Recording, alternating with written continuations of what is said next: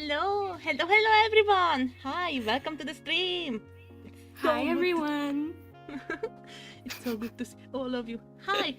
Hello everyone. Hi Clover. Hi Amelia. Hi Ghost. Hi Star. Hi Lizard. Hi Overlord. Hi. How are all of you doing? Today we're in a silly mood. Yes. Hi Jason. Hi. So today we are having a really special stream. Like, this is the first time I ever had something like this.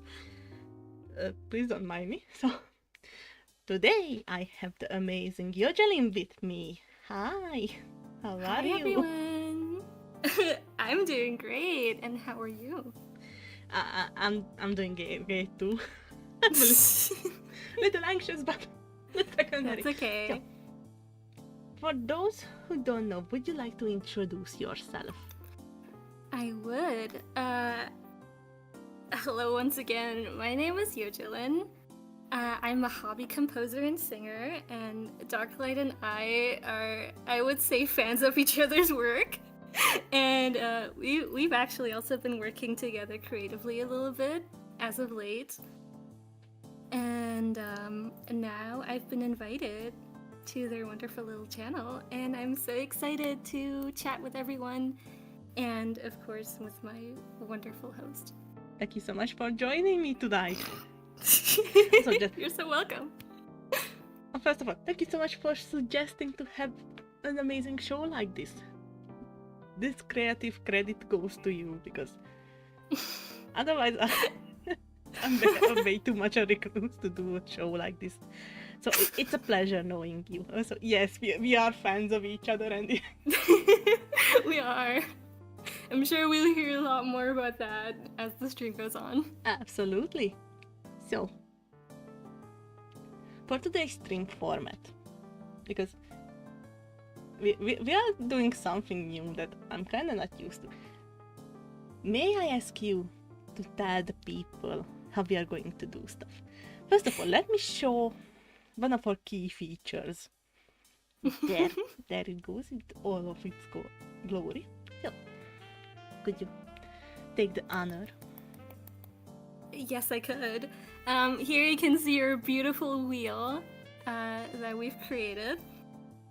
And Darklight and I, we're going to take turns spinning the wheel. There's a lot of different categories on it. And we're going to be asking each other questions relating to each category and making the other person answer it. And after giving their answer, the other person gets to ask the same question back. So it goes both ways. And there's some additional rules that we have, which is, well, I just kind of decided on this one. If one person can't think of a question, they can just pass it to the other person. You can always ask to have the question repeated or ask for more clarification, of course. And don't think I forgot about our lovely audience, which thank you so much for coming, everyone, once again. You can, of course, also ask us questions. And I will take a note of it and bring it up whenever there's a good time to answer it. Yes. Please feel free to leave some of your questions. For example, if we are at a topic. And again, we are going to try to wave it in. We want you guys to also be involved with our little questions. Mm-hmm. So, who wants to start? I think our wonderful host should start. I'm so nervous. Also because I want our lovely guest to start. You're actually the only one who can spin the wheel. Okay, that's true. Technically, it's true. Yeah. I would be spinning it with my mind. Alright. So then, let's start with our first spin. Mm-hmm. So to clarify, you will be asking the question. Alright. I'm sure. I'm going to repeat that a lot. Don't mind me.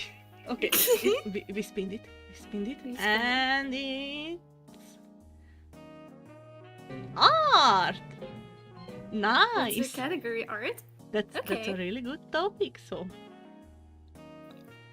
Then, Go ahead and ask your question. yes! So we are in the art topic right now, and I need to ask a question.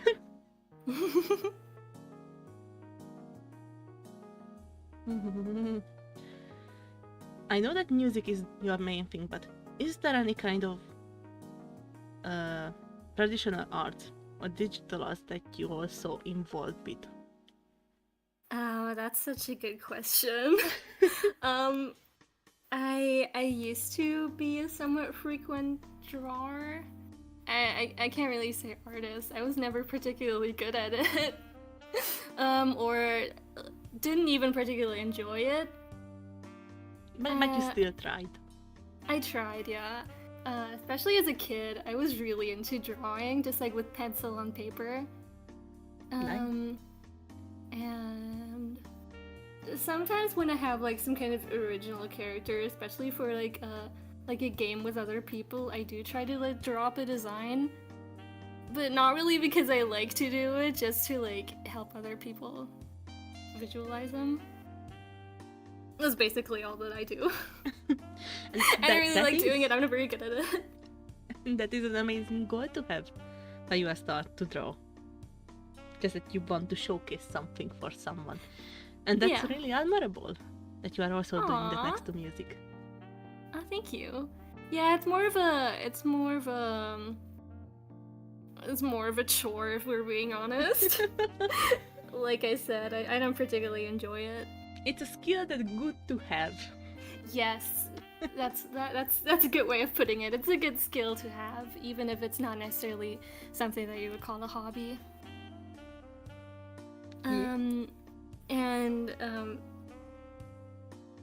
I guess I can't really ask that question back at you, can I? I mean, you kind of can, but then... Darklight, are you in any way involved with art? I am so. Really? Yeah. Like, this is funny because I know that I'm the artist, but I think this is the place where I would kind of mention the fact that most people usually know me for being a digital artist, but at the same time, I'm a traditionally trained artist. So from graphic design, just regular graphics, liner cutting, painting, so on, so many, I'm able to do so. That's really cool. And have you shared any of your traditional art, like on your accounts? I'm sometimes trying. There are a few. My mic is falling. Mike, okay, we can still hear you. Chat. So I have a few pieces here and there on my channel. I actually didn't get much chance recently to do traditional art, but I really want to showcase that one day. I think we would all love to see it. In case anyone in the audience doesn't know, Darklight is an absolutely wonderful artist. She drew all of this beautiful stream art, and you can find her on Twitter, or alternatively known as x.com. Yes! And you can peep her beautiful art. I actually have my details in the description along with your channel for someone who didn't know you yet. They can find you in the description under who provided the gorgeous music that everyone can hear now, because that's your amazing work. So, and Darklight also has a Linktree link down there where you can see all of their accounts. I have way too many things. It's sometimes confusing. That's okay. Alright, so for the next spin. Oh, we're already doing our next spin? Should we do a next spin? I don't know. Yeah, let's do it. So now it's my turn, and I'll be spinning this wheel with my mind. Just watch. Yes, you are going to spin it with your mind, and you will have the person who questions. So let's go.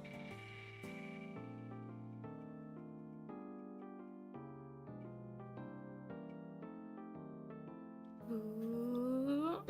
Anything goes. Anything goes. My favorite category. Yes. This one's exactly what it sounds like. I think I would like to ask. Well, this one's sort of related to your work, but I think it's a little more out of the box. I would like to ask, what kind of thoughts or ideas or inspirations went into the design of your avatar? The one that's sitting in front of me right now. Because I've always been very curious about that. So, my avatar is mostly just a representation of myself. So, it's actually really close to how I actually look in real life, but I kind of wanted to have a witchy theme always, every time I try to design my brand. Yeah. And I basically just took myself and I gave myself a witch hat and let's go. That's very cute though. And is there a reason why you really like to portray yourself as a witch? It came down to most of my interests, so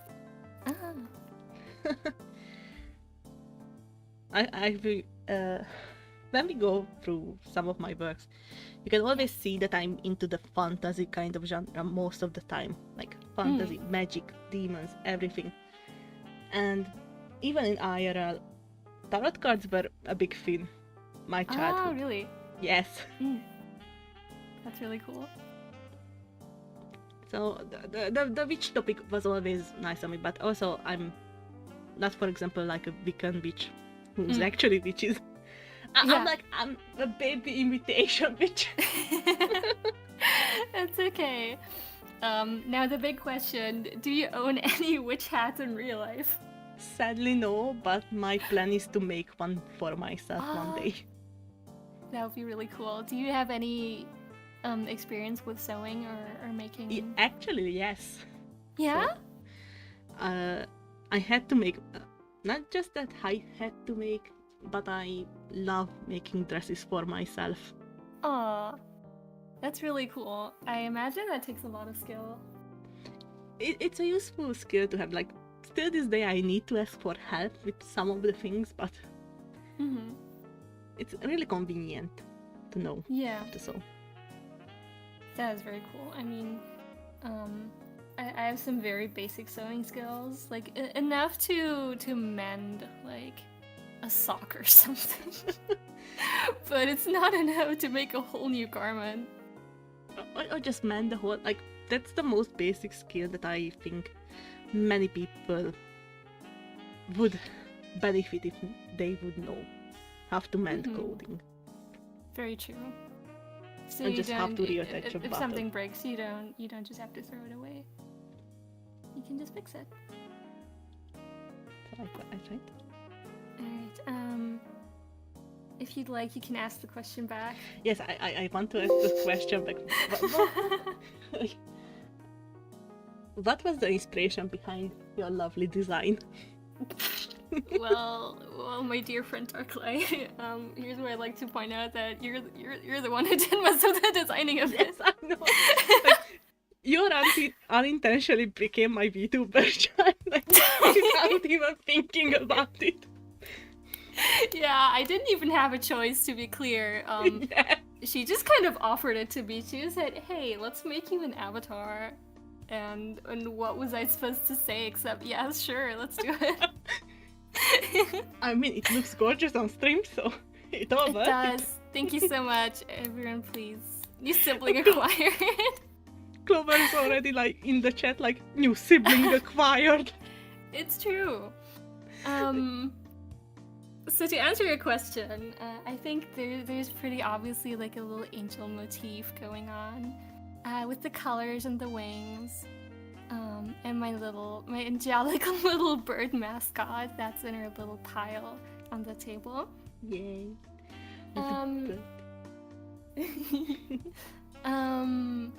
I guess that I based the design mostly on the kind of music that I think is like the most iconic kind of music that I've made, or what I would immediately think of when I think of my music.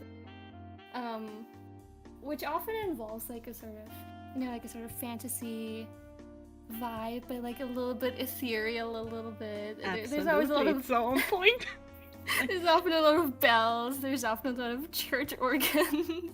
Oh, we love the church organ. Like, I had friends who were like, everything but not the church organ. I'm like, give me all the organs. How could you? No, yeah, I love church organs. I actually grew up with a lot of like church music, which I'm pretty sure influenced my music a lot later on. Yeah, that can definitely affect. And I also think your design really fits with the star and moon motifs. Yeah, that's definitely a big thing too. The stars, the moon, the sun. Even though that's not, you can't really represent that by itself in music. Like, of course, music is a bit more abstract than that, but you will often see, whenever I choose a thumbnail for my videos, there's almost always some kind of moon or some kind of stars in there. Because I'm not very creative when it comes to visualization. Even then, they look gorgeous all the time. Oh, thank you. So I can already put in the chat that thank you, Skilma, for the really Thank you, everyone. compliment. Thank you, Crimson Clover Blossom. Yes, like ever since you allowed me to use your music, that's always in my chat, and we always agree with like Clover Overlord and many of my regulars that your music is amazing. Aw, thank you so much. And we have to compliment it all the time. I know it makes you shy. Even then, it's amazing. Aww. I'm glad you like it so much. Oh, actually, should we start the next spin? I think so. It is your turn again. Alright, it's my turn. Let's go! I wonder what it's going to be. And it's going to be...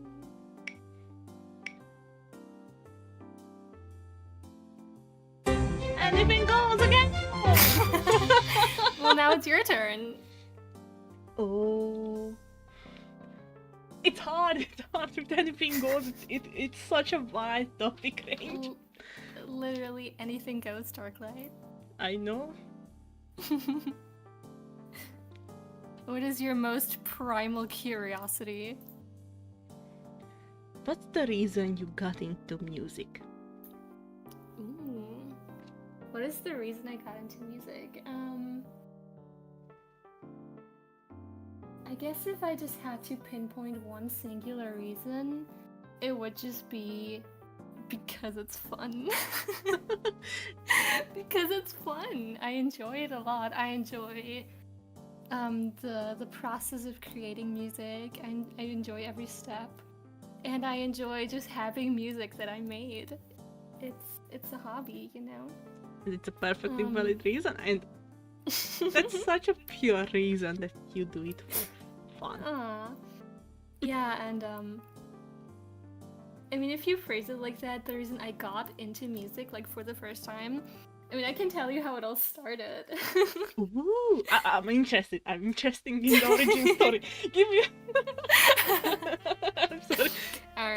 Alright, the origin story. I mean, I'm assuming you mean, like, making my own songs and my own music. That started, I think, around when I was 11, 12 or so. And I got this really shitty, like, toy battery-powered keyboard that could only play, like, 2 notes at a time. But I was so fascinated by it. I was always, like, making my own songs. I was, like, making my own melodies on it. They didn't sound very good, but I thought they were cool. They were probably the coolest thing that you can ever dream of. Yeah. The secondary that when you get older, they are not as cool as they were, but they are still very cool. As long as it's cool to you at the moment, that's all that matters. Yes. Yeah, so I would encourage anyone anyone with a lot of whimsy in their heart to get one of those shitty electronic keyboards and just start making music. Or even better, just get like a better keyboard. I think that keyboard, because I didn't, at that age I didn't have like a real phone, or I don't think I had a laptop or my own computer or anything. But the keyboard had a function to like record some music that you made. It was only like a couple of notes, but I think you could record the notes that you played. And that was like really cool for me to be able to like play back something that I came up with, because I didn't really have any other way of recording stuff. And that is an amazing, like, especially for a child around the age of 12, that's like the biggest magic that you can imagine. And It it's really so is. amazing that you still going on just from that Aw, first. Thank you. Yeah, it definitely only got better and expanded from then on. When I had my first laptop, I could let's say acquire some better software. And next, well, it didn't start with like a real music software. It started with like do you know that Mario Paint minigame thing? I sadly don't. Maybe some people will have heard of it. Where you can just like plop down little colorful icons and make your own song. I think it was like originally on a really old Nintendo console, but someone made like a PC version, and that was the first like music software that I had. Let's go. Mario Paint Mansion. That's right. That's where it all started. It is good to start out somewhere. It doesn't matter where it is. Like, yeah, just as long as you have fun. And I would also like to answer the same question to you, because you have also made some music yourself, which is really Yeah. amazing. And I would like to ask how you started. so making songs for myself. I think my journey also started around that time. That 12, 11, I don't know exactly, but Mhm. I had very limited musical very limited, it's a bad word. So like, my parents wanted me to start learning the piano when I started school. And then I wasn't able to learn the piano, so I started learning the recorder flute. And then I skipped, but I was still part of the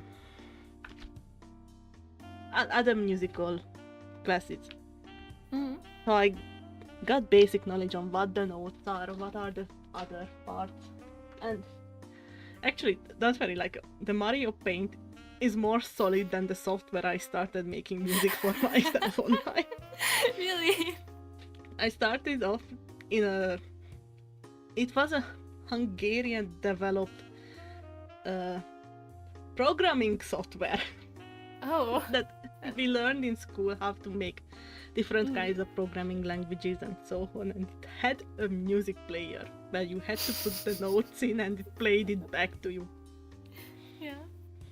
So I know I spent hours just pressing random notes right after the other and listening back to it, how it sounded. Aww.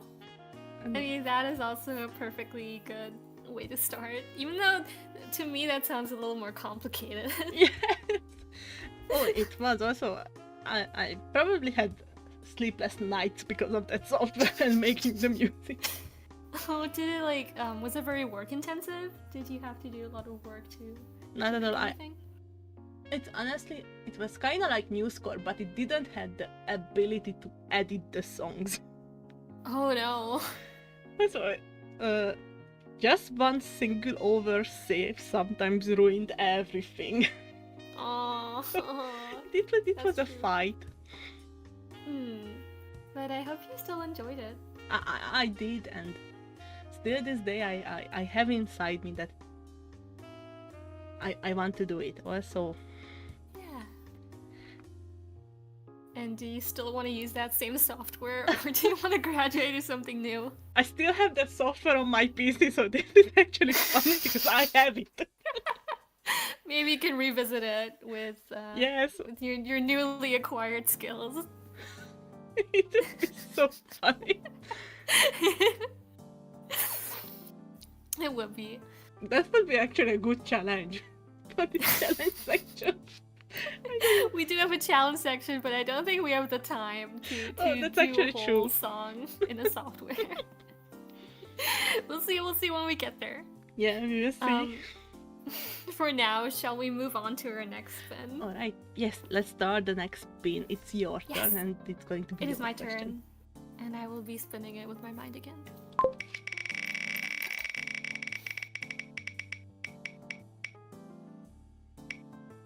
You do have to tell me what it actually lands on, because I can't see it.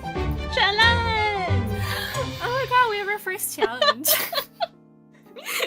So, challenge is a special category, as you can guess. Where we'll be challenging each other. I will... I've thought of one. Darklight, would you like to switch us to our drawing board? Absolutely, give me a second. I'm moving things around and then I need to... Our welcome screen is back. And I will get my timer. Ooh, we are doing something timed. Let's go. Yes, we are. Where is my pen? Oh, there it is.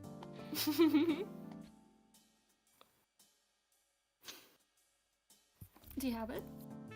Alright, I'm ready. Alright, so dear audience, I'm going to challenge Darklight to draw one of their characters of my choice from memory within 1 minute. Ooh, let's go. Of course, I'm gonna choose a fan favorite. Darklight, you will be drawing Roa. Oh, let's go! I actually don't know if half of the regulars know who Roa is. When They can I will start? know. They will know after this. Alright, are you ready? You have 1 minute. When it starts. 3, 2, 1, go. Oh, that's a bit early. And you cannot use any references. And I'm not going to go erasing. Let's go. No. No. I need a more sassy eye for this character, I know. 20 seconds have passed. Oh my god, no. And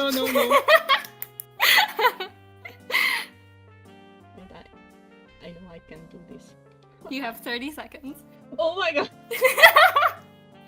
I'm going to fail. One of the key You have parts 20 is that they seconds. have like this Monica mouse. No, this secondary. Hair. It goes this way and then this way and goes down and then 10 the seconds. podcast. Oh my god. There is a podcast. This looks terrible. 5, Then 4, a bird and then 3, a feather. 2, 1, stop. Okay, it looks terrible. Can we get an applause for Darklight? I'll try my best. I think you did wonderfully. Should we throw up an actual picture? Yes, How this please. character's supposed to look like. Wait, let me find. Where can I? I know I can find. Everyone's applauding you. I'm also proud of you. Okay, compared to a minute, I got the face right. In the Mhm. meantime, I don't know. Import to a new canvas. Actually, can I just You look- pull this one? I'm going to hold that the magic of the PC is going to work. And I find the right folder because I'm always in folder searching. Mm. Ooh, this is actually See, if it was one of me, the I best. would know. I would know where all the row of pictures are. I know where they are in On my mine. end, it's all mixed together. There But we there is are. Noah with horses and glory. Happy Pride Month. Yes. We have the god of love on site. We With all his do. glory. Oh yeah, he's also in our little pile. The little red thing. Yes. Everyone loves him. Let's go. This is So I think for 1 minute, that's pretty good. I mean, I didn't forget the beads and the mouth guard. That That's are the okay. key features. You'll get it next time. Yes, I will get it next time. So let's Next time when you have to draw him in 30 seconds. Yes.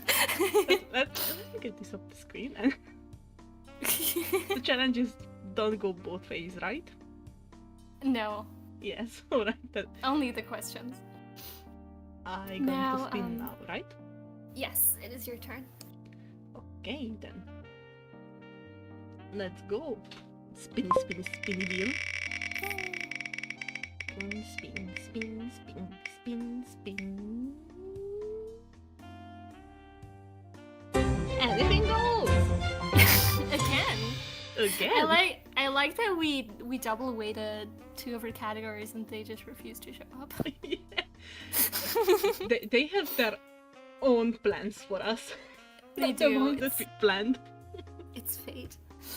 All right. Well, it is your turn to ask an anything goes question. Again.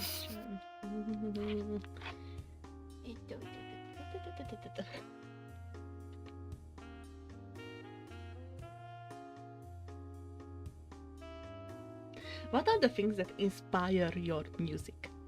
Ooh, the things that inspire my music. There's a lot of different things. One that's always been consistent for the over 10 years that I've been making my own music. I always get very inspired by media and stories that I really like. You told me before, and this is why I was so interesting because yeah, I love to make like fan songs, but I don't call them fan songs. They're secret fan songs. So it's like in my mind, it's very clearly based on some kind of story or some kind of character. You shut up, Jasper. Man. You shut up and you shut up and chat. Sounds like Jason is giving hints. They're trying to expose me. But So don't worry, blonde anime man. Also silver hair is winning. But on the other side, I also very frequently just use my own stories as inspiration for music. So a lot of my music, I would probably even more than the fan songs, is songs that are based on some kind of character or story that I've just made up myself that no one else really knows about. It's the same here. So it's my own little secret. I love And then on the other hand, sometimes it's just like other music that I listen to, and I'm like, ooh, I like this element, or I want to make something that's a little bit like this, or that takes inspiration from this song. And then I do that. That is a really interesting reason and inspiration. But also, yes, other media, sometimes our biggest inspirations. Yeah, very true. And is that the same for you, or Yeah. do you have different inspirations? Yeah, like I want, like some of the media that I consume definitely affect on what I'm doing, but also with different stuff that I encounter through my life and studies and so on. Mm-hmm. So like everything from knowledge, like geography and everything can affect me. Or maybe if I saw something one day may have it been in a movie or just a scene on the bus or so on. And some of these beats just compile into stories and stories and stories. So I understand very well. Okay, so you take inspiration for your stories from basically anything? Like sometimes, for example, when I introduce one of my stories that is kind of forgotten media. Forgotten media? It never got to the chance to become media. But you mean your stories themselves or the inspiration? My stories themselves. Oh, your stories are lost media. For example, there is a story that I pull up and I'm like, oh yes, this is inspired by this either anime or manga, and this is what I spinned further into something else.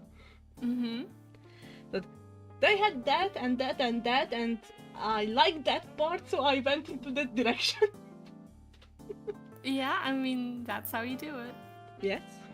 Yeah, I think that's a very good way of coming up with ideas, and it seems to work very well for you. Yeah. Some in the audience don't know. Darklight has like 1 billion story projects, and they're all really cool.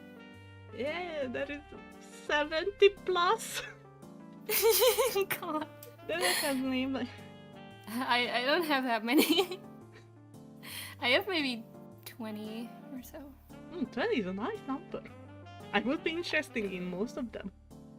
Aww. Just a few. Maybe someday I'll introduce them, but only through my music, and you can guess what they are based on the music. It's cool. I'm so interested. Like I know one of them. You shared me one. Oh yeah, I did. Cause they superficially they seem a little similar actually. Yes. They both have a weird deer creature. Yeah. That is white. And travel. And travels and travel is always winning. And I already forgot the other things. I know, we talked about a lot. We did, but that was a long time ago. True. Shall we move on then? Alright. To our next question. Then. Now it's my turn again. Yes, it's your turn again, and with the power of your mind. With my psychic beams.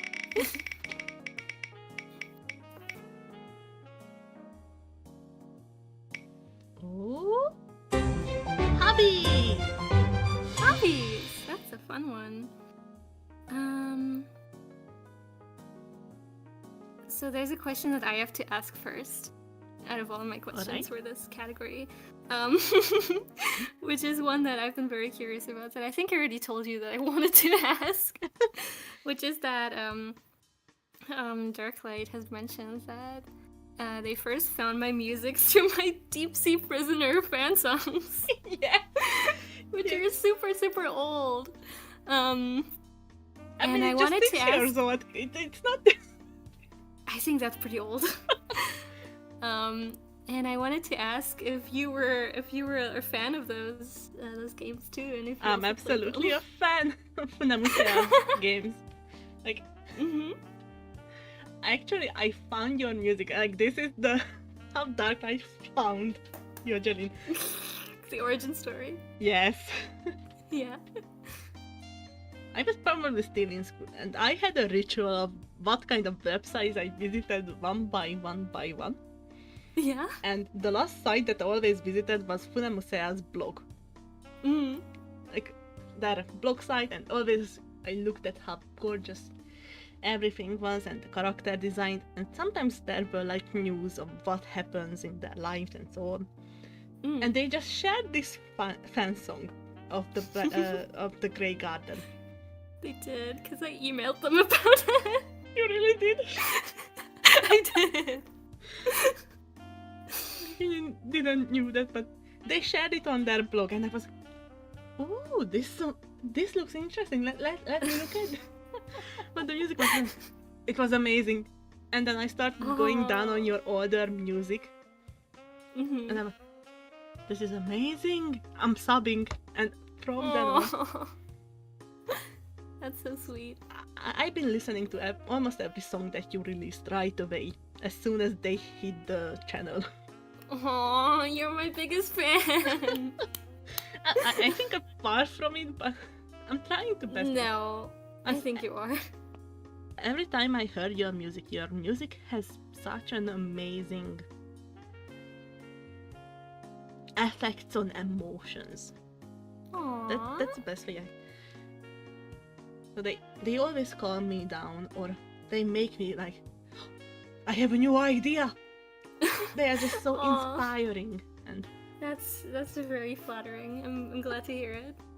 I guess that probably results from when I make my own songs. I'm always like chasing the emotions, and I always wanted to sound interesting and never like get boring. you absolutely do that. Like the variety within the songs are just amazing. Aww. I'm glad. Sorry, I'm praising. I'm You're too much of fangirling a little simp bit. to not praise you on all. It's so sweet though. No, it really means a lot to me that you like it so much. Yeah. And I also we only established contact in the first place because I always saw you commenting on my videos and I was like, "Aw, my biggest And, fan." And then I had to look actually you up. never and you're- comment, but I thought that you are an artist who I think is really underrated. Like your Aw. music is like the high heavens to me. And Aw. I rarely saw people interact with it, and I was like, this is sacrilege. And I had to join. I had to tell you that how amazing you are. This is also I why I really started appreciate it. commenting and commenting and commenting, because you do amazing work. And as long as there's just one person who enjoys my work, it's all so worth it.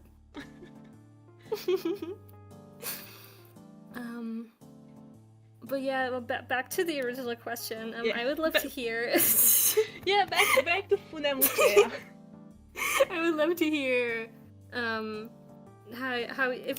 which games you played, if you liked them, what you thought of them, and also how old you were. I played Mogako Castle and the Grey Garden till the end. One of them with my friend and one of them just on my own. Yeah. And I actually just regularly watched RPG game playthroughs and so on. Mm-hmm. And that's when Mogeko's Castle is like one of the highest gems of indie Japanese RPGs. Yeah. And I went Would down you like- and the Grey Garden and Wadanohara. I also played Mm. Wadanohara. I'm sure you did. I always thought, obviously it's like it's pretty different, but your avatar design does remind me quite a bit of Wadanohara, with the big hat and a slightly similar hairstyle and all that. I didn't it- even thought about it, but you're right.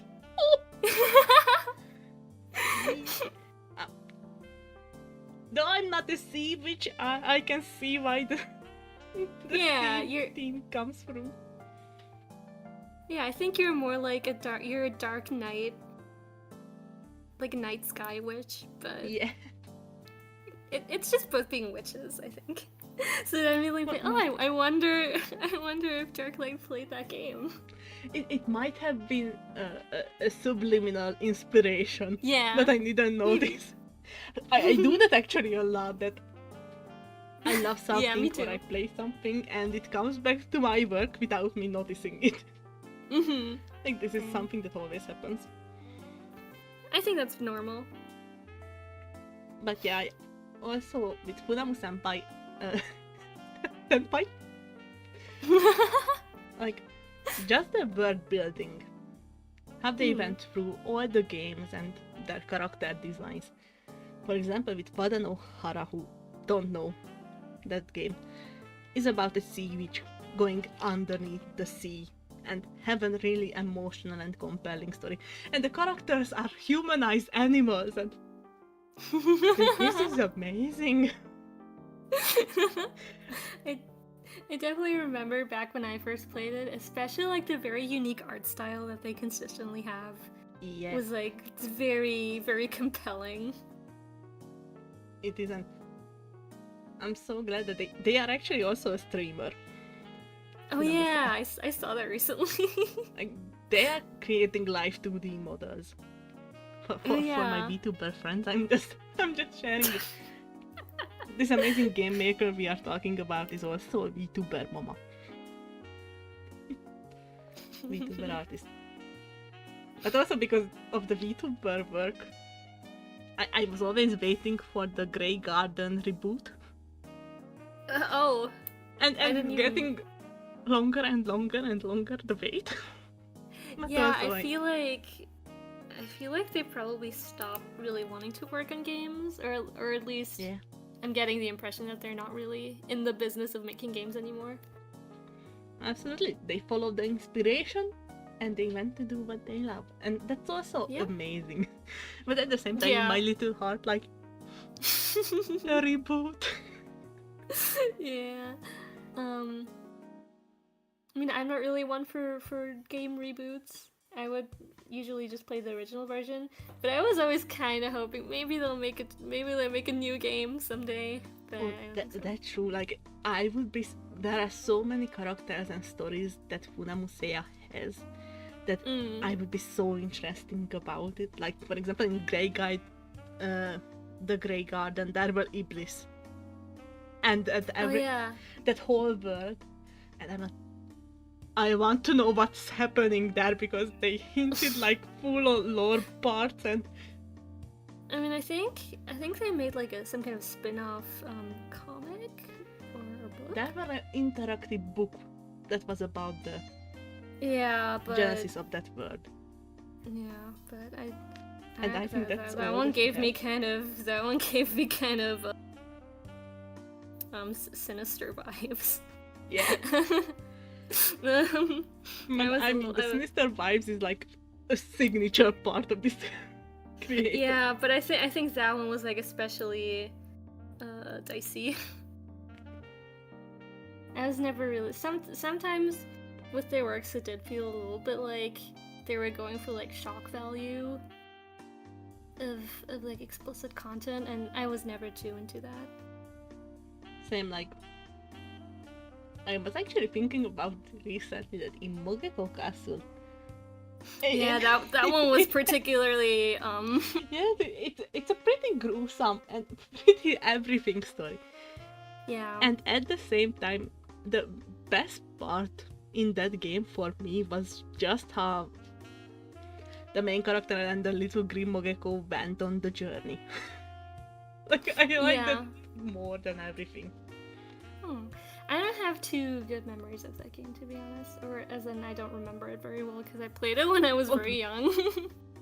Don't worry, I don't remember half of the game, thankfully. Yeah. The game that I remember the most part is the Grey Garden. Yeah, me too. That one was very memorable. And that's also very peaceful.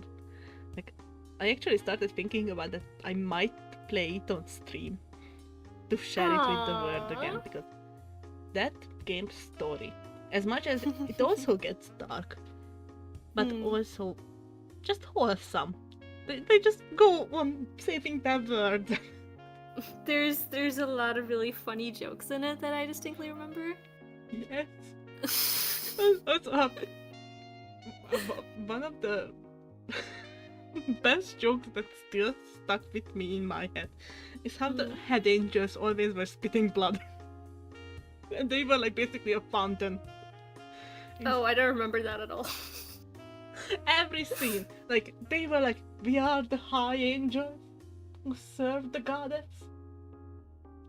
And then every scene, and the little 12-year-old children went to save the world, and they were just left there. Oh. Things.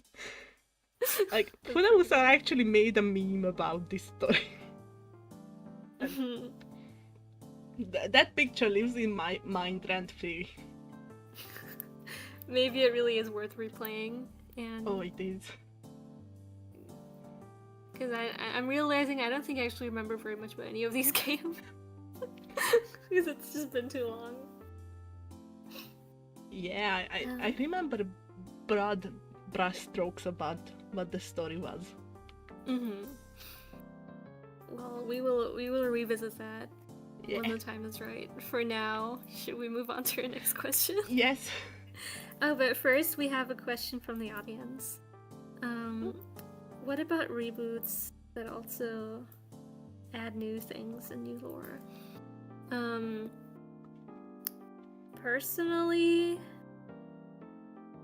I guess it depends. I feel like it mostly depends on like how long it's been between the two versions. If it was just released like a year later as like a definitive edition, sort of like with, I guess with like the older Pokemon games. This is the only example I can think of with like they have like two versions and like a third definitive version, like your Pokemon Emerald or your Pokemon Platinum. And I guess those, then I would consider the reboot like the more definitive version. But if it's like a reboot that's like 10 years or more after the original, then I feel like at that point too much time has passed, and they're definitely their own distinct versions, and usually I would still prefer the original. But what do you think, Darklight? On my end, I'm kind of fine with reboots until they don't change too much. Like, for example, when they add relation to further games that are actually continuing the story or happen simultaneously with this game, I love to see the hidden callbacks to that. But at the same time, yeah, I actually agree with you many things. Like, there is a time when a game should just live in their own space. But also, I wasn't into Pokemon games, so I'm not sure about how that reboots worked. That's okay, it was just an example. But yeah, releasing a polishing version is always a nice thing to do. Yeah, for me it definitely depends. Sometimes it really just kind of feels like a cash grab. Like, they're just making like a higher definition version because they know the fans will buy it, but there's not really very much thought put into it. The one time I see reboots working is when the first media is dying out. So that you... what would be a good example for this? For example, something that's not even on the PlayStation 1, but further back, like the very, very first games. That's when the hardware being unusable. Yeah. Or reaching their limits. Those are the times when I think a reboot might actually introduce fans to what was the magic back then. But also at the same time, I think they might reboot the quality, but don't touch the story. Like, leave the magic that what made the story that story. Yeah, I guess that tends to be difficult for really, really old games just because the game design language very far back in time was just very different compared to now. Yes. And I think game developers and publishers tend to be a little scared of keeping those very old, sometimes outdated aspects of games intact. And I think they tend to really want to like modernize them. Yeah. And sometimes that's a good idea if it adds like quality of life improvements, but sometimes it's a bad thing. Absolutely. Also, there were times when I watch gameplay because I'm not that big of a gamer for myself. Like, That's okay. that there were a game that was, the story was amazing. Like the entire tale they wanted to tell and the gameplay also helped with it. But there were like game breaking bugs throughout the whole thing. And just the game, the programming itself wasn't living up to what the story offered.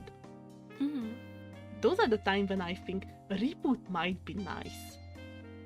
To just give the story a second chance. Yeah, if it's like a really old game that just came out really buggy, then it would definitely be good to fix it. But if it's like if it's a fairly newly released game, I think maybe they should just put out a patch to fix it. Yeah, I agree with that one. Game design is such a difficult thing to get right. I can't imagine being out. Yeah, I don't know that game in particular, so I can't really comment on that. I don't know that one either. Games are hard. That's our conclusion today.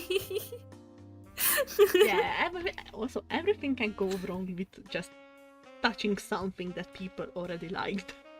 Yeah, that's for sure. It goes with everything, like. Sometimes I think you should just try making a new thing. Yes. Okay, now we've talked so much about video games. Shall we try to open a new can of worms? Yes, let's spin the magic, and this time I'm going to ask, right? I already forgot. Who was the last person who asked the question? I think it was me. You asked me first. Yeah, that's right. It's your turn. So,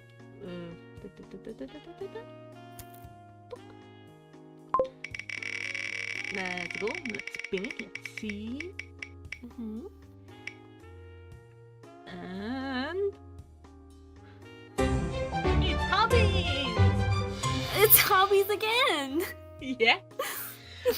I don't know. Like, we put extra weight on 2 topics, and the 2 topics are just like, nah, we are not going to come up for you, no. But that's okay.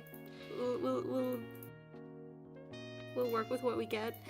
So now it's your turn to ask a hobby-related question. I will try to not ask about games because there's other hobbies in entertainment. Yes. So, by entertainment, what are your favorite shows? Anime or any kind of TV series? Ooh, my favorite shows.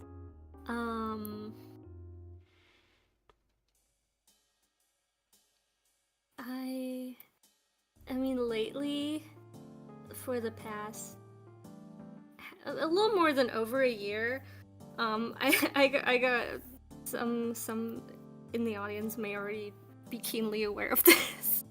I got really into Gundam, and I've been watching a lot of those shows, pretty much exclusively those shows. And but besides that, I would say those are like the obvious answer.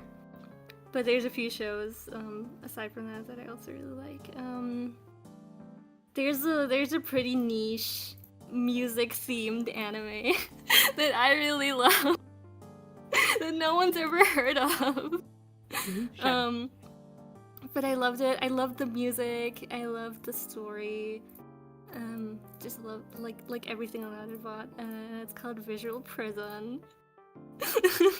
From 2021. It's pretty recent. I think I heard about it. You did? But I just heard about it, and that's all. Like, as you said it sounded familiar. Like, I probably seen it listed somewhere, and then honestly, I haven't been watching animes for a long time, so I'm completely out of the loop. That's okay. Yeah, it's on the one hand, there's like recent shows that I really like Visual Prison. I also really like Shadow's House. Oh, the Shadow's House is on team with your design. Yeah, I really love the designs, but also like the story is really great. It's very captivating. I It read has the really great manga, so role-playing. I know a little bit about the Oh! story. Ah, yeah. I actually read the manga too after I watched the show, but I think I really actually like the show more. I think they adapted it in a really amazing way. I might give it a try. Maybe. With the Gundam, don't worry. We like big matchup around here. Like, no. Honestly, I was a Macross and Aquarium person, so. Oh, really? Yes.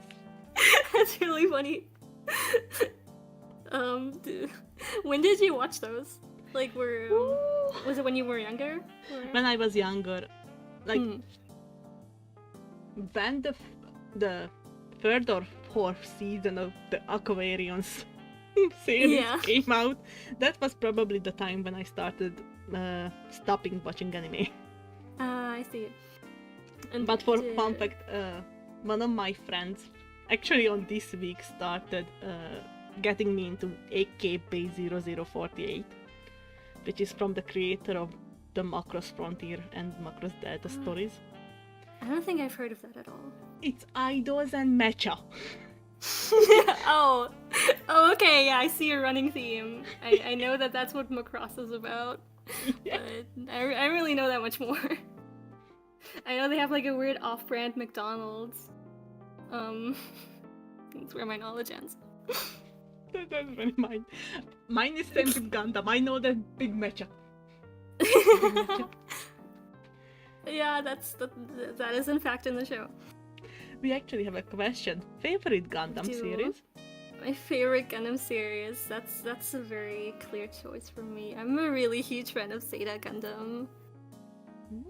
That is my favorite one because I think it is the most perfect one. Cross nose. Cross nose. That sounds really funny. It does sound very funny. Yeah, I think Zeta Gundam, and I really like 0080 War in the Pocket. I think that was my second favorite. It's so nice. there we have it. To ask the question back at you, are there any other shows that you really like or really liked? I had many, so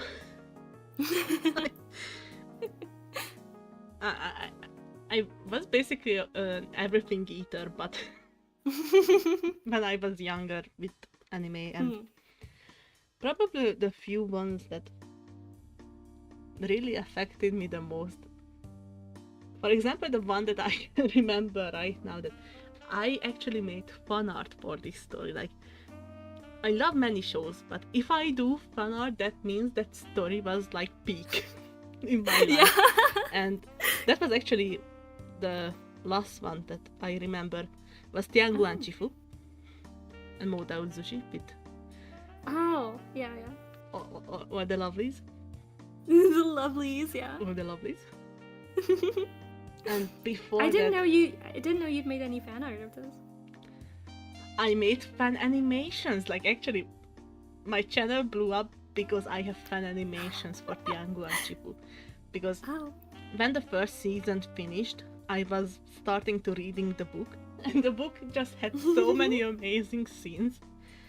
Yeah, I love the book so much. And just there were just scenes where we were not sure if those ever going to get animated. And since the second season came out, we knew that they got animated, thankfully. Like, for example, I only watched the first season. I'm not going to spoil. Know what happened. No, tell me. I don't know if I'm even gonna watch more of it. I mean, I think I prefer the book overall. So, for example, the scene that I started and my channel got recognition over was the gambling scene. The gambling scene. That was the first animation that I uploaded. I don't think I saw that one. You're gonna have to link me at some point. I will have to link you. Like, those are pinned on my channel. Like, the first thing that you can find from my okay. I don't know how I overlooked it, but I also have a kissing scene. Yeah. That was from like book 5 of the the story so way into the end.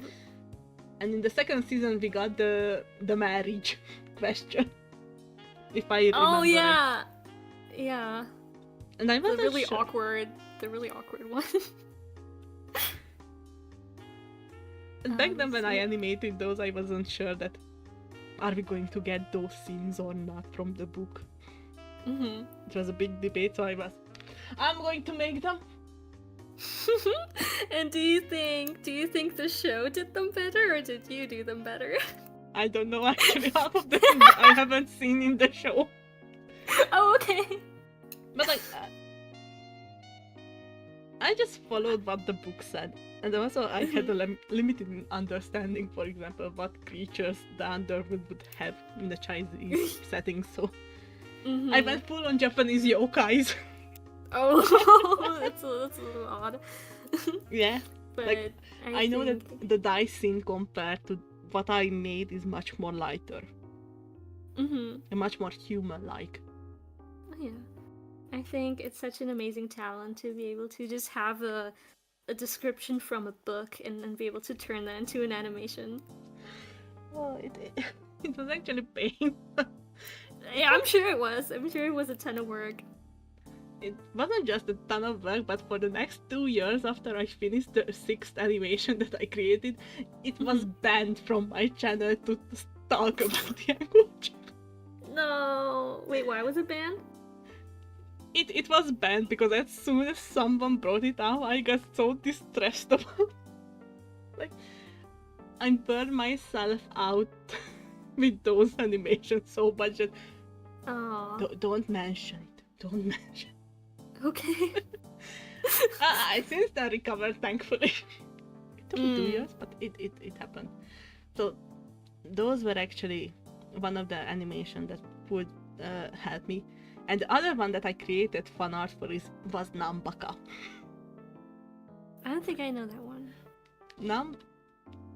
Nambaka is basically after, I think it's a Korean manga, what the base was for the show. Prisoners. But the silliest prisoners you can ever imagine. Like, it was a full-on comedy show. Oh, okay. Like, what were they in prison for? They all of them were escapees. Like, but what crimes did they do? One of them were done like petty crimes and always escaped, and got into this high security prison because they always escaped. Oh, okay.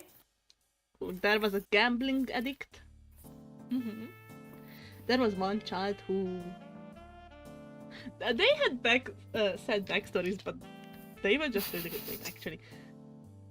Now I kind of want to use my powers for the stream to show them, but no, I can't. Let's not get too off track, maybe. Yeah, I would get too off track, for sure.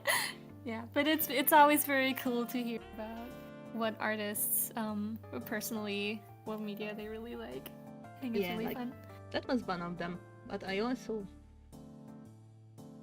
So I'm trying to think about what stories were my main inspirations throughout the years, but for example, The Grey Man, Bleach.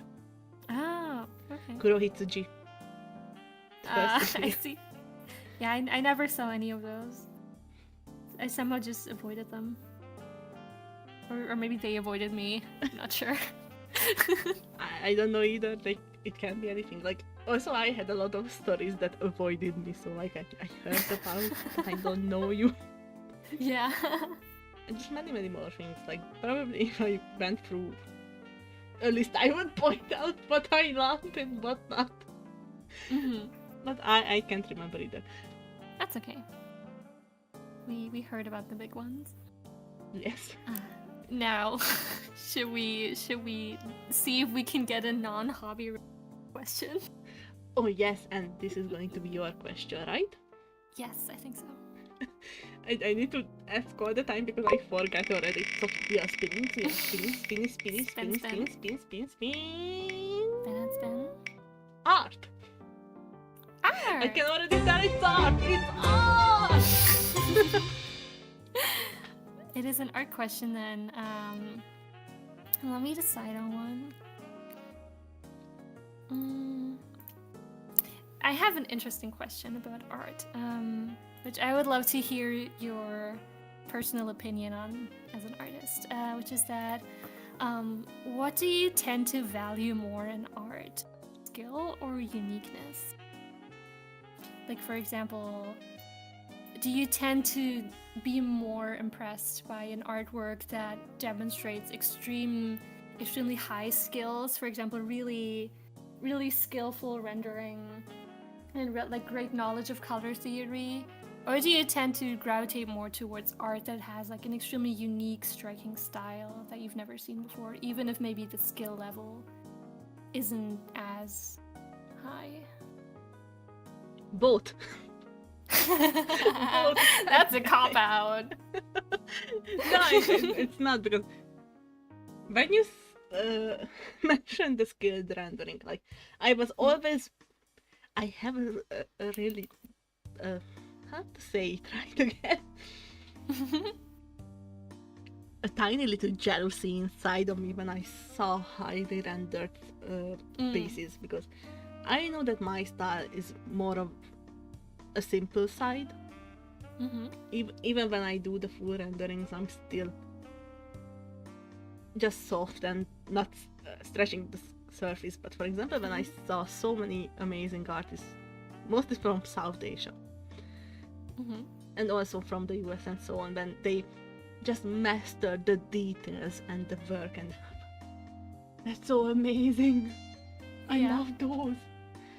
But at the same time, when I saw more unique styles, for example, the first artist when you said uniqueness came into my mind was Lavender Town, who's also a YouTube content creator. They have a very unique cartoonic style that also, ooh, that's so amazing. So I try to look at both. They are so amazing. What can I learn from them? That's usually what. Okay, do you think it's even really possible to learn uniqueness from someone else, or is that something you just kind of have to come up with yourself? It's an interesting question. Like, I hardly believe in that. Most artists learn from somewhere, and even the most unique pieces have some touch to something else. Yeah. So that as you look how they develop, you can see where they started from, how they started to deteriorate from the rest. The same goes with the finest works, like, to get to them, those hard-hitting realistic pieces, they also carry their own uniqueness in a way. They're little touches that are just the best part of their work. Yeah. I guess it's uniqueness is less like completely one of a kind. It's more rather that you just don't see it very often. Yes. It's rarer to see, not necessarily completely unheard of. Yes, it's more like that they found what made that thing the most magical. And they found that magic inside of them. And they peaked in that. That's such a beautiful description. I'm trying my best. Also, hi Nova, I forgot to say hi. Hello, Nova.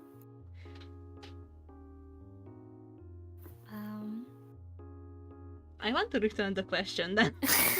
Yeah. Okay, I think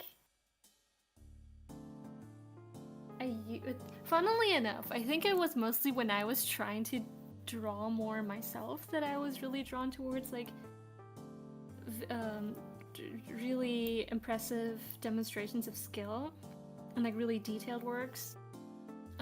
But since I stopped regularly drawing myself, I think I've been way more drawn towards art that stands out, that has something very distinctive, and has like a very unique style.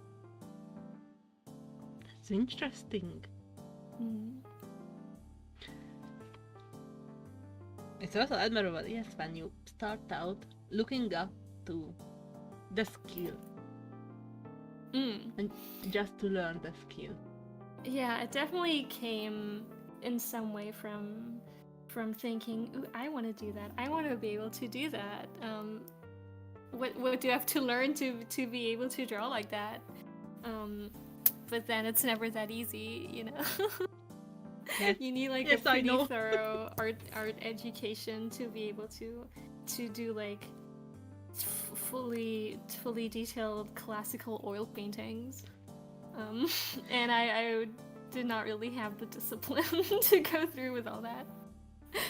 I went to school and I wouldn't be able to do that. Yeah, we cannot all be Leonardo da Vinci, and that's okay. Ooh, we got a hydrate and stretches. Oh, we got hydrate and stretches. Yes, right. we got the hydrate Thank and you, stretches, and then thank we you, got the Crimson question. Blossom. Yes, let us hydrate and stretches first. Yes. Everyone get some water, especially the ones who are speaking.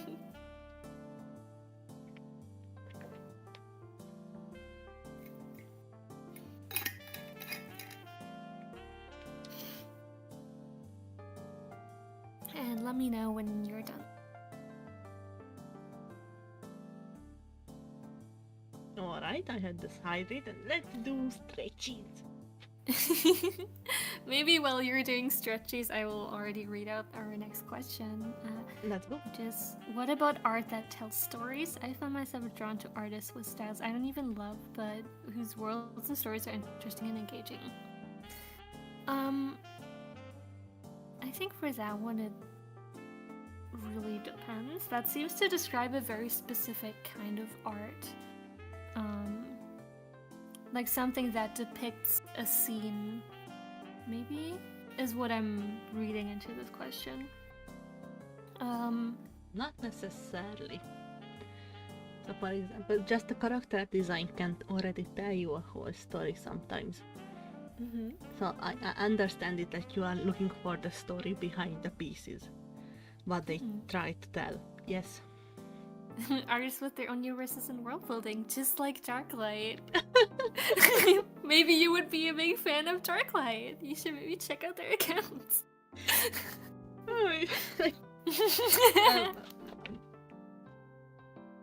I still think that I'm far away from giving compelling stories throughout my art.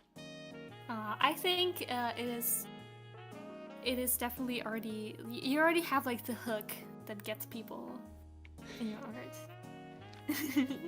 I can only hope so, but also I understand, and I also look for just seeing another artist's world, what their story is like, what their world building, how they create stuff. For example, thanks to Twitter, I recently found an artist who mostly draw characters, just little snippets of the character, and they got me hooked so fast. They was like, I wanna know more. Give me more. I want more. Aw.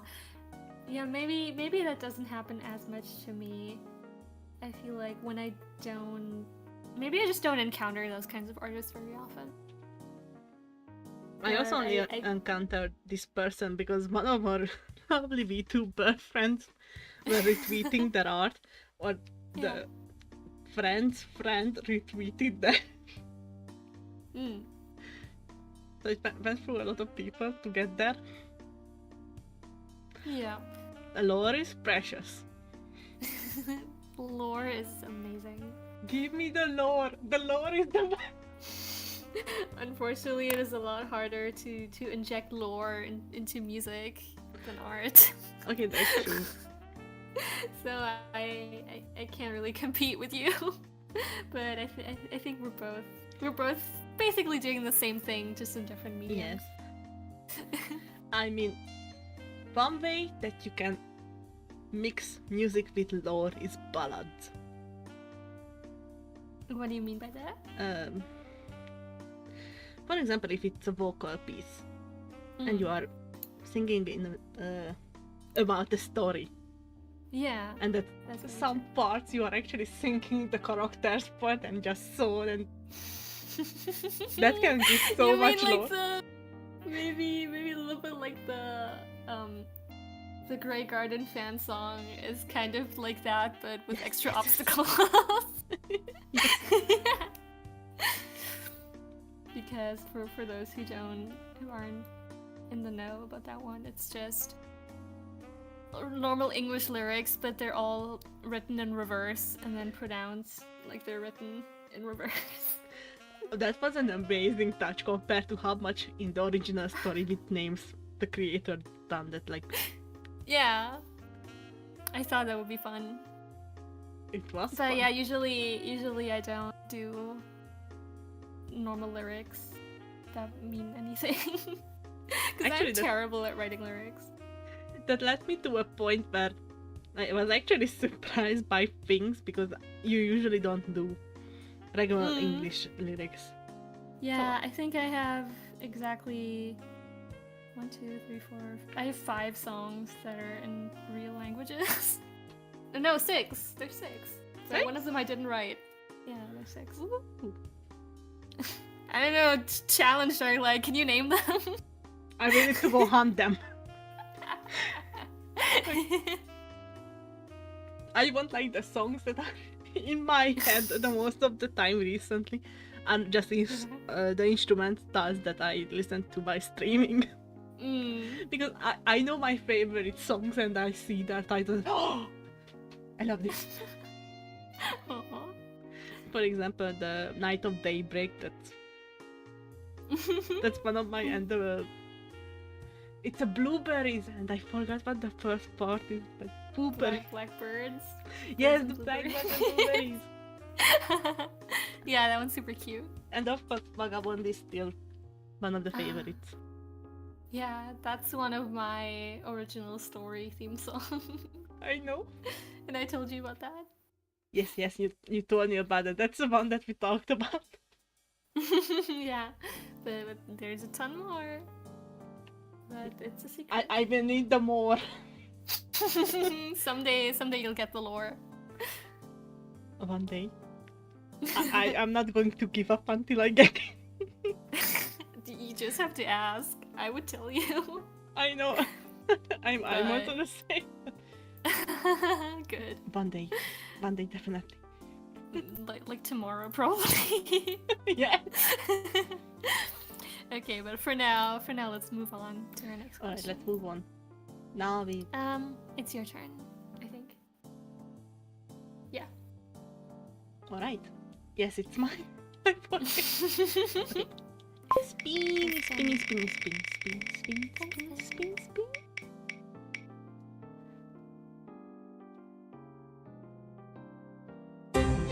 It's your work! Yojelin work! Ah, it's my work. Well. Okay, the question.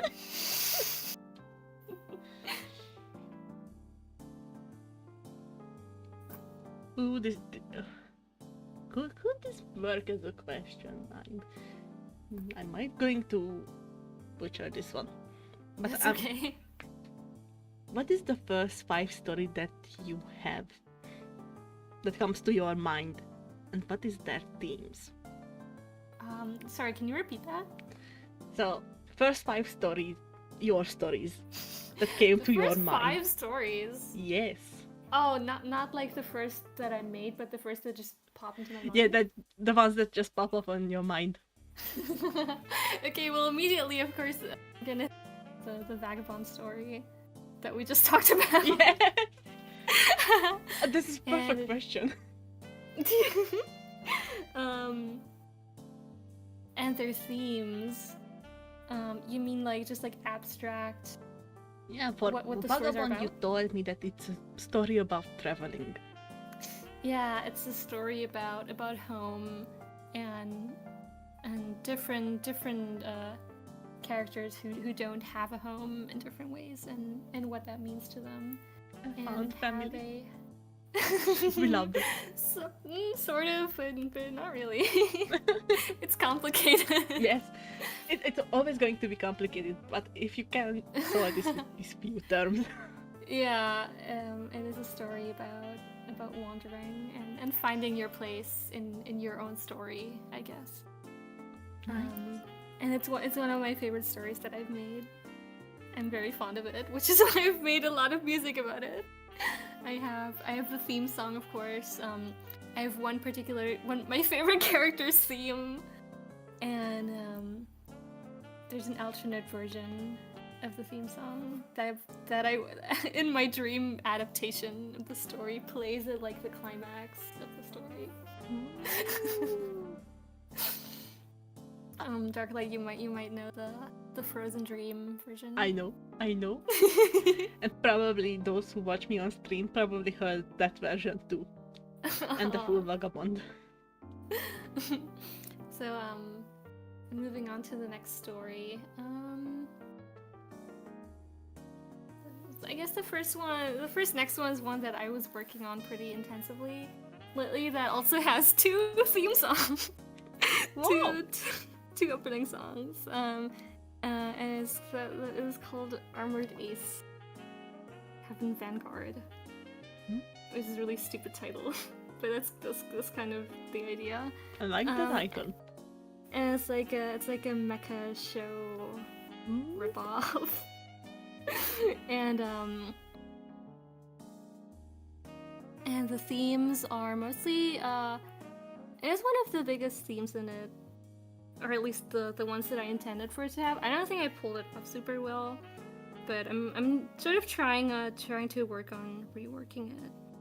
It's a lot about media and media messaging and propaganda. With mechas. Yeah. Ooh. It's definitely one of the most political stories that I've made. But it's also a lot about it's also about imperialism and a lot more. It's the longest and like most complex. It's the story with the most stuff in it, that's for sure. I'm peaked.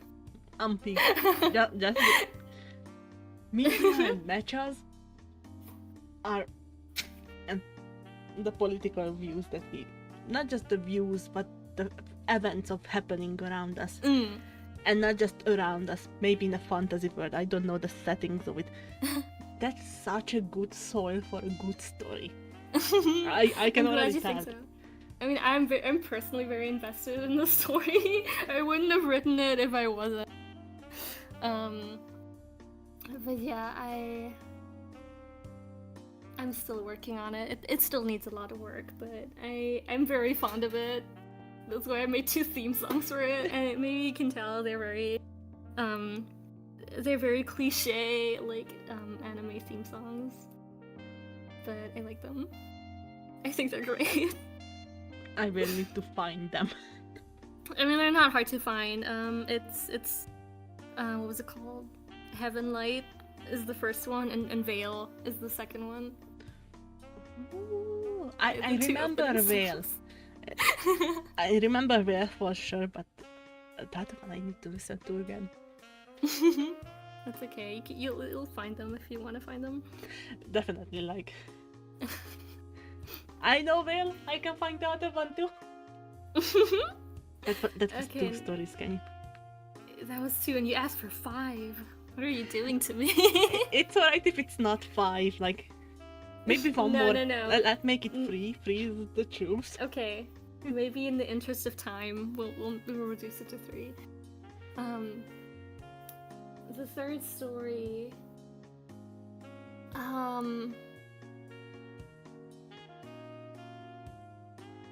I want to choose one that I've also made music for. I think that's more fun. It's alright. But you asked for ones that pop into my head, so let me really come through my brain here.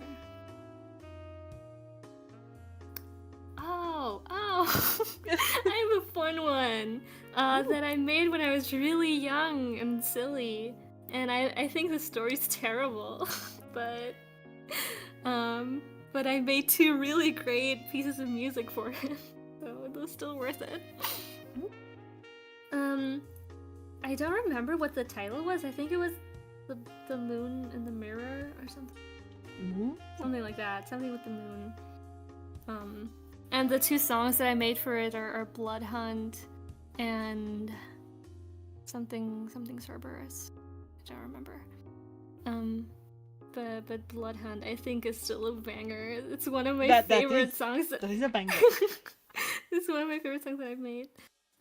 Yeah, the story is about vampires. And like vampires. We love them. Who are being hunted down in some kind of weird dream world.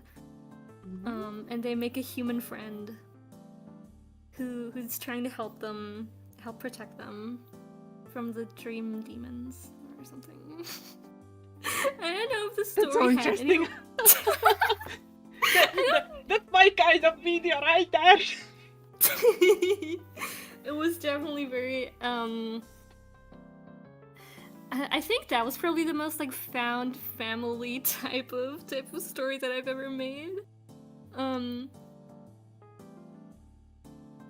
You know, it's like this like high school student is adopting these like two vampire kids, but you know, it's obviously a kid themselves in high school, and it's like, okay, what am I gonna do? I'm gonna have to like hide these children in my bedroom from my mom. They're just gonna get stuffed into the closet. That has a gag. Definitely has a gag, but it definitely has a gag. It's just so interesting. It was not very interesting. Like, that's a premise that I would like to see as an animation or as a manga. I'm glad you think so. It definitely was supposed to be like half slice of life and half action show. I know, like the slice of life happens during the day, and the action happens at night in the dream. You know? Yes, I love those kind of shows. I'm glad that one speaks to you. That one was like, oh, I like that one. And Mom starts asking what's the empty blood bags in the trash. Basically, yeah. But yeah, I think one of the core intrigue aspects of the story was like this like secret vampire society that lives in the forest or something, and they're like super like an ancient clan of vampires. But looking back now, I don't think it's all that cool anymore. But maybe that's just me. That could work. That's a really amazing premise. Like all of them have amazing premise. That one was like, that's my niche. I think it's for me. Aww. Well, maybe I hope you can listen to those songs with newfound. I'm going to, and I probably had with new fellow lore. vampire enjoyer. Yes. we all love vampires. Pretty sure I have more stories about vampires, but that's the one that I remember. Yeah, so that was my 3 stories. Nice. Now I also want to ask you the same thing back. Give me the 3 stories that pop into your head that you've made. Okay. For me, that's going to be like a speed run. Yeah, that's okay. But the very first story, let's start with the one that we have a lovely bird here too. Yeah. So one of my stories that now I'm working on actually is Issa. That's the title. Issa himself is a traveling midwife, and our main character, Nor. Ooh, I'm giving a summary. So basically this midwife picks up a child on the road and like, okay, you are coming with me, you are going to find your father. And they start traveling, and throughout their journey they tap into different kind of religions. Mostly about the concept of what a monotheist or a polytheist religion is. Mhm. Basically, one god and more god. And it's just a traveling story. Other than that. And it's wonderful. It's my favorite one of your stories, but I'm probably biased a lot. Yeah, like... It's I definitely the also one that I love it. know the most about. Hmm? It's definitely the one that I know the most about. Yes. Like, I just know the characters already, and I And the shared a lot premise. of them. yeah, and they're great. The second one that popped into my head right away was actually one of my vampire stories because we were talking about vampires. Great. And I never touched this one for a long time now, but it was inspired by a manga. And basically the whole premise was that there was a vampire school where one single human started going. So that the vampire can get used to being near a human. Mm-hmm. Basically, my story is the School of Hunters. That's the tale. That's the title. It's Mhm. also about a human child going into a vampire school. But they were never human. Oh. And it became the found family and family drama. Yeah. And just a lot of action because all of these vampires who goes into the school, they are learning to be both vampire hunters, Mm-hmm. so kind of like they are the vampire police, Okay. and they are also hunting Damphirs, the What are vampire they? eating vampires. Okay. And basically it's a school dedicated for teaching those kind of kids. Mm-hmm. Like a police academy. But at the same time it's just a regular high school. If I'm human, Those make for interesting settings. I remember the first time I sketched out what the storyline of this story would be. Mm. I already started with 3 seasons. Yeah. Did you make it sort of in the format of like a TV show? Yes, Okay. I not just as a TV show, I always think about chapters. Mm. Okay. And chapters and chapters and chapters, and also because I'm working on... I shared this with you but not with rest of the people. When I have a story in mind, I hyperfixate on it for a long time, maybe 1 or 2 months. And then I stop. There's come something new. And then maybe like years later it comes back. And then I rethink about what ideas I had, and I'm like, no, I don't like that, let's add something more or change that. and I just go on and on and on and on the mouth, and somehow from a high school story, I remember it ended with being a post-apocalyptic vampire hunter story. Oh, something happened. Oh, I don't know what happened.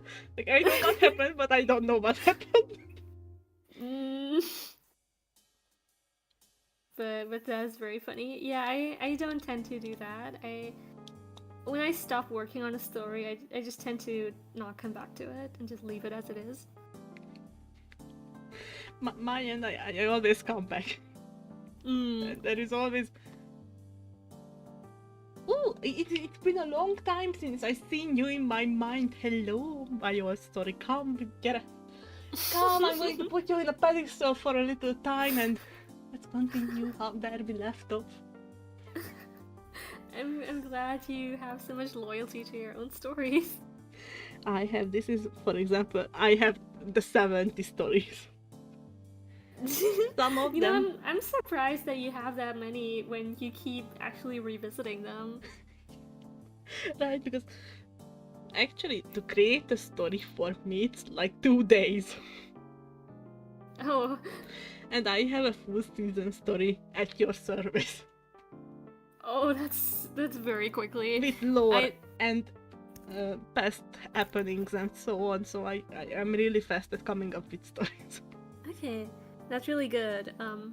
Yeah, I tend to get stuck in a lot of places, especially when it comes to naming things, like naming characters, naming locations. I tend to get stuck on that, and then that's why it takes me weeks or months to come up with anything.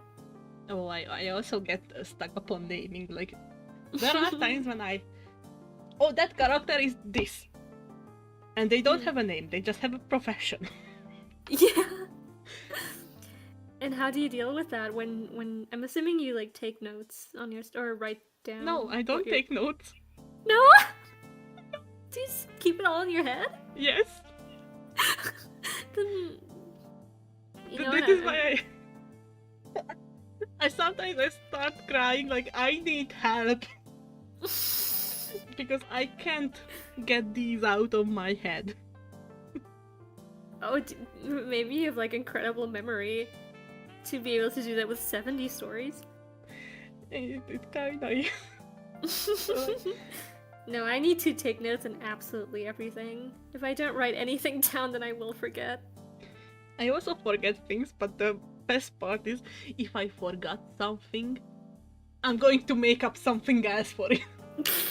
On the spot. Okay. This is also when I'm telling about my stories, never take the information 100%. Oh. Because maybe It may be subject to change. yes. Okay. Okay, That was and very for the interesting. first story, like the how much stories live in my head part. This story comes from when I was 14. I was an 8th grader in daycare, like after school. But Okay. still I couldn't go home. And there were a lot of younger kids and they were like, tell us some stories, we need like true crime and fantasy and supernatural and tell us what you want. And this is how the story and okay, I'm messing stuff up, I'm sorry. The That's okay. story of Swinger and Swartz came. Basically, it's a child who needs to work as a clown because of his of the curse that his father had, Okay. and he always had to go out the town center and just be humiliated by the city people. Aww. And his best friend is a witch who lives in the woods. And one day this witch creates a homunculi for him. A person who has gorgeous butterfly wings. But since it's a homunculi, it's kind of like a child. And basically this clown child with this taller man with the mind of a child, like, okay, we're going to do something with you. Or he actually doesn't share. The witch does done the things on her own accord. Yeah. And I know that the story is supposed to go down a lane that the boy's curse was actually from an ancient devil who made a pact with the city. Okay. That he's not going to destroy the city if his descendants can live inside that. And the descendants have to be clowns. Basically, with this character, the curse is going to break. Okay. And the pact comes to the end. And That is a very very unique concept. it was a chaos show, like. I think. Did you have anything in mind for like the genre or the tone of that story? Was it supposed to be like humorous or dead serious? I don't know. I mix the two all of the time. Like, I have very serious drama with comedy. I mean, sometimes that's what you need. I absolutely need. Like, for example, in the hardest, most serious drama, if there is not a single comedic relief character, I'm over. I can't take it. Aww.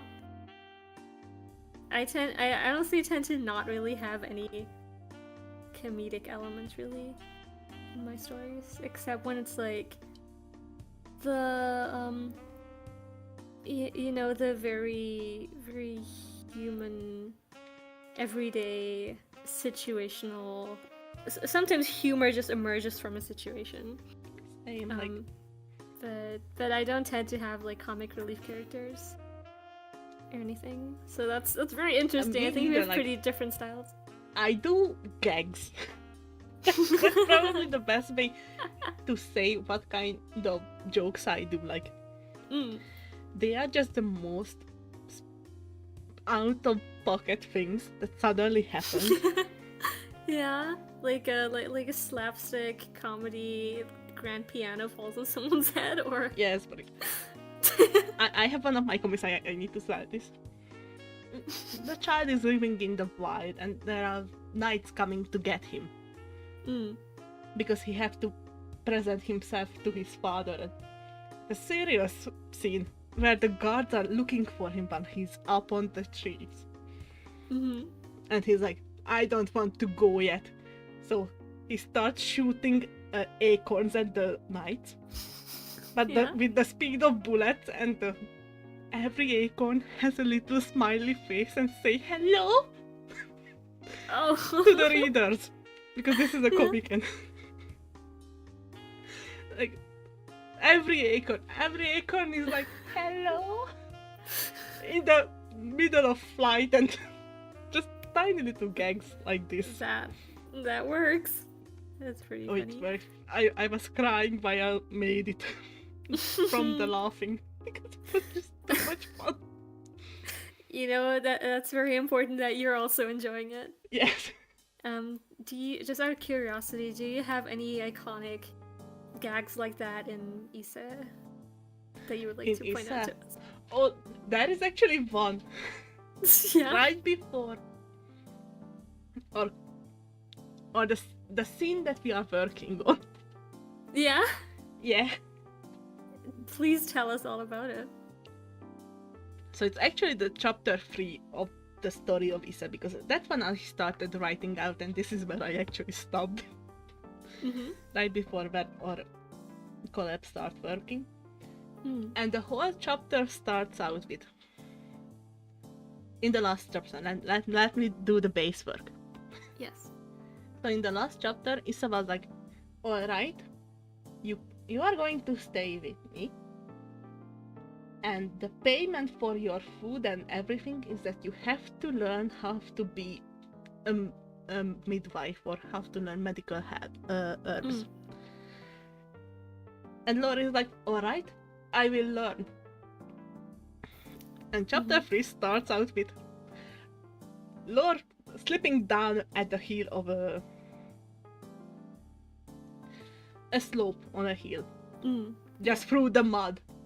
And then Mhm. Issa comes from above, and Laura holding a plant, like, is this good? And Issa just looking at him from the top Mm. with a gentle smile. No, that's poisonous. No. And All those for make nothing. itches. Like Oh, rash. is it like poison ivy? Kinda like, yeah. It's called, Okay. it's actually called frill grass. Ah. Because it's a frill like, Mhm. I don't know. Kinda like seaweed. Like seaweed is the frilliest plant I can compare this. I see the vision, yeah. But it comes from a slope. Mm. And he's just proudly holding it up like, is this good? No. No. Try again. Yeah. Isn't there also some kind of scene about tax evasion Yes. that I distinctly remember? Yes. So Issa has a carriage, Yeah. and at the gates of different kind of cities there always a gate fee that you would need to pay to enter the city, and Issa doesn't like paying that fee. Who does? But he goes full on Karen. Like, he's not willing to pay that to that limit. Mm. So there are many times where he's basically thrown into jail for not Yeah. paying the fee. Mm. But they didn't park the carriage down outside of the city. They actually always bring it back. And Lord just in the is in the cargo. Mhm.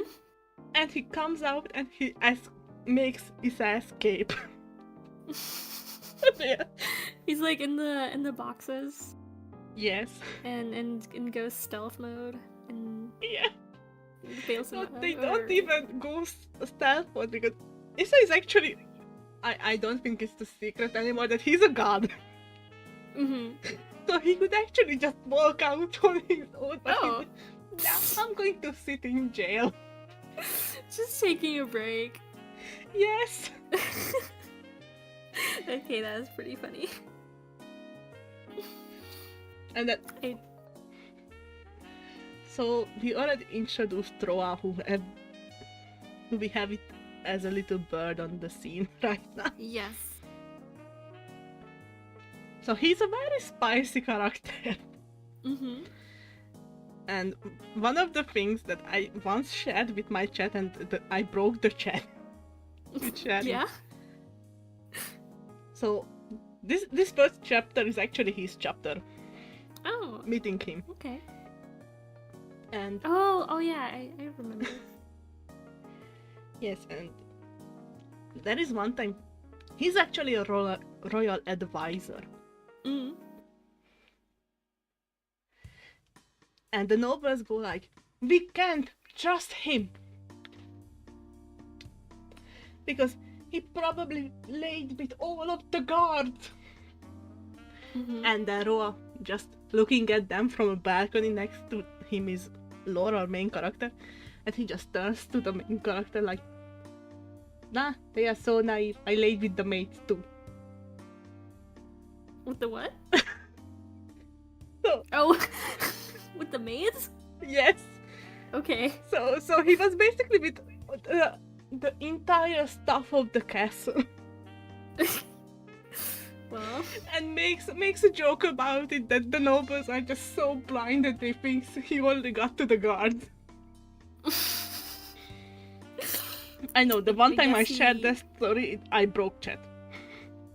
because they thought it was funny, or Yes, they found that it was funny. Like, I'm terrible actually at telling jokes, but it was like an out of field comment.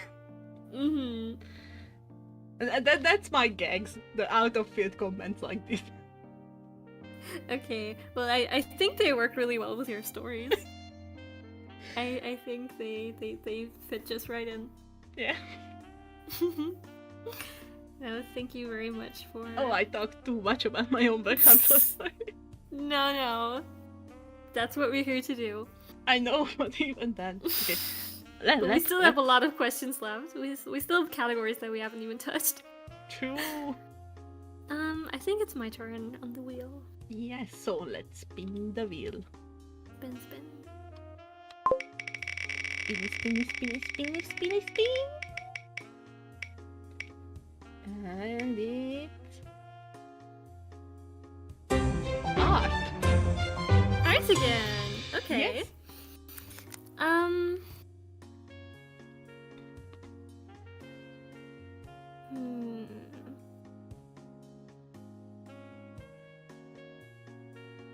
I'm gonna ask. Do you have any advice that you would give to any aspiring artists? Woo. Maybe something that you wish you had known when you were little about art. There is a bunch of things. But I could maybe say. maybe one that you think is especially important. One of the things that I always tell to people who comes into my chat and they are saying that they are aspiring artists, Mhm. never give up. Oh. Like, really. I always think about my journey through art. And one of the biggest things that probably helped me to get to the point where I am is that I never stopped making art, even when I fell down. Maybe not when I was burnout, but I done it and I done it and I done it and do it, and when I went to art school, that was also just do it. Yeah. And after years of doing it and learning the small things that they taught to me, and what I noticed on myself, that's how my style developed. And I got better. With not giving up and just continue making art, even when it was bad. Or I thought that it was bad. That is a very beautiful answer. Never give up. Listen to them, audience. Yes. Yes, the time spent giving up is the time you could have spent practicing. Because most of the time people tell that practice. No, you don't actually need to practice. Just don't give up. I guess just doing it can also count as practice, depending Yes. on how you define practice. So I guess I'm not following that advice. I quit. I gave up. Oh, no, it's okay. Yeah, for the practice, they always mean like do the stuff that they do in art school, like learn perspective, learn color theory, and so on. Practice this and practice that. No, draw yourself a funny meme if you want. Just do it. Yeah. That makes sense. I think doing what you enjoy most and Yes. refining your skills that you actually care about the most. And just getting yourself more comfortable with the skills and the activity can do so much for you. What is our chat saying? You did give up art, just pursuing a different kind of art. Yes, that's also actually a good advice. For example, if you feel stuck doing one kind of art, go and try something else. There are so many kinds of art that you can do. That is such a good point. I think trying different things, mixing it up, can be very helpful. And who knows, maybe if you have art block or something and you try something else, maybe it'll actually give you the motivation or the inspiration to go back to your original art. Yes. You never know. Exactly.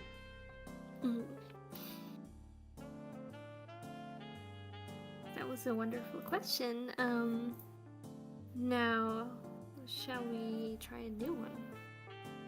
Sure. It is your turn. Wait. Can I return the question? Just a little flavor. Should we spin? I feel like I already kind of gave you my answer. If we're only talking about art, that is, I guess. But for music... Yes, we need to spin to music to get that answer. Okay. So yeah, we have to land on music. Now it's going to be my question, right? Yes. Spinny magic. And it's your works. Oh, it's my works again. Alright.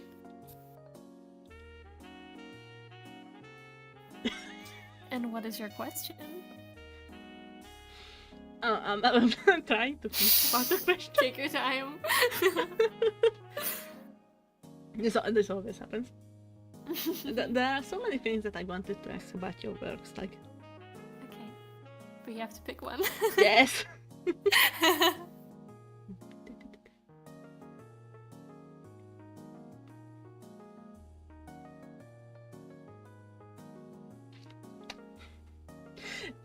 Yes, this became the awkward silence that we tried to prevent with writing up questions.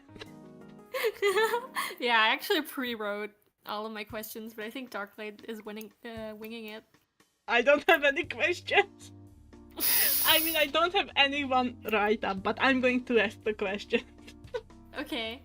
So your stories. We talked about Vagabond and the Vampire one and so on. Yeah. And with the matcha. With the medium matcha. Yeah. Ooh. When you start creating brain a cells song, are activating. Yeah. what are the first steps? Ooh. The first steps when I create a song. It's sort of a 50-50 chance. Well, almost always I start with like the chorus section of the song. I don't actually start at the beginning very often. I start with what I think is like the highlight of the song. And usually I just start like with a melody that I think is catchy. And I always start with like my old original really bad sounding like piano sound for it. Nice. That never makes it to the final version, of course. It's just like for sketching purposes. I use like this old terrible sounding piano. And I sketch the melody and then the harmony. And then eventually I add in the actual instruments and just expand from there. And then usually at some point I go back to the beginning and I make the beginning that leads up to that highlight part. And then I finish it until the end. Nice. Actually, But quite interesting. sometimes I do actually start with the original instrument or with the final instruments already. Because maybe I think it has like a really distinctive sound that I really like. And it just snowballs from there. But yeah, I almost never, or I absolutely never start with like a plan for the finished thing already. I kind of just come up with new ideas as I go. That's amazing. Glad you think so. That is like immediate race into the music. Yeah, exactly. Just start right with the most exciting part, and then after that we can go back to the actual beginning. Would you also like to explain your process? What you start with, either when you do music or when you do drawings? With my music creation, actually. So, I really just the one that randomly start to putting down things and then I can elevate this. I can add more and more and more to it, and I never know how to finish songs. Also, I'm bad at finding melodies, so this is why, for example, the musical works that I recently done were actually folk songs. Mm-hmm. My language is my nation's folk songs, but reworked. Mm-hmm. That's really cool.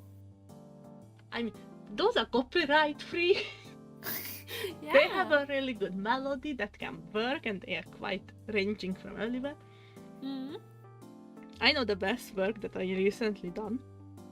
Yeah. Do you want to share it with us?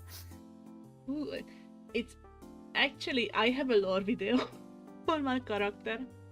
Yeah. And the very first song. I might not have it. I think I have it. I don't know where it is. So it's going to be a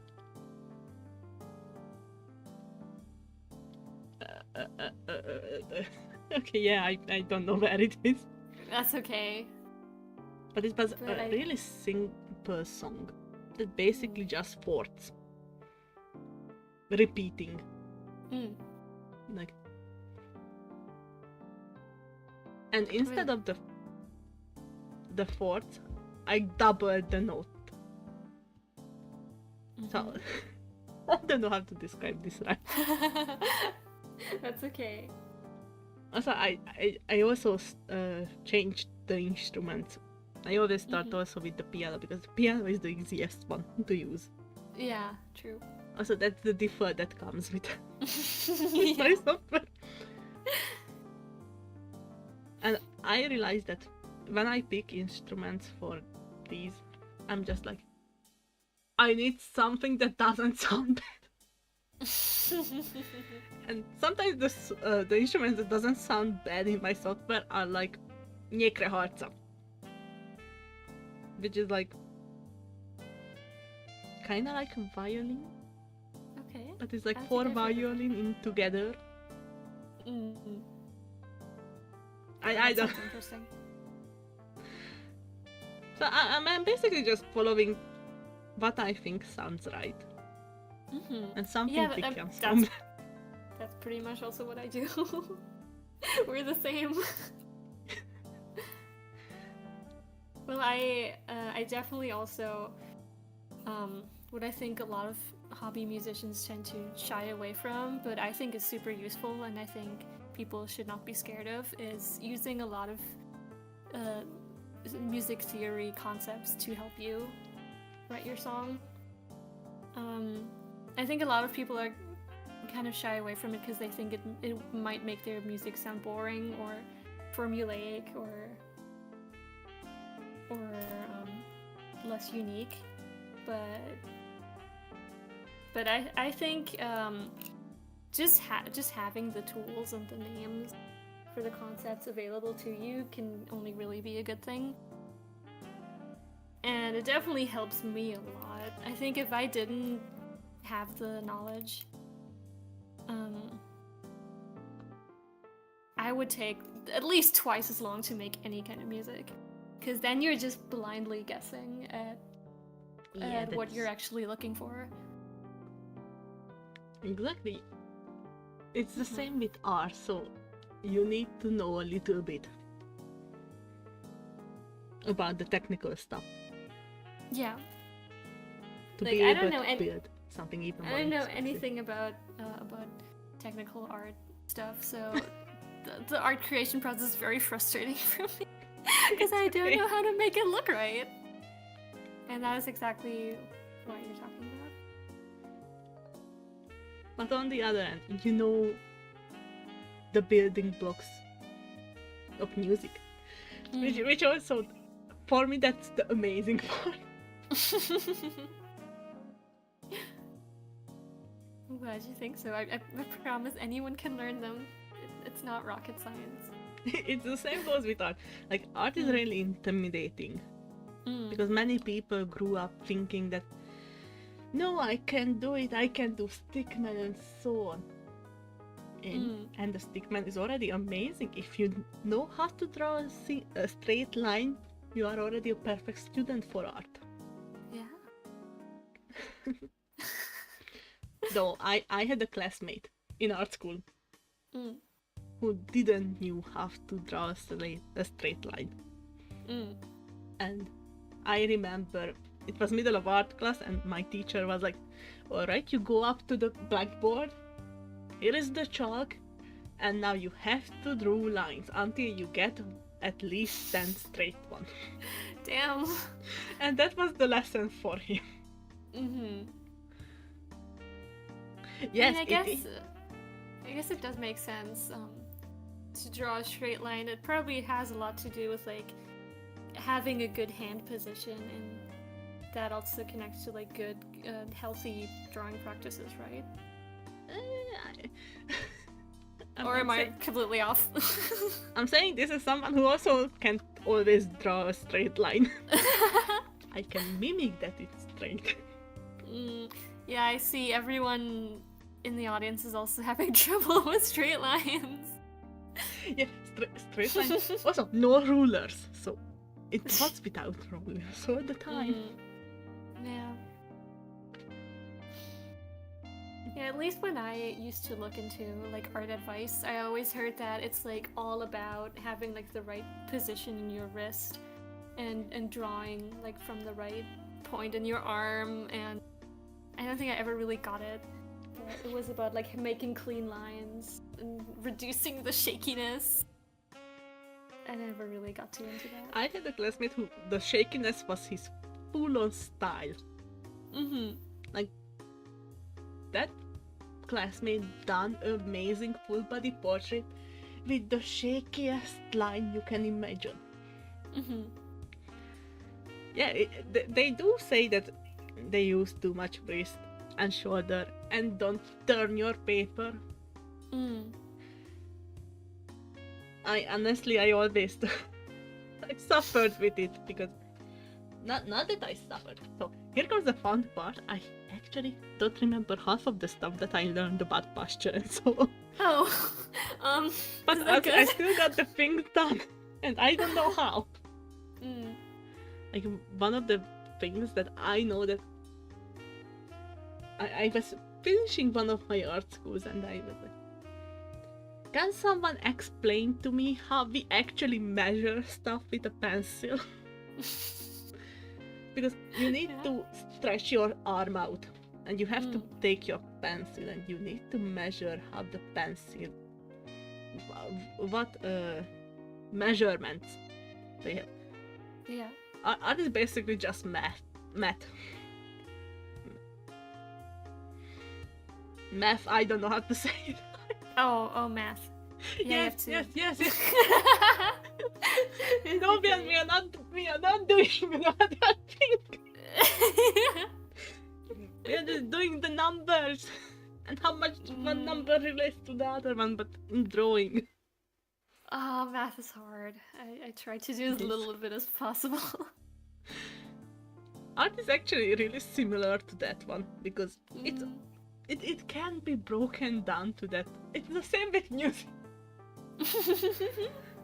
In a way, like, actually, I think music uses more of it than art, but art also has its own stuff. Like, yeah, like with art, you have to think about it, whatever math-related things are with your drawing utensils, like pencils, like you said, or like the angles of your lines and like perspective angles. For example, when we came to learning how to draw a full body picture, there are little rules. Yeah. So for like the average size human, most of the time fits in take their head, and they are usually just like 6.5 head tall. Yeah. So you need to stack those up on each other, and then when you draw a face from the tip of the head till the chin, it's the nose 4 times in length. That was so complicated. So like that is the actual nose. From the nose to the chin, that's one. From the nose to the hairline, that's another one. And from the hairline to the tip of the head is another nose size. And we are already talking about math. I can say the word. It's okay. But what about people who have really short or really tall noses? Does that not mess up the math? Actually not. Oh. There are sometimes very small deviations from person to person. But even then, you know that those are deviations because you know that how much is supposed to be because of these little rules. Isn't that kind of weird to decide one's standard though and call the other ones deviations? So the fun thing is that, let's say you have 10 people. From the 10 people, this works 9 times. Okay, so it's like an average. Yes. Thing. Okay. These are little averages. It almost always works. Okay. It's the same that when you don't know what is your shoe size and you don't want to try on a shoe, put it to your lower arm. Because from your what's this called? From your elbow to the wrist. Okay. Is the same length as your feet. Interesting. Never heard of that one before. And you can actually put your shoe in there and it's supposed to be around the same. That's an interesting piece of trivia. Yeah. Thank you, Darklight, for making us all smarter. I'm sorry, I'm a trivia dumper because honestly, I went to art school for 4 plus 10 plus 2 plus 2. So 8 years together, and the one thing that I remember is the trivia. Well, sometimes the trivia is important too, but sometimes it's not. I live on the trivia. Like, I really just use the trivia on my art. The little things that I learned is tiny bit of information. Also, this is our second hide and stretch that we got. Oh yeah, I keep forgetting. Also, we had the lovely overlord saying that just a quick reminder to everyone to like the stream and drink something. Like and subscribe. Yeah. Yes, like and subscribe. Not just to me, but also for Yojelin. Actually, let me. I want to use the magic, but also I don't dare to. In the description, scroll down, and there is the lovely link to Yojelin's channel. So please check them out. Also, I think I actually have your ad in the title. Yeah, you do. Because I already forget what I put in the title. What is that? So go and subscribe. Go subscribe while we're stretching and hydrating. Yes. Oh, I actually forgot to drink and hydrate. You're already forgetting things.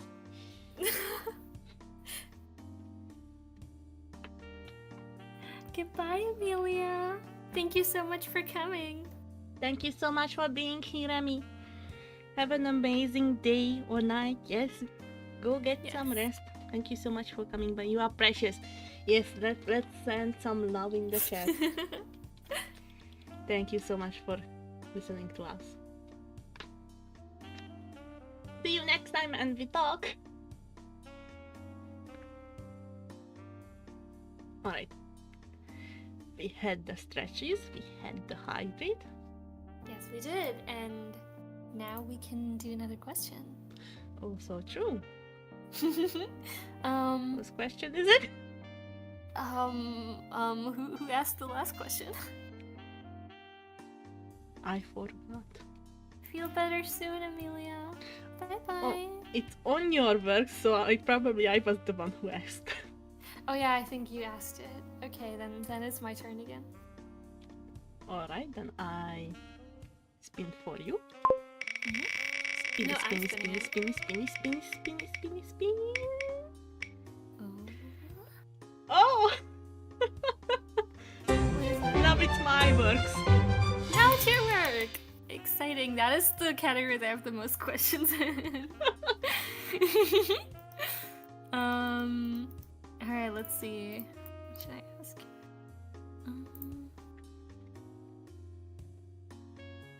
Ooh, let me ask this one. Because this is an obligatory question.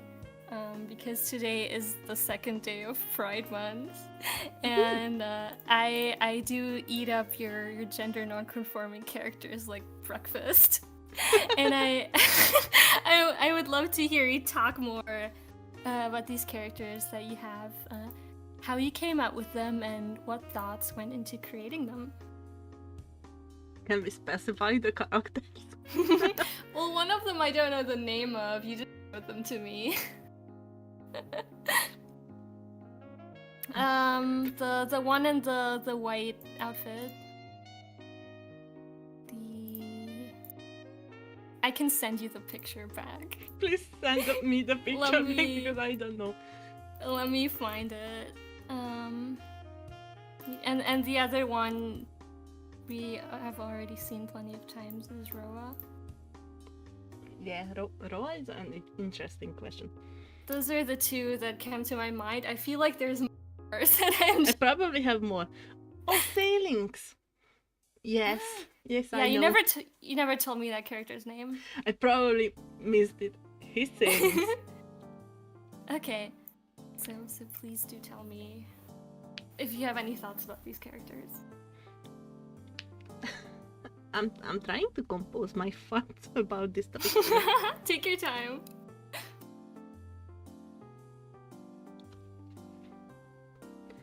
Especially, I think what I thought was really interesting about Roa is that usually in a story, when you have like a god of love, they're usually either like a really stereotypically like hyper feminine or like a really hyper masculine character. You know, like the Aphrodite type of character with Yes. the huge titties, and who's always like flirting with the other characters. Or like the Adonis Yes. with the rippling abs. You know those really cliche types of depictions. And I like that you went with something different. Yeah, I don't know how to say this right. Like, It's okay. I know it's Prime, and I always try to be like a step ahead, but at the same time, step ahead, a step behind. So just, I have all of these androgynous characters. I have trans characters. I have characters like Roa. Like, Roa is actually the typical, not the typical, the mythological hermaphrodite character. Like, he's the person who's not going to exist in real life ever. I mean, For that example, fits the theme really well of the story with the gods. Yeah. Because honestly, with Roa's role also, I put the purpose of his godhood before, next to the lore. So, like, he's the love of, he's the god of love. Yeah.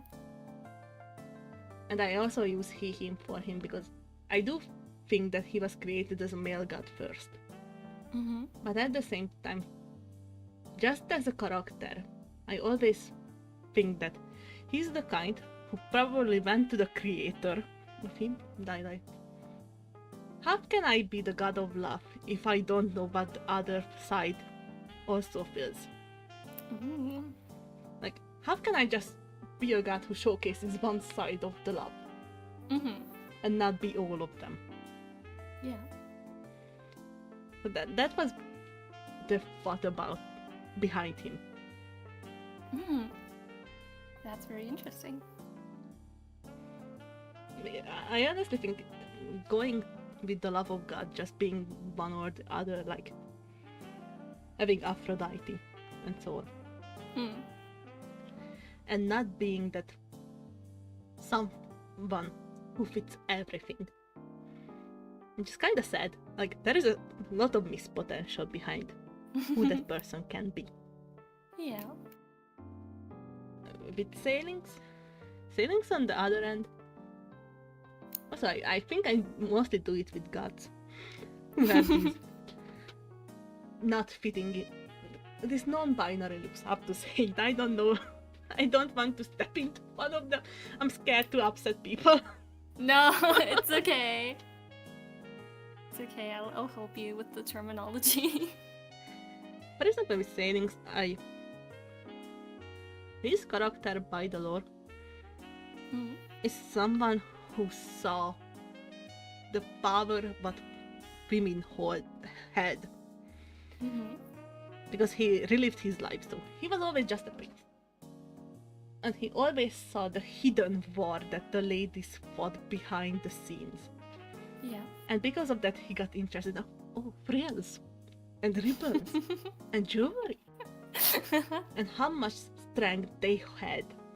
And this is also why Phoenix is a character who dresses in the most puffiest dresses and the most sleek, but at the same time can pull off a suit and everything. Yeah. Best of both worlds. But like actually combining them too. Yeah. So in a way it's like going beyond the binary this or that, but why not both at the same time? Exactly. That's where we get that wonderful outfit design that you made. That was the goal with Sailing's character. Mm-hmm. And Okay, does that and do you think both with Sailings and with Rora, do you think it's mostly at the level of like expression and more like the external, or is it also like an internal identity aspect? I think both. Like, really. Mm-hmm. Okay. Like, with Roa, I know for sure that Roa is both. Mm-hmm. Also, one of the parts with Roa that Roa also both a father and a mother. Ooh. So we're actually going to meet Roa's children in the story.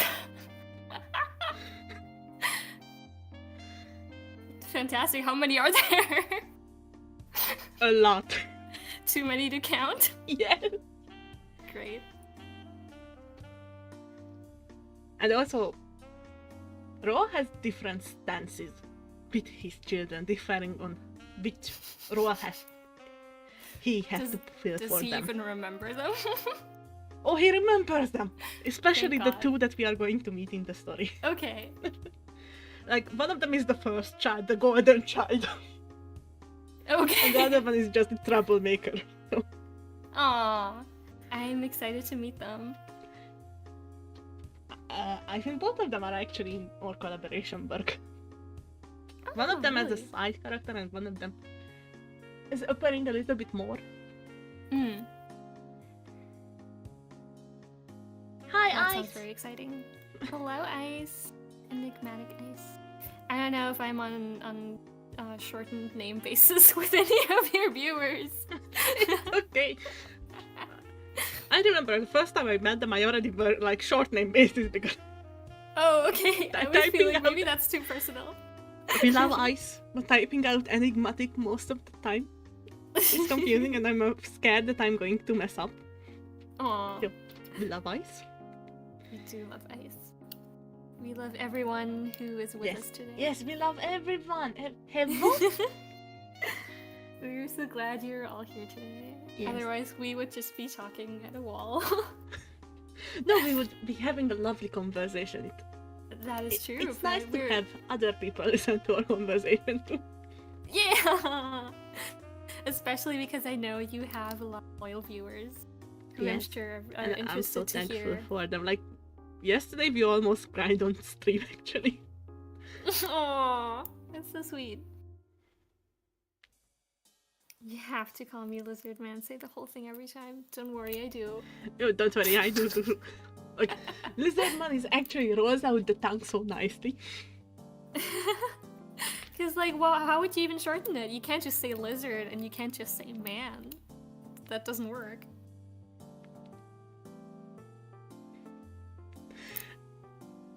I almost said that I would call them lizard.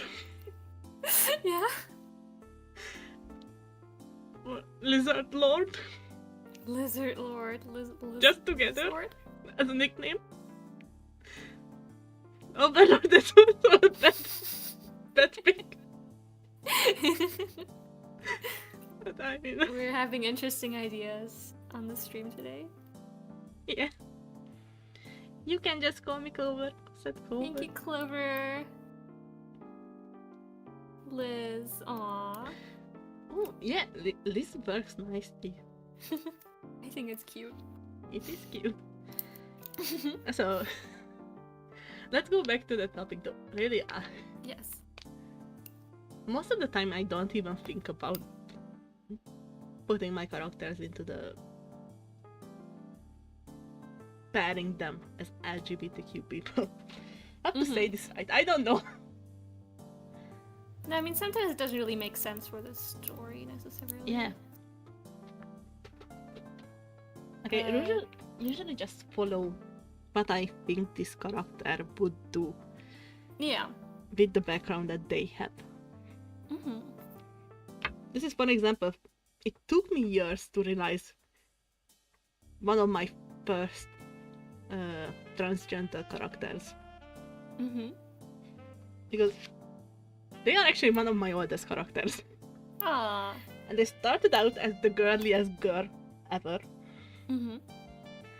And as the story grew older and older, and I also progressed with life, that's when it became much clearer that this character was a man. Mm-hmm. And I still use she and her pronunciation because that's what I got used to. But that character is the baddest boss that I have. Okay. With the shortest epic hair and the suits that just from the best tailors. Mm-hmm. And it actually took me time till I realized that that's actually their transness that come through. Because I for me think they were that's just wonderful. themselves. Mm. It was the same character that I liked as a girly girl and the same. But it grew outside that. They were the person who they were. Mm. But I also have a lot of BL couples. Like, the BL couples, the one thing that See, I didn't even know about that. the which one? But... do you have any to highlight? We have a lot of highlights. Give me one. Emmy already left, but Emmy has a pair that she likes the most. Not just the most. I think the first character who ever impressed Emmy was. I have a story, which is about. It started out as a magical girl story, but in the end it didn't go there. Mm. And it's mostly like a fantasy guardian story, where the main boy becomes a guardian from after living in the sewers for years. In the sewers? Yes. Alright. And then he goes into living with a lot of girls and so on, and going to war against this crystal-like kingdom that is the Kingdom of Darkness. And the Kingdom of Darkness has a lovely prince who's going to fall for him. Aw, the enemies to lovers? Yes, it's an enemies to lovers. Wow. I actually can send you picture. Like, you want to... Yeah, sure. But we're gatekeeping it from the stream. Like, a few of them saw them before, but and I can find it. So I haven't really done lovely art with all of my characters at all, which is sad. That's okay. Like, this is them on the promo picture. Like, this is the picture that I pull up every time when I want to showcase the story. Ah, I feel like I might have seen it before on your website. Like, maybe the main character, this guy is just my love. Like, one of my prettiest characters, I think. Aww, so pretty. And then I have it hidden. I have a picture of the other one. Who Emmy loved the most, this character. You'll find it. Let's see, is it the dark and edgy one? Actually, a golden retriever. Oh, I see. A black golden retriever. I see. It's one of those the opposites attract. Yeah, I do that a lot. Like, one of my main style parts are I do monochromatic colors and color coding everything and everyone. Okay, yeah. And there are always opposites. Colors are definitely one of the best visual. Absolutely. Like, for example, with bug spray that I talked about before. Yeah. Bug spray also have the color coordination to every character, so you know that. Oh, yes, the purple one. The purple one was this one. I think you also did that in Issa with yes, the bots, Issa right? also have color coordination. They seem very color coded. I do that all the time. I think it's great. Keep doing it. This is actually a thing that I learned from a manga artist. Yeah? Kuroko no Basket sport anime. If you remember. Oh! Those guys are so color coded. They are absolutely color coded, and the artist actually said that they purposefully color coded them, and not just with the hair colors and eye colors, I think but they with also the have names the colors. too. Yeah, and the names. It's funny. So everyone's going to remember that there was that yellow guy who was stolen. Yeah. Actually, because of that artist, I've been color coding almost my every. I mean, it can definitely be a very useful device. Yes. Sometimes I try not to do it all the time because I think at some point, in some cases, it can seem a little too gimmicky. Like at that point, sometimes the characters don't really feel like humans anymore. But it definitely depends. Yeah. Depends on the story. I do this a lot. Also, actually, recently I done a picture. Yeah. On this picture, this couple is not a couple yet, but throughout the story, they are going to grow into a couple. Okay. Not that they're going to grow, they're going to get engaged and then they can break up their engagement. Why? Because one of them is a dragon, and the dragon's engagement is for a life, but they wanted to save a third person. Oh my god. They were like, Aww, they seem so this sweet. is them as children. Mm. And wait, I'm already going off track. That's okay. We love tangents. Tangents are the best. So, Tell me more about your dragon. Is only one of them a dragon? I can't really tell. yes, where the one of tail's them is a coming from. dragon and the other one is a regular human. That's actually Okay. Staeling's or Ada's brother. Oh. Okay. That's Staeling's Ada's brother and the dragon who they actually saved together. And the little dragon loves Staeling's. Aww. And the other Doesn't. brother is like, Staeling's is my brother. Also, he raised me kind of. Mm-hmm. He's precious. And these two, at one time, going to be like, we need to save Staeling's. Mm-hmm. Why don't we get engaged? If you get engaged to me, we have the power to save him. And they are like, alright. And then they got stuck together. That seems like an incredible premise for a story. And this is actually just a side story next to the main story. But there they are as children, the entire Staeling's cast, and as adults. Aww, they're so cute. I love them. So yeah, I have way too many stories and way too many characters with different And kind of... they're all so interesting. So after the stream, I will at some point definitely be grilling you about telling me more. Feel free to do that. I will.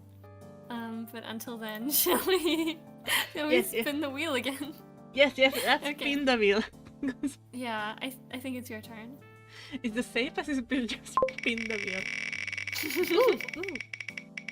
Also true, it's actually my turn. Yep. And it's... about your works again. Again. Alright.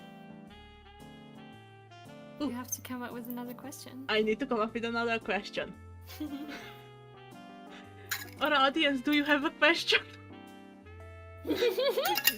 Me passing down the question. Should offload your work on the audience. That's not true, actually. I'm sorry, people. And I already asked about your stories. Have you? Can be anything you want.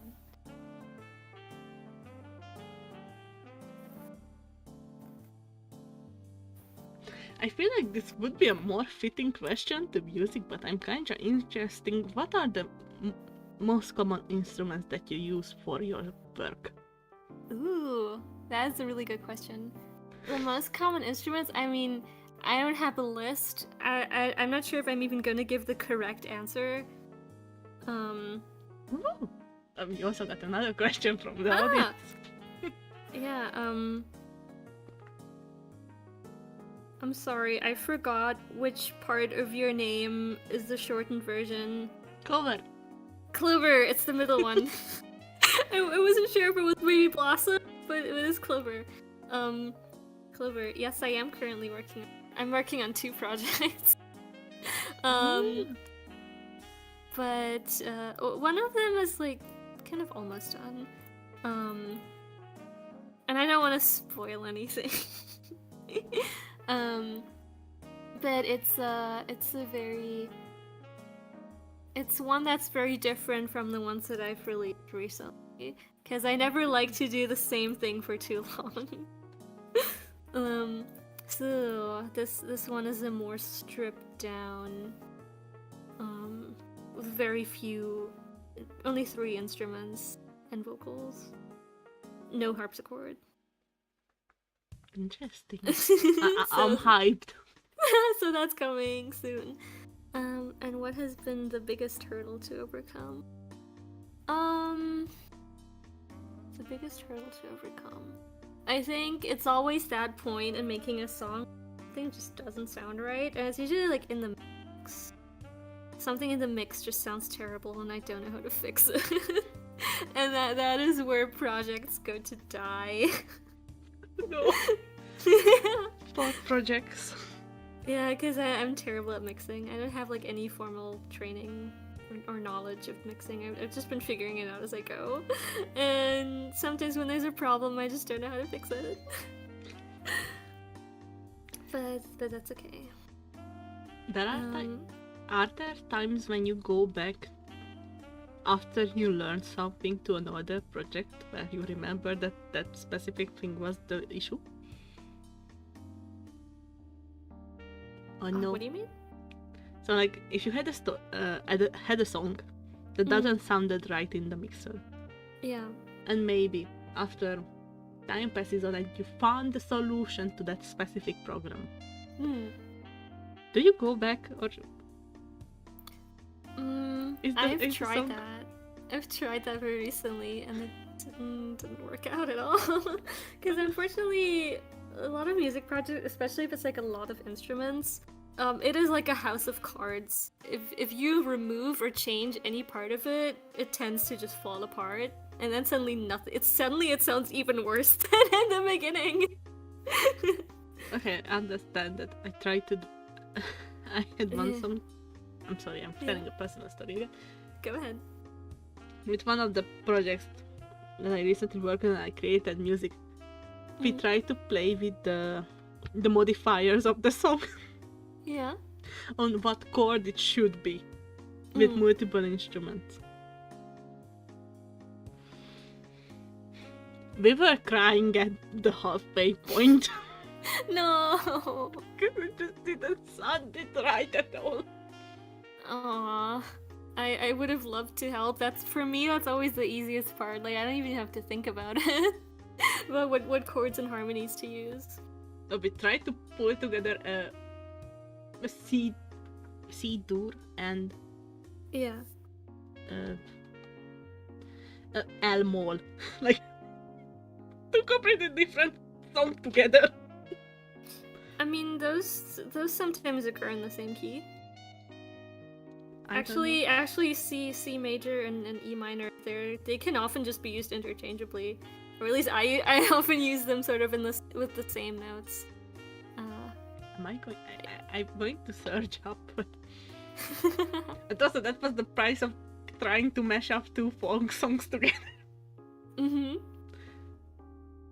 one of them was a more cheery one, and the other one is like a more soul. Okay, yeah. I will have to find it someday. That's okay. Maybe you can show me after the stream. But yeah, those like harmony problems that 99% of the time can just be solved with music theory knowledge, depending on the genre. Okay. Yeah. Now back to your question. Back to my question. I asked about the instruments. Oh yeah, the instruments. So I could just be wrong. I could just be completely wrong. But I think the instruments that I use most often, I feel like organs are probably up there, at least. like it's often different kinds of organs. Sometimes I use like a what's it called? The organs that are not like the pipe organs. It's a different kind that makes like a different sounds. I should know but this. I don't know it. That's okay. I forgot the name for it. But yeah, they make like a really soft sound. It sounds a bit like a flute. But I use those a lot, and I use pipe organs a lot. So I'm just grouping them together. Organs are amazing. They are. They can make a ton of different sounds. There's one song that I think uses like 4 different organs, or rather different organ settings. It's God's Doll. I'm sure you've heard that one. It's one of my favorites. Yeah, same. And that one I think uses 5 different organs. That's my jaw also just dropped. That's also one of my favorite character songs of my character song? characters. Yeah. From a story that I haven't even mentioned. But that one has a lot of yeah, God's Doll and The Lost Song are both from that story.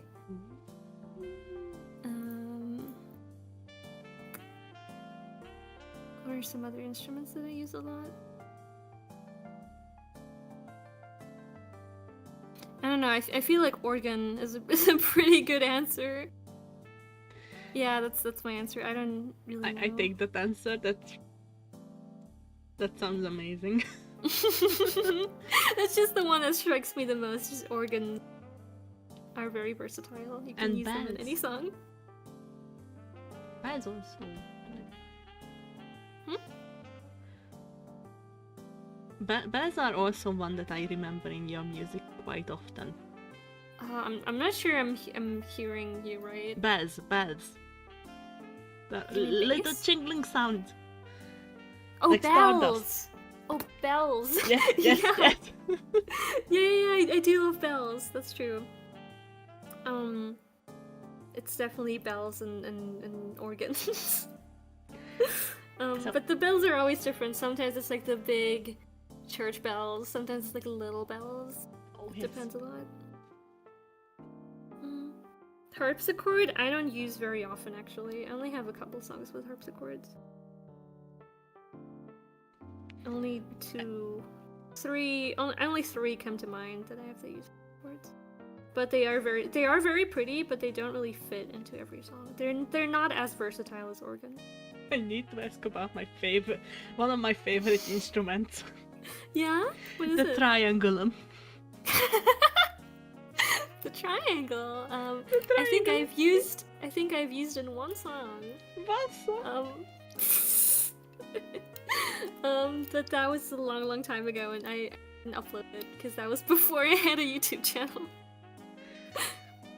I really love those instruments. Like, I do think that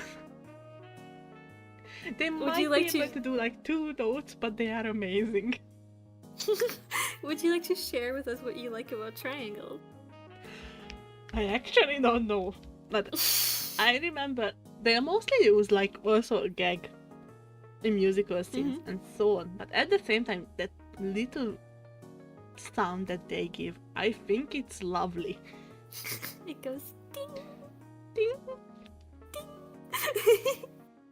Yeah, maybe I'll send you the song that uses the triangle. The one song that I made that uses a triangle. I'm use really it more a than lot. happy to listen. It's all over the song. Okay, so I already forgot what your question was. Oh, the most used instrument. I don't know how much music you've made, if I can really ask that back. Or maybe one that you like. I made a few, maybe like. Goodbye, Lizard Man. Thank you for coming. Hi, Lizard Man. Thank you so much for coming. Have a good It was a night. pleasure meeting you. Thank you so much for joining our stream. Have an amazing day or night. Bye bye. Bye bye. Also, I wanted to react to this ice. Madame Darklight! Psycho Air sends love and regards. Thank you so much! Ice for... Also, I wish the same for the best bunny. I hope the best bunny is doing amazing. Sending loves to the best bunny too. I don't know what those pretty are, bunny. but I'm also sending love. So, hello, Abba-chan. Hi. Hello. Thank you for coming. Thank you so much for coming to our show. Hi. Mhm. Welcome to the stream. Okay, so we you were asked me asking about- Darklight what instruments they like to use in their music, or what do you think you use the most often? I use actually the erhu the most. Ah, that's cool. I use the erhu because on the software that I'm using, it has the nicer sound than an actual violin. Oh yeah. I also just okay. Mm. I also like. I already mentioned Nyekre Harca. Mm. Would you be able to maybe spell that for us? I would love I to don't look know. that up. It was always written in Hungarian in my software. It's okay. You can spell it in Wait, I Hungarian. actually. You know what? I'm going to go off track really quickly. I know. I think the Finnish word for it is Nikkoharpa, but I don't know if that's the same. It might be thing. that. It's kind of like a violin, but with like some extra mechanical. Yes, parts. like. Yeah. It's a really complex violin, like. Mm-hmm.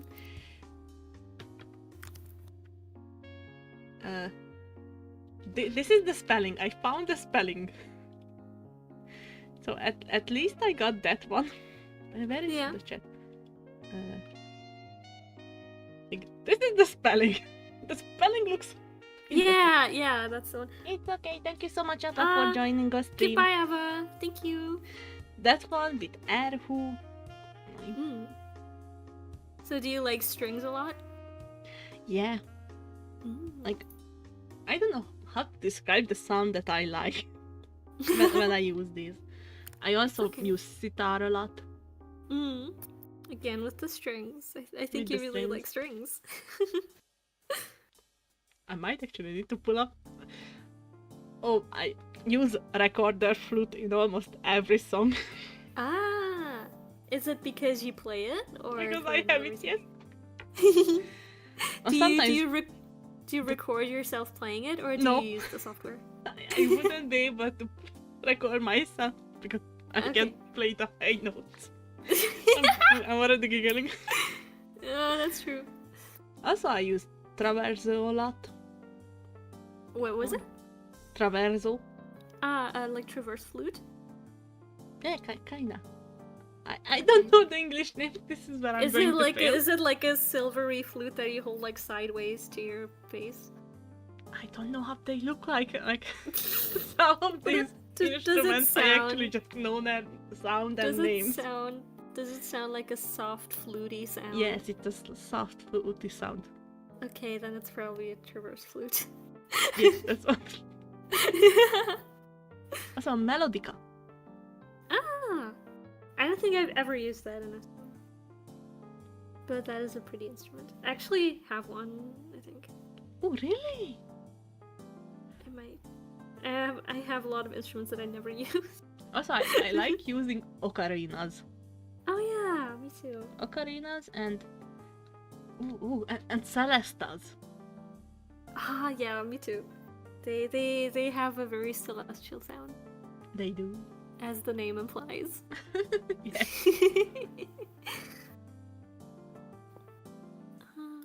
Okay, that was a lot of answers. Like those are usually what I use the most. Okay, those I are all always very mix them pretty. and a lot of strings. Mm-hmm. Even That when it sounds comes very to, for example, when I'm picking a drum. Mm-hmm. The congas are usually the ones that I go for. Yeah. Like I mix the strings with that one. The That's conga an drums. interesting. Yeah. Yeah. I would love to hear that. And I don't think I've ever used conga drums. I'm going to send you the video so you can cringe over what music Darklight picks. I'm gonna love it. I love and appreciate all music. I do the same with art, but at the same time, on my own stuff, I can't call. I know, it's always terrible when it's your own. Yes. But other people will love it.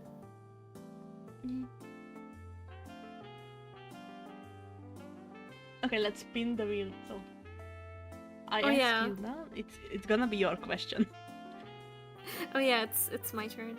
It's Go your ahead and turn. spin it.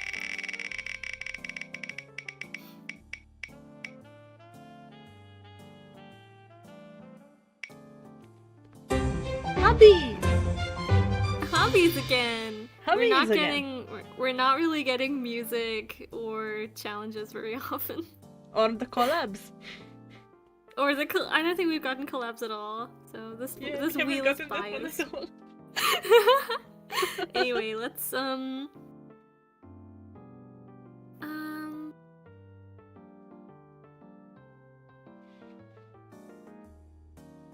gonna ask you.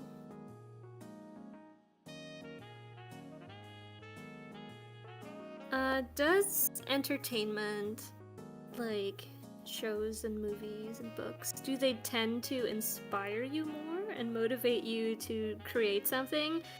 Or do they more often give you a break from creating and distract you? They actually boost my creativity to the point that for the last year I wasn't able to almost watch anything. Oh. Like I really get inspired by all kinds of media, books, Mm, shows, music, yeah. everything. So you can't really escape the inspiration. No, not at all. To the That's point amazing. that I have a serious issue with that. Oh, you can never get a break unless you're sleeping. Oh, not even then. Oh, not even that. Not even then. No, I get that. Actually, lately I've been getting a ton of inspirations from my dreams, and I wake up and I just write down my dreams and make a story out of it. Same to mine. Most of my stories are actually from dreams. Yeah, it's Those great. are also in there. Mm. I'm gonna... Thank you for coming, Overlord. Thank you, Have a good Overlord. day. Good luck with your day. Yes. Good luck with work. And you are amazing. You fluffy little dragon. Yo, bye-bye. Bye-bye. See you. So yeah, we actually joke about my chat sometimes that relaxing, what is relaxing? Aww. Do we eat or drink it? That is so sad. It is sad, it is. It's such a part of my everyday. Aww. Like recently, Overlord is already judging me. They have to spam the judge emote when it comes up. It's very cute. Yes. So like, for example, if I start reading the manga, recently that was it. I started reading it, I think I finished the chapter and I was like, I want to do my own. I want to do it. Yeah, I get that. And then I have to realize that the thing that I saw and want to do it with one person was probably the job of 4. Mm. Same Yeah, with that is- shows. Yeah, that is very sad when you have very high ambitions, but you don't really have the means to realize them. Yes. Yeah. That's my entire existence. No. But And my but goal that's is to okay. get to the point where I can get those done.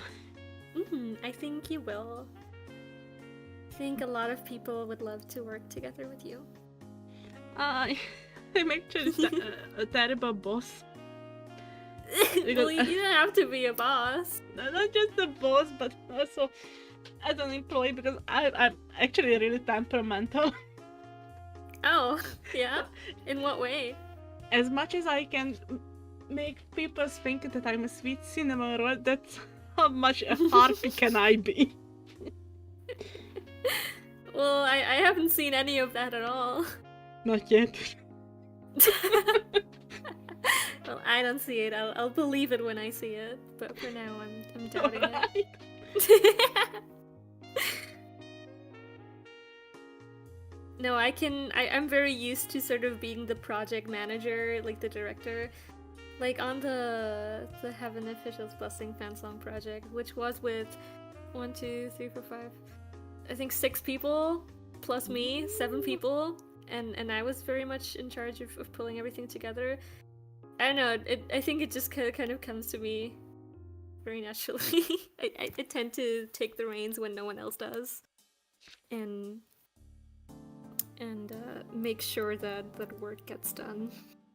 I do that too, but the work won't get done even with my charge. Oh, well. This is also why I decided if I ever get to like start working on something that I make, I would definitely let the leading to someone else, and I would be like the director who's overseeing everyone. I mean, that's usually 2 different jobs. The one person who is like the creative director versus the project team manager. Yeah. Yeah, I think that's normal. I already forgot what the original question was, but Oh, it was presumably. Yeah, do you remember? I'm trying to remember. Maybe we can just move on. Oh, how much media inspires you? Yeah. Yeah, for me it definitely depends. But I think most of the time it's more distracting. Like when I'm getting really into a game or a show or a movie, or well, not usually a movie because that's just a one-time thing, but especially with games, I just get so distracted with playing the game. I don't really think at all about doing anything creative. But it depends. Sometimes it does really inspire me to. Interesting. Like right now, I'm playing a lot of DS and 3DS games again, and Oh, nice. they are absolutely dominating my day now. And I don't really. That's why I haven't finished my music yet, my new song, because I'm playing Animal Crossing. Animal Crossing is life. It is. I never played it, but I play similar types of games. So I yeah. I feel it's like a lifestyle that you are committed as soon as you start. True. Yeah. Okay, that was a great question. Should we do the next one? So, Spinny, it was your question, so this time I will have to ask.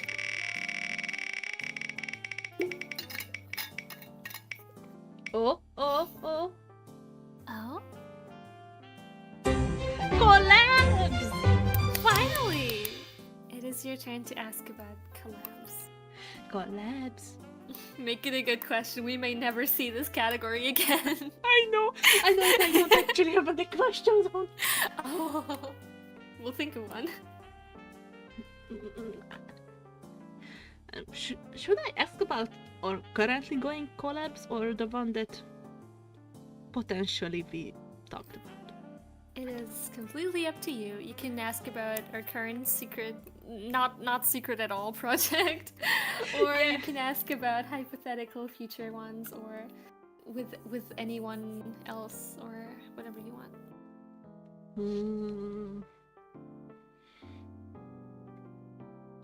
Also, I feel like it's kind of more like an audience question, the collab stuff.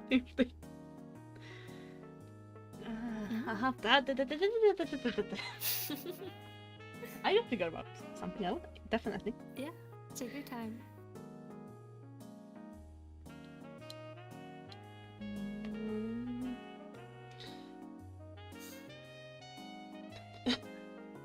Okay, this is harder than I thought because. If you want, I can give you one of my questions. Please give me one of your questions. Okay. I'm just gonna DM it to you. Like with this one, I'm actually hopeless. Because... No. The idea was that you can pass the question on to me and then I ask it. Alright. Should we do that? Oh, Okay. let's do that. Alright, then my question about collabs is, if you could choose any one of your characters to get a collab theme song, who would you choose? Oh, okay.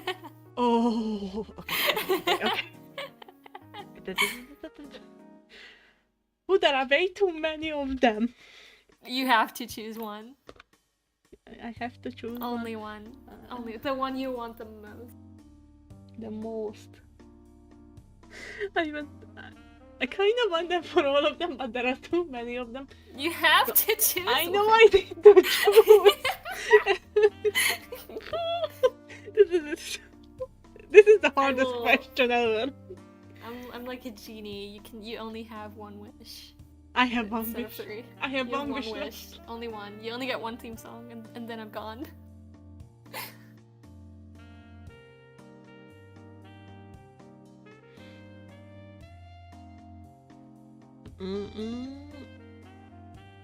I'm trying to think about logically. Bululu?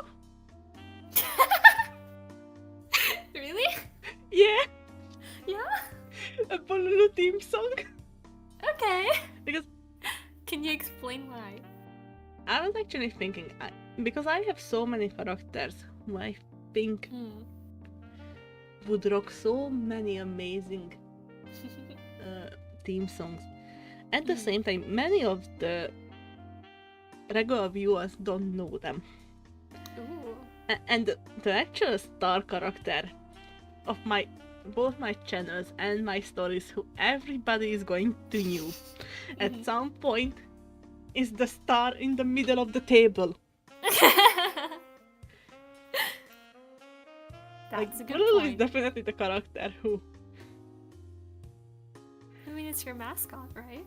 Yes, he's my mascot. Also, he have a key role within my own story. Oh yeah. Yeah. Would you like to elaborate on that? Oh, yesterday I actually tried to do that on my own stream. So we were actually talking about how, because it came out that my VTuber children asked me, should they count Bululu as their big brother? And it Yes, came, clearly. yes. Yes. But Bululu have siblings. There are many more. And I talked about how there is an origin of light within my own story. And the origin of light have pieces broke down from itself to become their children. And there is only one piece that never returns. And that's Bululu. Aww. I actually never said this tomorrow, so I'm going to do the lore drop now. Yes. Bululu is actually the next origin. The What do you mean by original that? source of all of light Oh. of the universe. And Bululu is like the little seed that being touched next to me. That's basically the key to the future. Oh, that is so beautiful, especially because he actually looks like a seed. So it's like Yes. a like very little symbolic plant. meaning. Yeah. That is wonderful. Many siblings for a large cuddle pile. That's the goal. Yes! we need to do that. Actually, I was challenged yesterday to draw all of Bululu's siblings. And did you do it? No, No. there are way too many of them. Maybe someday. Draw one every day over the course of a year. Oh, a year wouldn't be enough. Over 10 years. Maybe even no. Because the whole point is that they broke off from the origin and they return. And then they broke off again and they return. Ah, okay. Other than this single one. That sounds very sweet. So this is my Bululu, is the special little light creature. And if he technically, hypothetically, did get a theme song, Do you have any idea for what that would sound like? I don't know. But it's actually hard.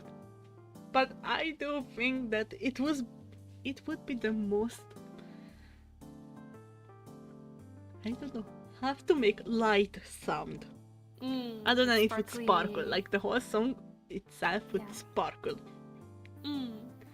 That's so beautiful. Which I feel like we already also did with the other song that we made. Yes. It's like a running theme. Oh, it is actually like sparkly. Sparkles everywhere. And maybe we change the question a little bit. Do you have any characters that you already have a very strong idea for what their theme song would sound like?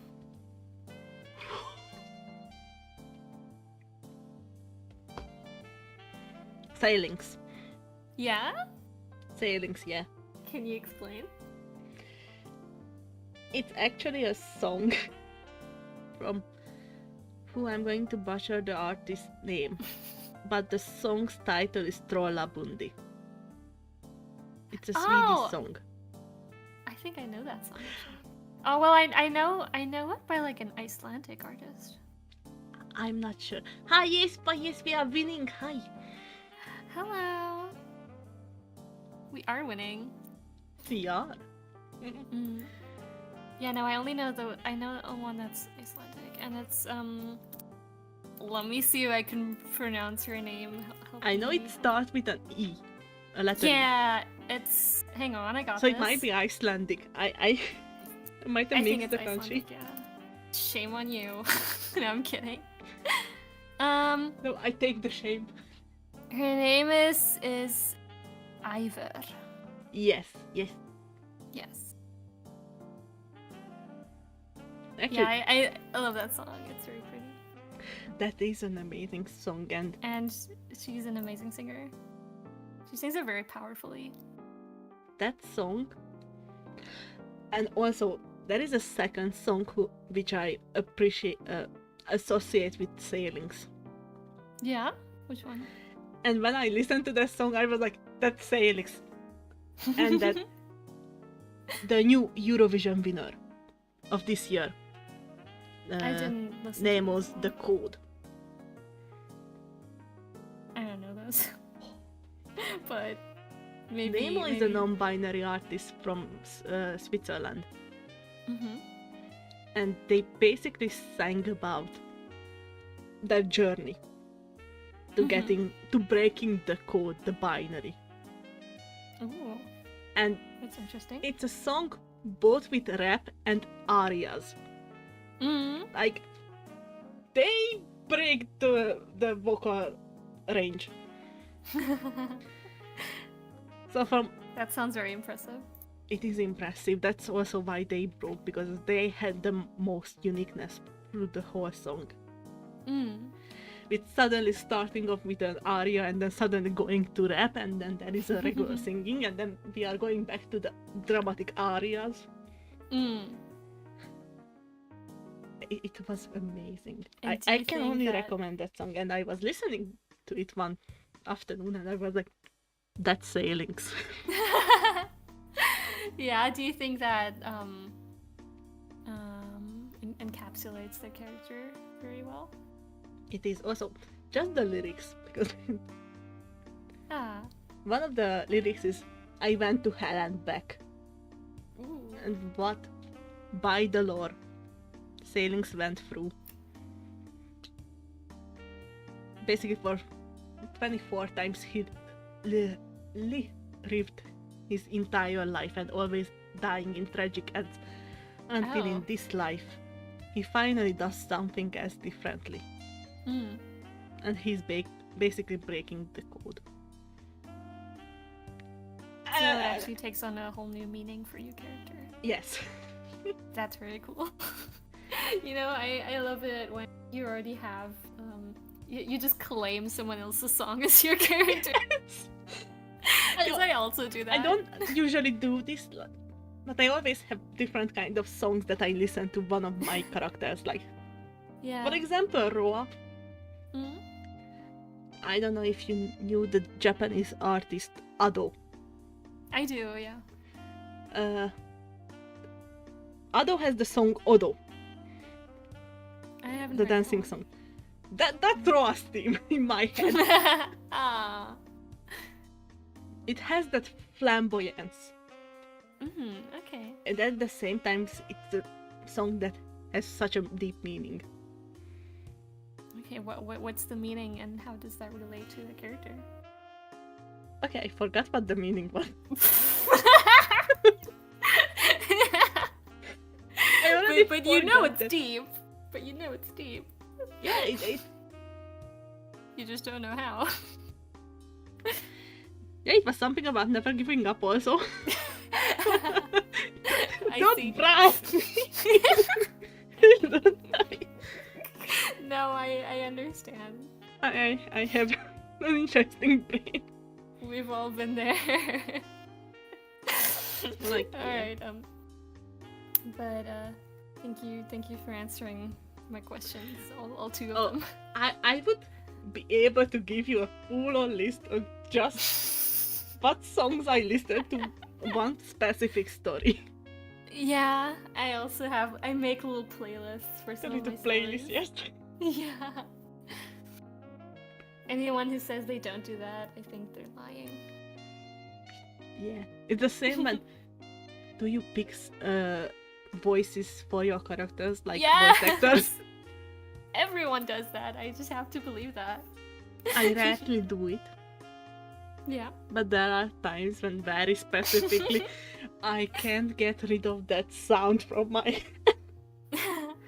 Well, for me, it's less that I can't get rid of it. It's that I need a voice in order to like visualize. Or what is the audio version of visualize to imagine it in my head? Like, how am I gonna imagine them speaking? Visualizing.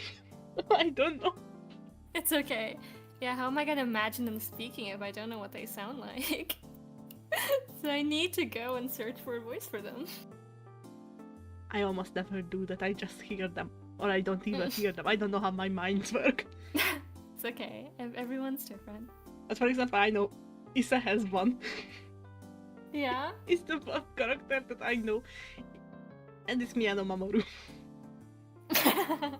Wow, it's a little basic. It is basic. It is basic, but the part that I like the most is when Miyano Mamoru is being unhinged. Like, I don't actually know too much about voice actors. I don't know off the top of my head which roles he's had. Miyano Mamoru is like one of the most often, but Mm. a very calm, deep male voice. Mm. And when he goes, he has the specific type of characters when he can go unhinged. Dazai from Bungo Stray Dogs, for example. I haven't seen it, unfortunately. You missed that one, but that's also one of the best. Like, and that's the one voice that I ever put to a voice actor, actually. Yeah. Yeah. Well, I'm very glad. There was That one you time I finished it so well. tried to search for a voice actor for Roa, Mm. and I failed. Well, of course you did. Yes. Like, it's hard to find a voice actor who can pull up a very feminine and a very masculine voice right after the other. Mm. I know one who does that really, really well. You know someone? I think they're non-binary. They have a song where they do like, it's like a cover of a duet, and they do like both parts of it themselves. I forgot what their name is. I'll look it up for If you find it, think of me. I will. Yeah, I'll do that after the stream. We don't have Okay. the time for that now. Also, Or maybe actually. Oh yeah. Hmm? I was gonna suggest maybe we could actually take a little break because we've been at it for Alright, over then. 3 hours. Oh my god, yes, we've been going for 3 hours. Oh, Time flies. So maybe we can take just a short yes. 5-minute break. Yeah. Yes, let's take a break.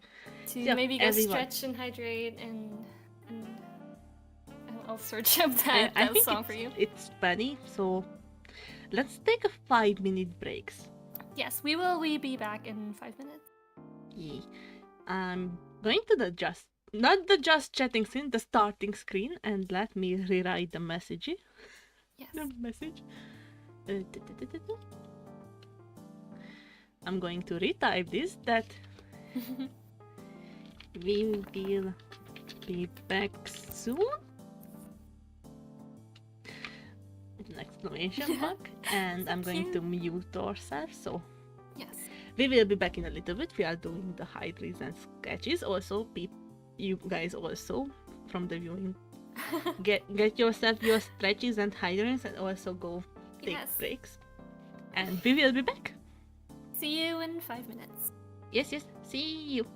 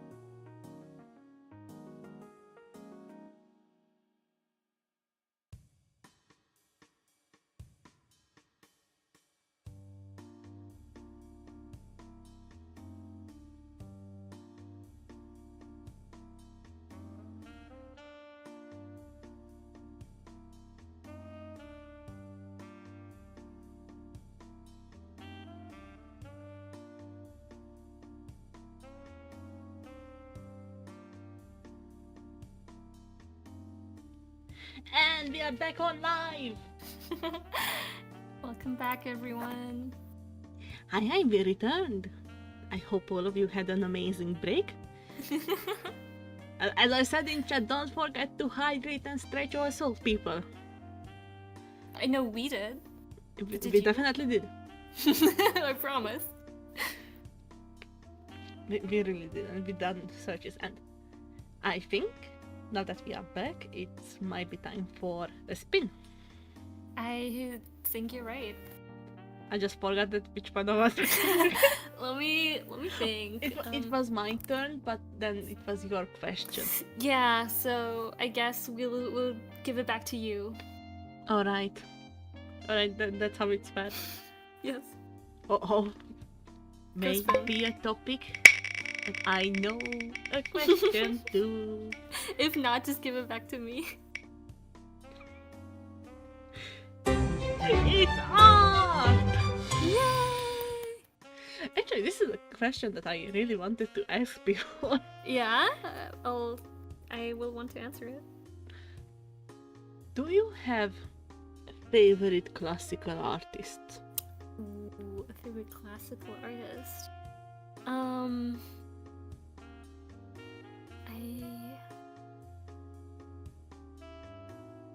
I think I do.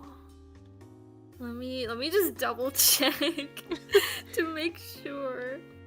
Oh, by classical, I mean it's kind of like the famous artist by many people. Yeah, I'm assuming just like the well-known, famous older Either artists. well known or not as much.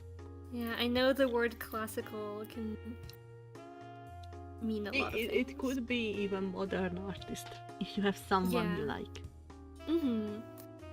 Well, I do like some modern artists, but they're very unknown. They're very obscure. So I don't think that will tell anyone anything. But one of my favorite classical artists is... And this is a boring answer. This is the most basic answer we can give. But I really like Claude Monet. I think his impressionist works are very gorgeous. And Monet, so... right? With an A. Yeah. Yeah. The French impressionist. I know, but also that was Monet at the same time. With the one letter difference. I sometimes confuse them, but yeah, they are a really nice pick. Yeah, I think Impressionism is like my favorite classical art style. Because it's, you know, I like that it's not like trying to be super realistic. It's more about the, you know, the impression. It's about the vibe. Yes, the scene. it's about the moment of the time. Yeah, and it always uses colors and light in really interesting ways. Yes. Well, we are in the art category, right? Yes, So- we are in the art category, but I also want to ask the same thing for music too, if we ever get music. You know, we haven't got music at all yet, so maybe we'll just include that here. Yes, let's include that, why not? Yeah, but first you have to tell me your favorite classical visual artist.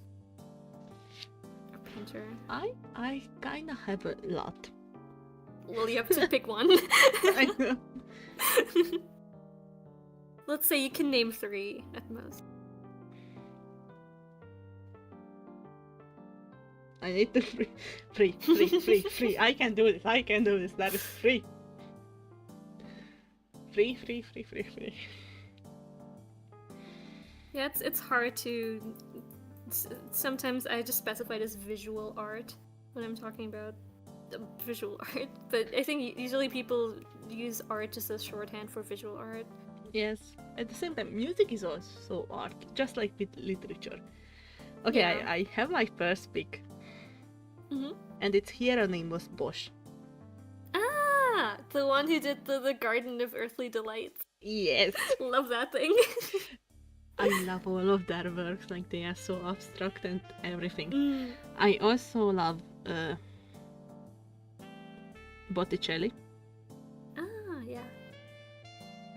Botticelli's works are things that come up throughout my studies a lot of time, and Mm. It's always a delight to think about them. I'm not too familiar with his work. Probably the most famous one that everybody knows is Oh, the the birth of Venus? Venus. Yeah. But also there is the piece with the Primavera. I'm looking them up now, so I'll know what you're talking about. Yeah. They have many works Ah, that many people know without much Mm. think. yeah, they're very interesting. And for a third one, I'm really trying to think. I know that I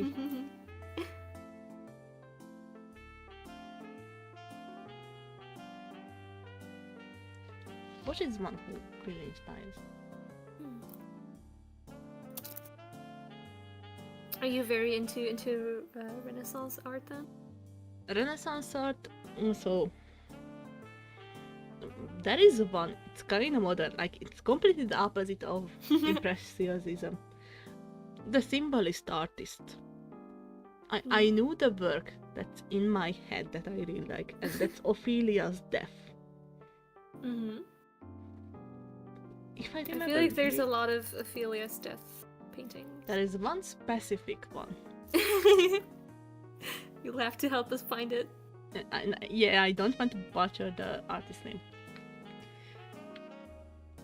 But Ophelia's Death painting. Oh, I found it. Yeah. John Everett Milles. Ah, okay, that's the famous one that I think. Yes, the everyone famous one. knows. Okay. That's one of my favorites. Mhm. Also, I have quite a few Hungarian ones, but why do I say those? Yeah, I think those might not be as famous. Exactly, like I might say that MS Master, and the first idea that was not the actual artist that came to mind was MS Paint. No. No, yeah, looking up more obscure artists can be very difficult. Yeah. Especially when the artist is actually someone big, but just at a specific tiny place. Yeah, or there's like a language barrier. Exactly. It can make it complicated. And now you also want to extend the question to music? Yes, let's extend the question to Let's- music. Let's extend it to music. Yeah, let's start with you. What are some of your favorite classical composers? I have a very favorite one. Yeah, And they are kind of obscure, but they are actually. Every time I had to study classical music, their portrait was always up on the wall. Yeah, So- I actually also have a portrait of a classical composer on my wall. So, my favorite is Mussorgsky, Ah, okay. and my favorite song from them are from the pictures of an exhibition. I think that's the title, the paintings of Yeah. an exhibition, and the gnome. And the what? The gnome. That's the I- Hungarian title. I might be butchering it. Okay, I don't know what. It's like the first song in the entire rondo of the pictures. Oh. Let me check just to make sure. Just to make sure we have the facts right. Yes, we need to check the facts because I don't know the English version. Mm. But I still remember the time how that song became one of my favorite ones. Aw, that is very nice. It was in elementary school, and there was a portrait of Mussorgsky up on the wall. Mhm. And one of my classmates were like, "Who is that homeless man on the wall?" No. and my music teacher was fed up. So, do you know what that homeless man, as you called him, done? And on max volume they started playing the gnome. And that song just burned into my heart. Mhm. That sounds like a very memorable moment. It is.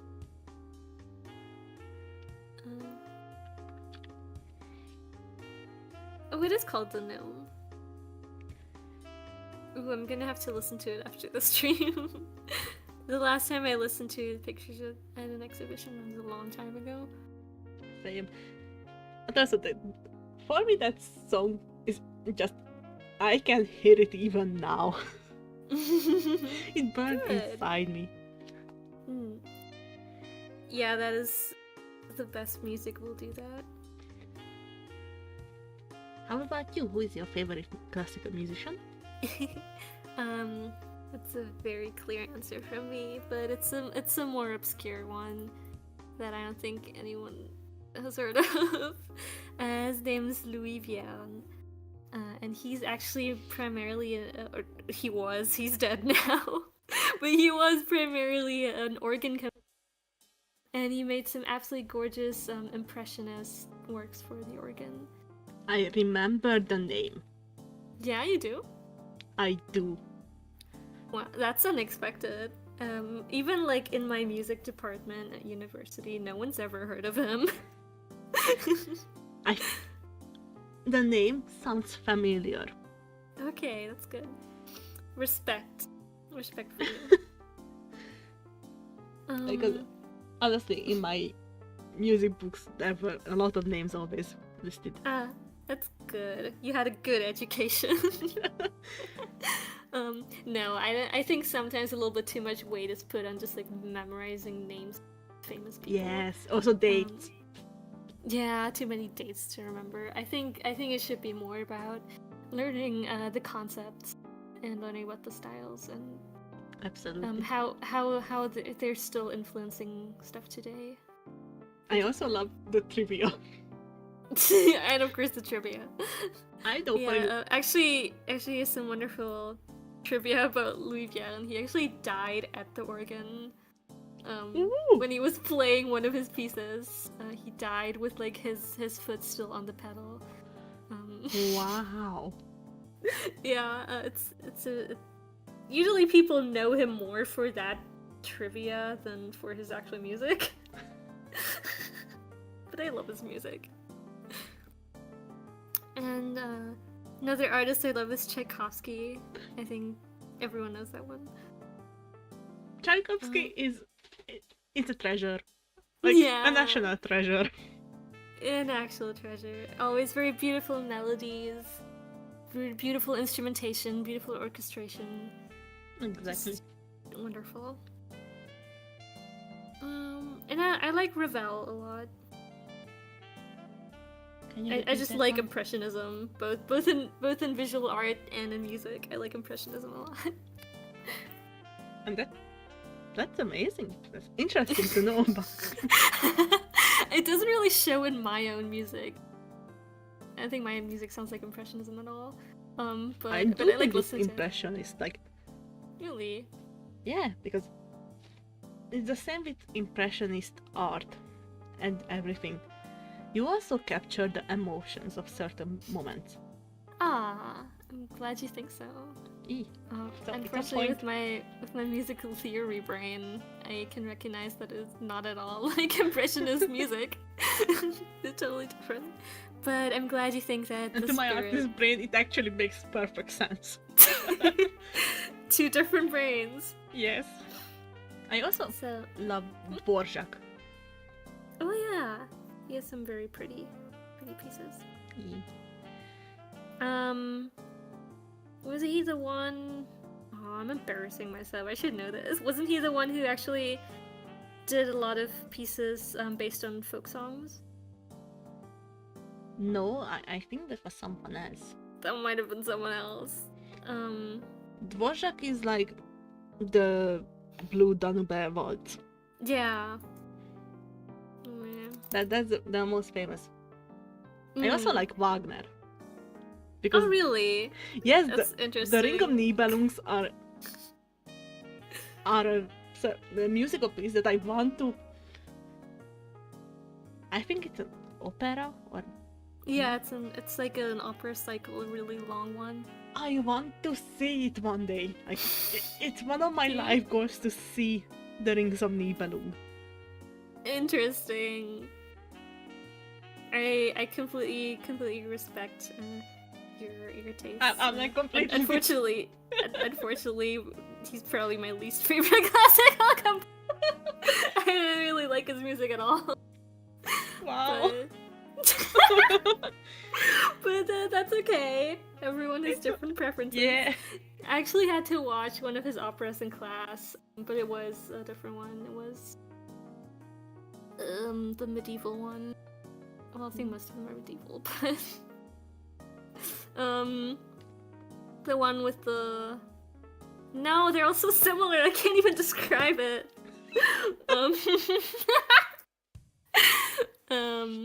It was one of them, but I didn't like it very much. That's funny, I don't know either. That's okay, it's just not my type of music. Also, I looked it up, Dvorak is the one who did a lot of traditional folk song based music. Was it him? I'm Yeah. not sure. Yes, it was. Because when someone tells me traditional folk song, the first one that I think internationally is known, and this is just from the place where I came from, comes that Bartok. Yeah, that one definitely too. I think he's more famous for it, but Because I Bartok think- is Hungarian, so yeah, with of Kodai course. they are the two that I had to learn. Actually, the folk songs that I use a lot in my own music are coming from a little book that is like Kodai collection of folk songs. Aww. That's very nice. No, also, I mean, I was made very familiar with a lot of Eastern European classical music because my piano teacher for the longest time from Russia, and she also gave me like all the books, the workbooks with the exercises and the songs in it that were also often by Eastern composers. It's interesting you say that because where I am, this is basically all that we learn. all the Eastern European stuff. Maybe sometimes we venture into like Italy and most of Europe, and then sometimes we mention the Brits. Yeah. There is nothing wrong with the Brits. We have to say that we love our Yes. English people. Well, I don't know if we love them, but we respect them. We love them. Overlord is one of our precious ones. Respect, yes. Yes. It's interesting that you say it like that. But that's why I think it's probably the same almost at every place, that what's closest to you is what you learn the most. Yeah, for sure. But I think with classical music, there's definitely maybe three major schools of classical music, which is, you know, like the Eastern European, you know, you have Russia, Czechia, Hungary, Poland, so on and so on, with their famous composers and their styles. You have sort of like a Central European with like Germany, England, the United Kingdom, and then you have like the Romance language block with Italy and France, which I think, and Spain. Yeah, that's the Mediterranean region. Sort of. I don't know if I would group all of the Mediterranean countries in. I think Greece has more of a. I don't know if Greece is really included. Yeah, for example. true. It definitely is a huge oversimplification. Yeah. But, yeah, but it's like it's a general trend Yeah. of like the yeah. So that was an interesting tangent. It is. Yeah. I'm learning so much from you. Me too, from you. And shall we move on to? Yes, let's spin the wheel. Mhm. Spinny wheel. And spin, spin, spin, spin, spin, spin, spin, spin, spin. And it's my works. What is your works? And it's your question, right? I think so. Because I asked the classical Yeah. artist. Yeah. Right. I forgot. Okay, exciting. What do I want to ask?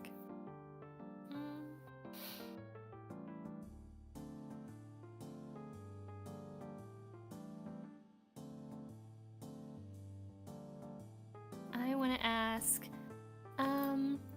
have you ever made a character that you think is a lot like yourself or that you relate to? Hello, you are sitting right next to me. I don't think that counts. I mean more like a character that's like in a story, in a larger story with other characters. Honestly, I think in all of my stories there is always a piece of me. Yeah, I feel that way too. But if I have to really pick someone who was really like a self-insert Yeah. as they that's what I mean. started off, I have a story that is called... It's actually a music-related story. Aww. It's called Singing Tell from us the more. Other Side. Mm. And by the story it doesn't relate to me, but the main character is myself, kinda like, but put into a made-up scenario. That story is like a girl moving out from the village into the capital of Hungary. Yeah. It's a home-related story. And she moves up, and on her first week, just trying to learn the tram system and so on, gets hit by a tram. Oh, I hope that didn't happen to you. No.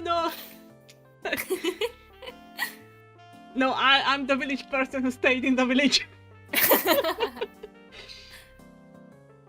But yeah, this character goes to the afterlife and basically into a distorted version of the capital. Ooh. And this character's goal was always to sing. They wanted to become a master of their art. And just to continue learning about it. And with quite a hardship, she actually gets into a school that have music department. And just with these magical creatures inside the capital, she sings and gets used to the afterlife. And at the end of the story was when she basically gets let... I have to say this. I can do this. Their mother finally gets to term that the main character passed. And at the same time, by then okay. she finally feels home at the place in the afterlife. And it's just an acceptance of grief. Yeah, that seems pretty bittersweet. Yes. On the one hand, it's sad, but it's nice if the main character finds their place. Also, it's kind of like a coming of age.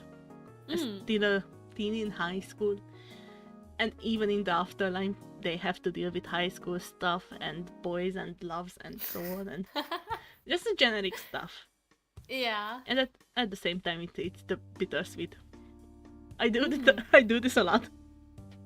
No, that's fair. I mean, that's a big part of many good stories. There's the nice everyday, the troubles, but also the nice ordinary, peaceful moments and joys. But there's also and the sadness. And their sadness.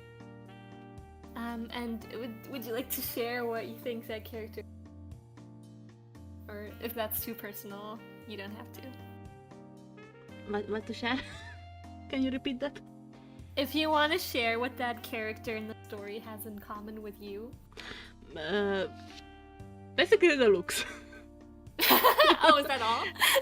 And then basically the looks, that Yeah. was one point that was the same. This is why it was a self-insert. Also, I'm a village person. Yeah. Like, I can't even deny that. That's okay. We love our country bumpkin. Yes, I'm a bumpkin, but at the same time, I'm not a pumpkin. You're a country witch.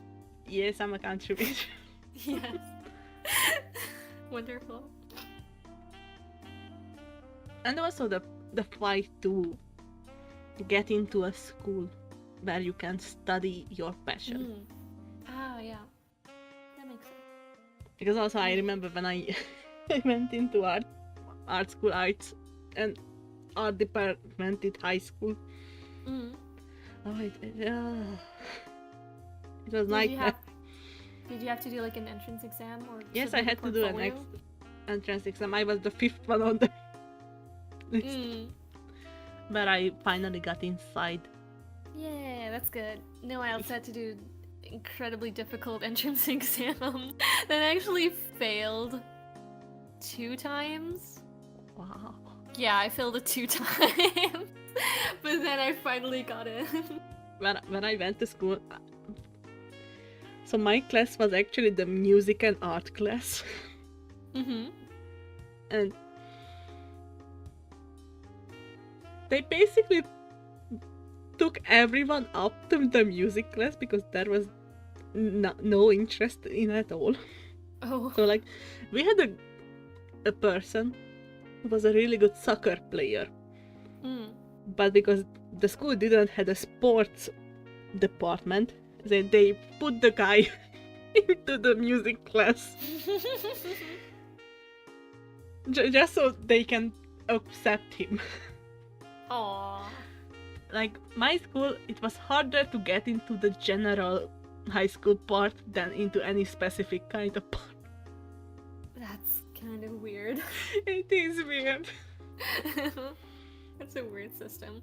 But also we were a university, not that university school, we were the practice school for a teacher-specific university. Okay. But they taught teachers. So I have to say this off. And because it was high-end and related to the university, most of the students in the generic class were actually from really wealthy families. And to the specific class where they basically took up everyone. Especially they were the only free art school in the entire county. Oh. Yeah, I feel like art schools are usually harder to get into than most others. And also with the stories, there is also the same challenge. Because we have the same with music schools. Like, I think in the entire country, I can name 2 schools. And actually, I think there is only one that people know about. In my region. Yeah. That is high-end music school. Yeah, that's definitely a similar situation where I am. I mean, first I tried to do the entrance exam at like conservatory music, specific like music school, and I failed that one because the standards are just astronomically high. Like, they want you to already be like a professional when you get in. But then so I'm studying not at a like specific music school. It's just like a general university. It just also has a music department. But they actually have a higher standard than even most music schools. Wow. So I'm pretty sure it's like the highest standard in the whole country for a university that is not like a specific music school. We had the same thing with art in our university. Yeah. Sometimes you ask yourself, why am I doing this to myself? Why am I not going anywhere I tried else? once and I was like, Nah, I'm not going to go to university. No, I rather got to professions. Oh, I was like, why do I need to suffer it is just suffering. to get a higher paper? It's a lot of suffering. But I'm not done yet with mine. So I'm gonna have to push through. I wish you all the best. Thank you. It's not even the I'm already. I mean, for my first degree, I'm already done with all the practical stuff. I just need to write stupid research papers. Oh, I understand I hate those. those. Did you ever have to do those for your art? No, Lucky. no. Thankfully, with my profession was most like this university kind, and I had to make a film Mm. as a final exam. Yeah. A presentation about how the film was made, the film itself, and I had to have kind of like a, I don't know how it's called in English. I had to protect it in verbal words. My professionals were watching it and they asked me stuff. Okay. I don't know how to say it. I'm not sure either. In Hungarian, it's literally translated to English like protecting your work. Oh, it's like defending your thesis. Yes. Yeah, there we go. I had to do that with my movie. I see.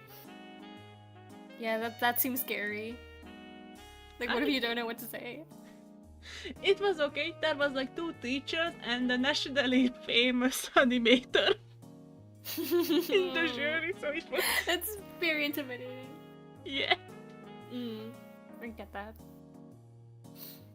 Yeah, I'm also, we have some amazing people in our department, like world famous composers and pianists, and having to perform in front of them is so embarrassing. It's embarrassing and nerve-wracking and... Yeah. I want to go... I'm scared. Yeah. Like, I had to perform on the piano times for like exams in front of these world famous virtuosos, and it was terrifying, but they actually liked it. They didn't say anything negative, so that's good. That's always the most calming part, when there is like a high-end professional and they are like, no comment. Yeah, like that's the best you can get. Just like, don't really have anything to say. That just means they have nothing to criticize. But also sometimes when they are criticized a lot, from what I notice with art especially, if they are stopped and they criticize everything out of you, they are actually interested in the things that you do. Yeah, that is very true, because then they are like, they're looking at it from their own artist's perspective. Yeah, like, I like you. I like what you did, but you messed up a lot of stuff, so let me point out all your mistakes. Here's how you can do it even better. Yes. Yeah, that's right. I sometimes do that. That's okay. Now should we move on to the next question? Yes. And it is your turn. It's your question? Okay, it's my turn, and Your turn. spinny. Oh! Oh? It's music! It's finally music! Now please ask your music question. Make it a good one. Make it count. I actually asked this question before. In No, our chat. ask a new one! Oh, maybe that's okay. You said it that I should ask it on the stream. So it stayed with me. Alright, you can ask it. So it came out when I used assets for this background. And does music have assets or samples that you guys can use to make your musical workflow easier? Very good question. I think the closest comparison to like assets in art would be, like literally using samples. which always really depends on the genre. Sometimes you can very easily integrate a, like for example, if you're writing hip hop or a pop song, Yeah. or electronic music. But in other genres, it doesn't really work. Like if you're writing like a very acoustic ballad, how are you gonna integrate a sample into that? Well, you probably could, but it would be difficult, and it would definitely like stand out. The thing that I had in mind for those is when you have a sample of, for example, you use a pentatonic voice range. Mm-hmm. Like you remit that to that. A little bit like that. I'm not sure I know what you mean. Okay, I don't know either what I mean. You mean using like a specific scale to make your melody? Kinda like, yeah. I don't think I would consider that being like a preset or a sample. Because that's just a very fundamental building block of music. That's like using a color. That's like using the color orange in your... That's like a very basic thing. Okay. That's interesting. You heard it here first. Using the pentatonic scale is just like using the color orange.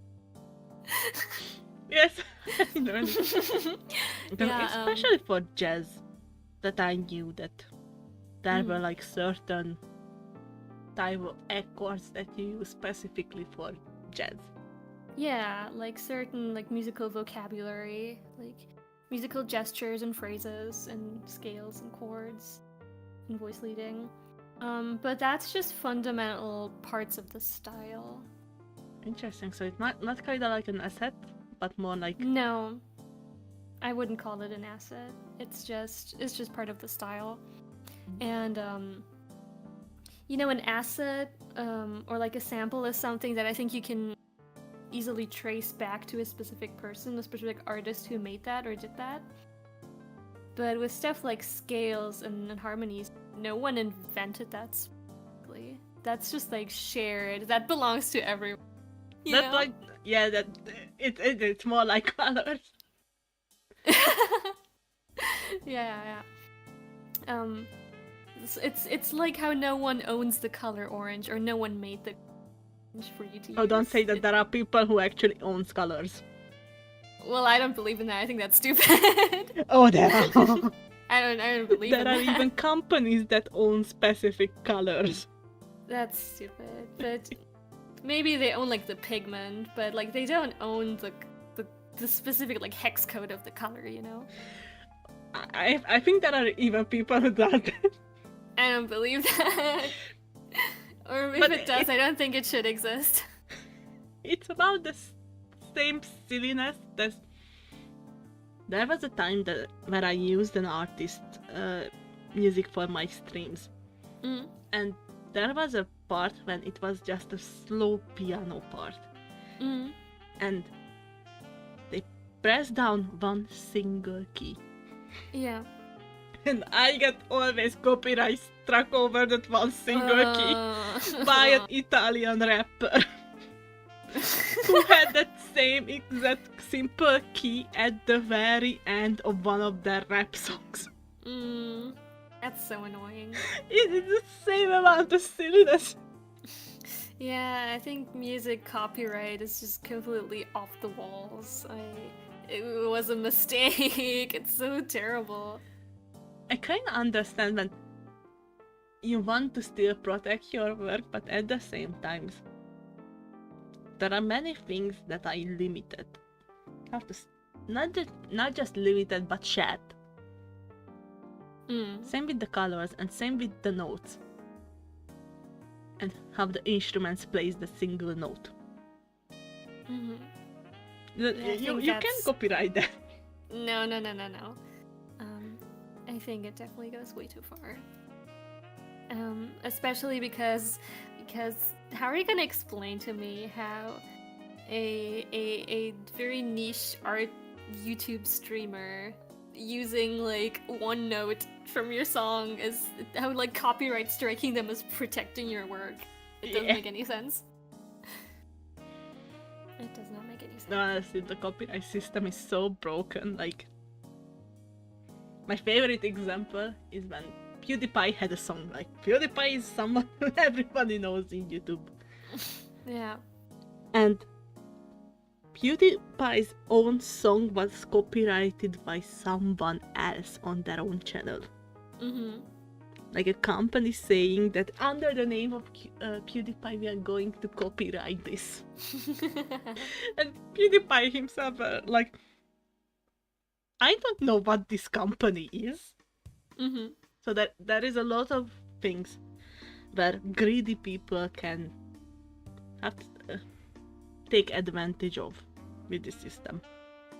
Yeah, I mean, people will use any loophole to make money. Yeah. Yeah. But like, I personally, I would never want to put copyright on my music. I think it's stupid. I think everyone can do whatever they want with it.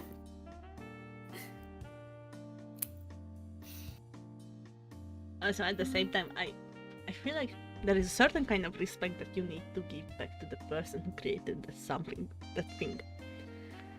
If not a copyright, but at least acknowledge the person who done that.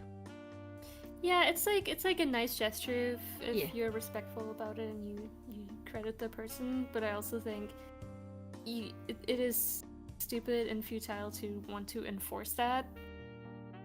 Because how are you gonna force people to do that? I don't think that can have any good outcomes. Yeah. So to me, I'm not even worried about it. I'm still, even though at every stream I'm trying to be like, people go follow Yojelin, because this is not many people have the same thoughts as you. Yeah, unfortunately. To just as you called me an e-streamer, I actually like that phrasing.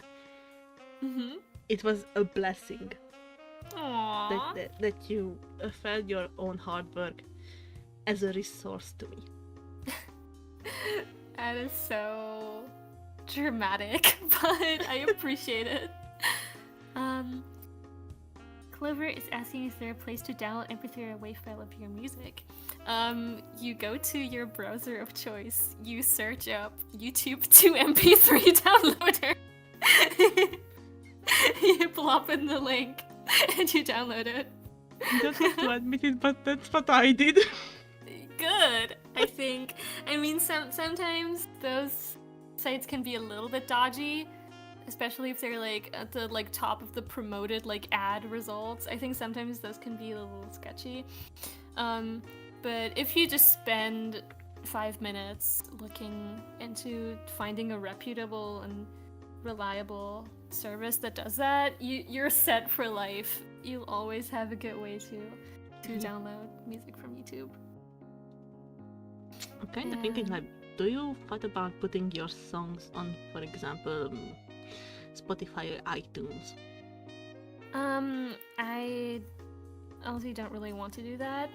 I don't use any music streaming, and I don't think it's like a really sustainable or good model for listening to music. I know why people do it. It's very convenient, and it works best for a lot of people. But I mean, it's infamously very terrible for musicians. It's like a very monopolistic model that is giving all the power to one company and all the big music labels, and it's not benefiting musicians. Interesting, I didn't knew that. The more you know. So I would not contribute to that personally. But also, I know it's infamously kind of difficult to get your music on Spotify. I think you have to register for it, and I think you might even have to pay them to get your music on the service. Oh yeah, Sure. That's a deal breaker right away with everything.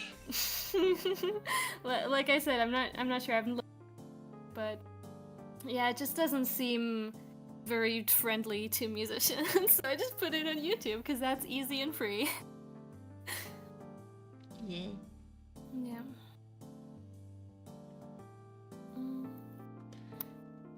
I think It's I already forgot what the question was. I forgot Do you remember? the question too. Oh, it was about the asset samples. samples, right? As I can't ask the same question to you because I already know about assets and visual art. Yes. And And then also, maybe tell us how you use assets and what you think of them. uh, honestly, I get most of my assets from my drawing software asset store. Mm-hmm.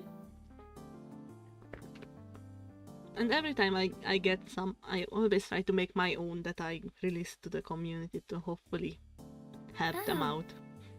So you also make your own assets. Yeah. That's really cool. Assets are basically just something that I think helps speed up our flow Yeah.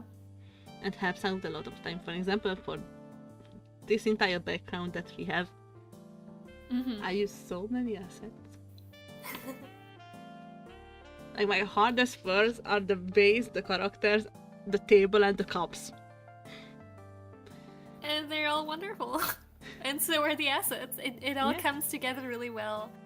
I think all the elements harmonize very nicely. Also, I And made the that's- projector that we have. I love the projector. But for example, same.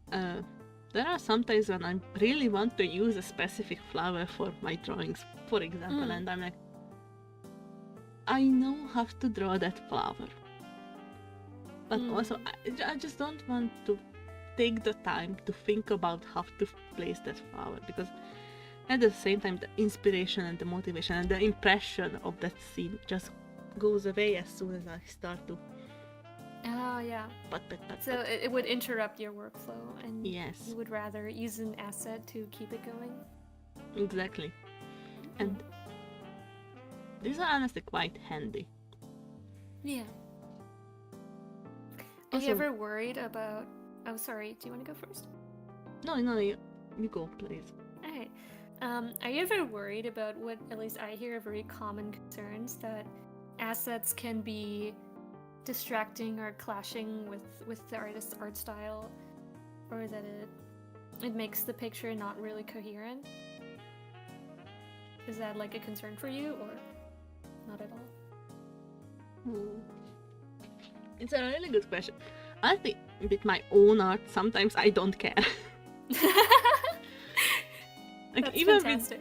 with this piece, the wallpaper that we have are completely not my style. Even that it works. Yeah. And that was, I think, the most important. Like, if it works for that thing, it's going to work. Very true. But I also understand when, for example, someone trying to put... I don't know how to say this right again. That's okay. There are times when it doesn't work. Mm. And it just doesn't work to the point that it just glaring at people and everyone. And those are the times, for example, when even I use assets, when I just feel unhappy with my work if that happens. Like, for example, on this piece, I don't like the plants. Yeah, it sticks out a little bit. Yes, that's a perfect example when asset doesn't work. It's Like- a bit too much of a clash. Exactly. At the same time, it looked really nice when I tried to make it, and then, nah, that doesn't look right. Yeah, sometimes you need to take a break and come back, and before you realize that something doesn't really Yes. work. Yeah, but I guess it always has to be a compromise between, do I really care enough to put in extra work to make it fit together well, or do I prioritize convenience and speed? Exactly. And also, I'm really fast with my workflow and don't return as often. We know this. And we all have our own work flows, and that's okay. Personally, yeah, I like this need repeat to shooter. Like, poo, poo, poo, poo, poo, poo, poo. I need to get those as I can with all of my art. Yeah, I tend to be sort of the opposite. I like to take a long time to work on something. You want to And I need perfect it as soon as as much as you can. I guess it's for art. I think for visual art, it's easier to be able to look at the picture or the artwork with fresh eyes if you just like take a break and look at something else. I think with music, it's a lot harder because if you've heard the same thing 5 billion times playing over and over again, it's hard to get it out of your head and to listen to it with fresh ears. If you will. Yeah, it's always my dream. It's always my goal to go to sleep after starting a project, wake up and no memories of the song whatsoever, and it's like you're listening to it for the first time again. And sometimes that works, but sometimes it doesn't. There are songs for me that I had to take years off to re-listen to that song. Because I also do the... So I'm the kind of person who's willing to listen to one single song for 2,000 times on repeat without breaking into anything else. Yeah, me too. And then I get sick of the song and like, okay, I can't listen to you anymore. I need something new. Yeah. It's very unfortunate that I've gotten myself sick of my own songs a lot of the time, and so I can just never listen to them anymore. Even though they are amazing songs. And that's why we have you to listen to them, so I don't have to. Yeah. Someone's enjoying them, but it's not me. Yeah. It was actually kind of same bit of collaboration when we started. When you sent me the Finnish song, I was like, okay, I need a few days off not listening to this song because I don't know what... Yeah, that's actually one of the few songs that I can still listen to, because I think it has enough variety. The fact that it has like your creative DNA in it, it's not just my brainchild. It absolutely does. Like, you took my barely started something and you made it into a masterwork, and I understand that you can't listen to it. But I like it even more because it has your original melody in it. It makes it more special. Absolutely, like, I basically made a vase and you threw glitter on it. and made it into a gold vase. Wow. Like, really, that's an interesting comparison. I don't know how to say this comparison, like, but you really made it into a masterwork. Oh, I did put a lot of effort into it, but I always do with collabs because I think they deserve a lot of effort. And we will do more. We will do more collabs. Yes, we will. Yes, in due time. In For due now, time. let's do another question. Oh, another question. All right, let's go. And I think it's my turn. Yes. Yes. We finally got music and I answered that one. Ooh, it's lagging. It's lagging. Oh, but it's a challenge time. It's a challenge? It's a challenge. Ooh. Then let me pick a good challenge. The last one we did was the drawing one, so let's maybe do a music one. Ooh. Ooh, I have a good one. I want you to make me name a Yojelin song based on what you're singing. So you have to sing the song or hum it or play it or whatever you prefer. And I have to tell you which song it is.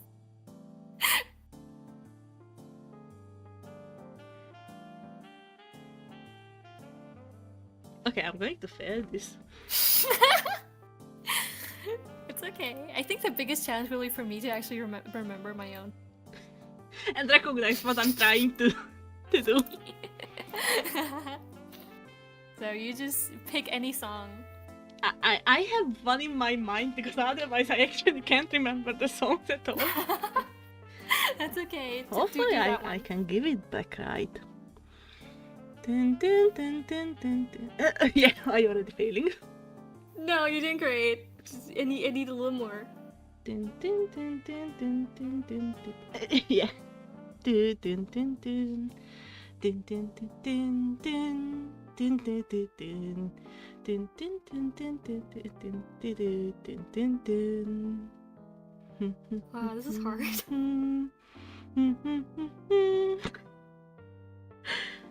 And this is how much I remember it. Ugh.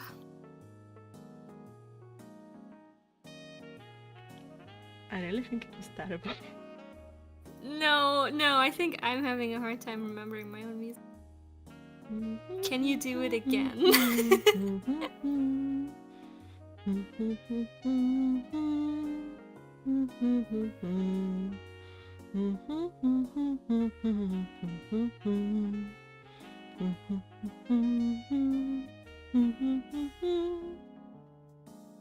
Is this the main melody or is this like accompaniment? It is the main melody.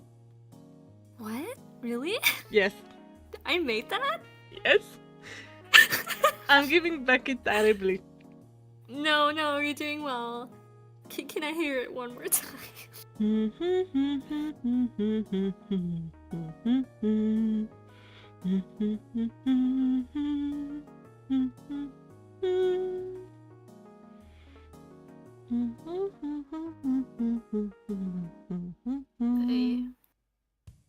I think I need more hints. Is it a vocal song or is it an instrumental? It is an instrumental. Okay. And it's a main theme. So what does that mean? Oh, does that just mean the main melody? It's a main theme for one of your stories. Oh, really? Yes. Oh, wait. Wait, do it one more time.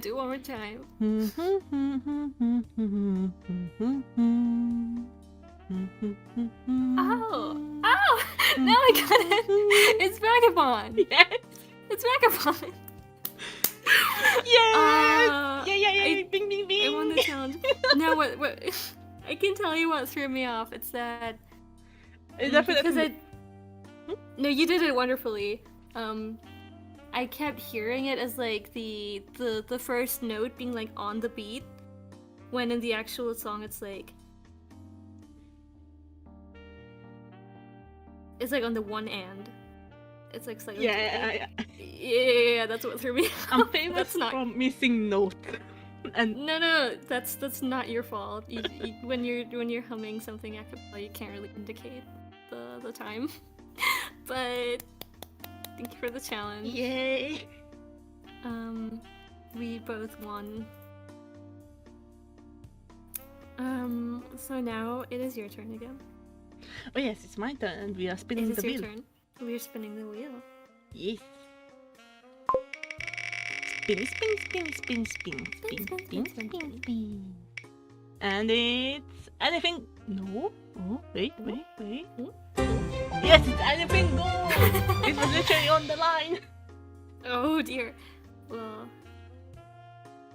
anything goes. Anything goes. I learned about. You can. You know, this is either something that's not covered by the other categories, but you can also ask something that's in one of the other categories. I know. Because anything goes. Yeah, that's what I'm trying to think about too. Mm-hmm. I want to ask about hobbies. Other than creating music, do you have any other hobbies? And drawing, of course. I do have other hobbies. It's a little slightly embarrassing. I'm really into learning K-pop dances. Ooh, that's nice. That's actually pretty nice. I think it's so fun. It's definitely the most, like, it's even more fun than creating music for me. Ooh. You know, like watching the dance practices and learning the moves. Especially if I really like the song. That is amazing. Oh my gosh, it's Hal! Hi, Hel. Hi. Thank how you are for coming. I love you. Yes, Peace and love. um, thank you so much so for yeah, joining our stream. Thank you for joining us stream. Yeah, so that is my answer. And of course I'm gonna return it to you. Do you have any other hobbies besides art and music?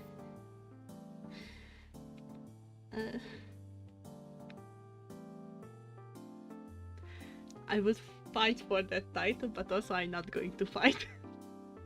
So I think Hal, you, and my friend Jeff are all fighting for that title. at least I'm in the top 3. That's a win for me. You're for sure in the top 3, yeah. So what? About my hobbies, I really like traveling. Ah, So that's interesting. traveling is one of them, and other than doing just regular art, I also do. I recently started doing crocheting. Ooh, like But- making. Is that connected to making? Crocheting is kind Or- of similar to like knitting, and I'm actually Yeah. making a blanket right now. Ah, that sounds so wonderful. I'm making a blanket, and also I do face painting for children, but that's Aw. art related thing. I guess that's art related, yeah. Yes, it's art related. And crocheting, Do you think you could crochet a witch's hat? I mean, I could, I know I could make one, but it would be very flimsy. It would be very floppy. Yes. Yeah, true.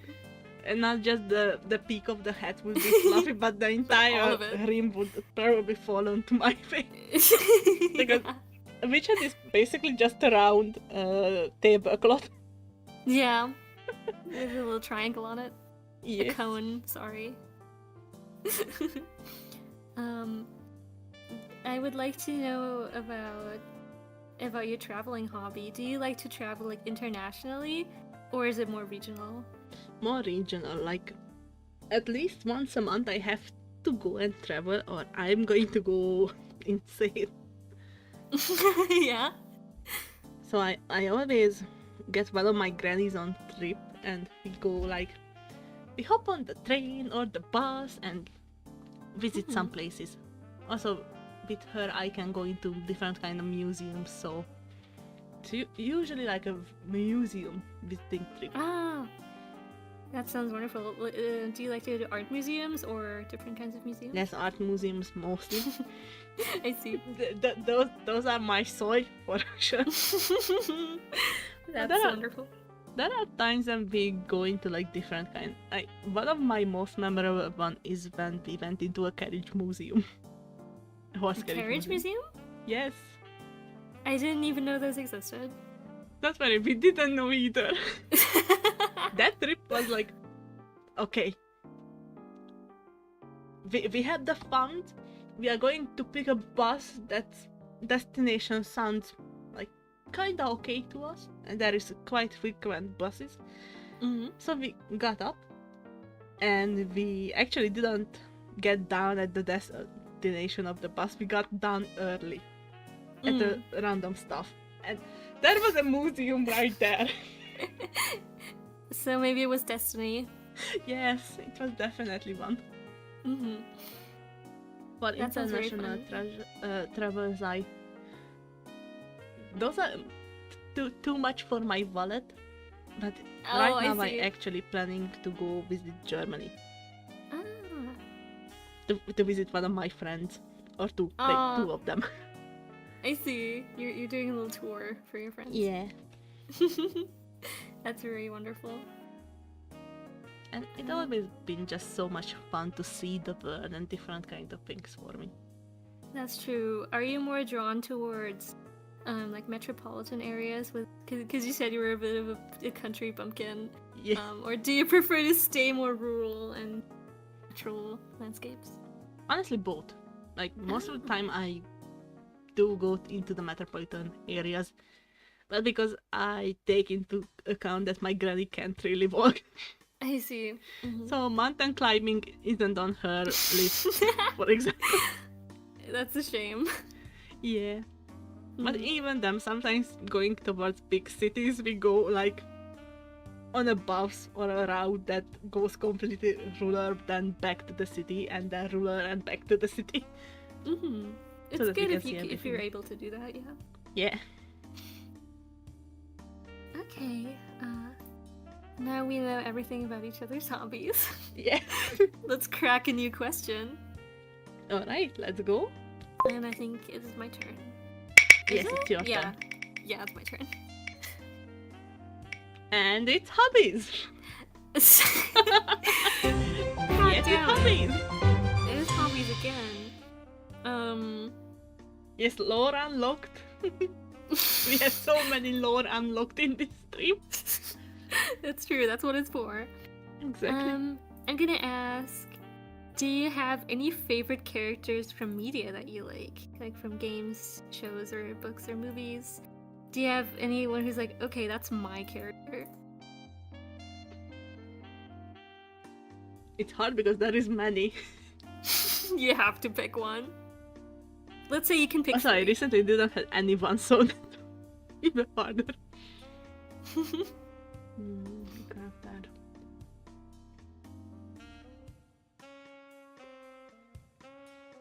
It's so hard. Aw.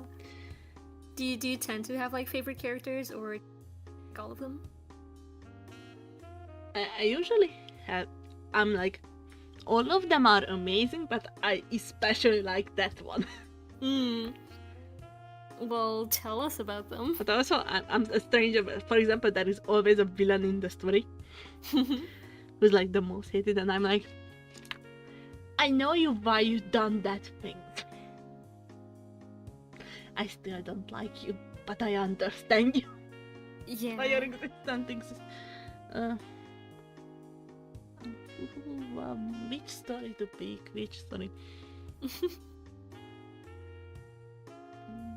It's harder than expected. I know, take your time. Or would you say that the characters from your own stories are your favorite characters? That's definitely they are my babies. Also, my VTuber babies are my babies. Well, those are not characters. Well, Yeah, they Well, are they're- more like persons. yeah. They're like personas. That's different. Exactly.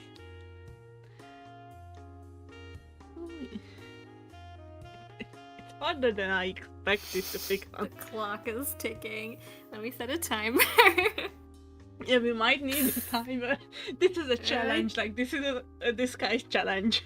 This is a disguise challenge. Darklight, you have 30 seconds to pick Oh a my god. character.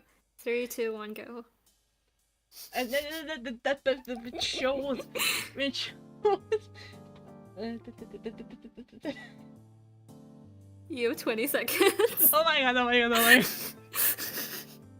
I'm going to fail, I'm going to fail. From the Vampire Knights, I really liked Zero. There we go. That's your answer.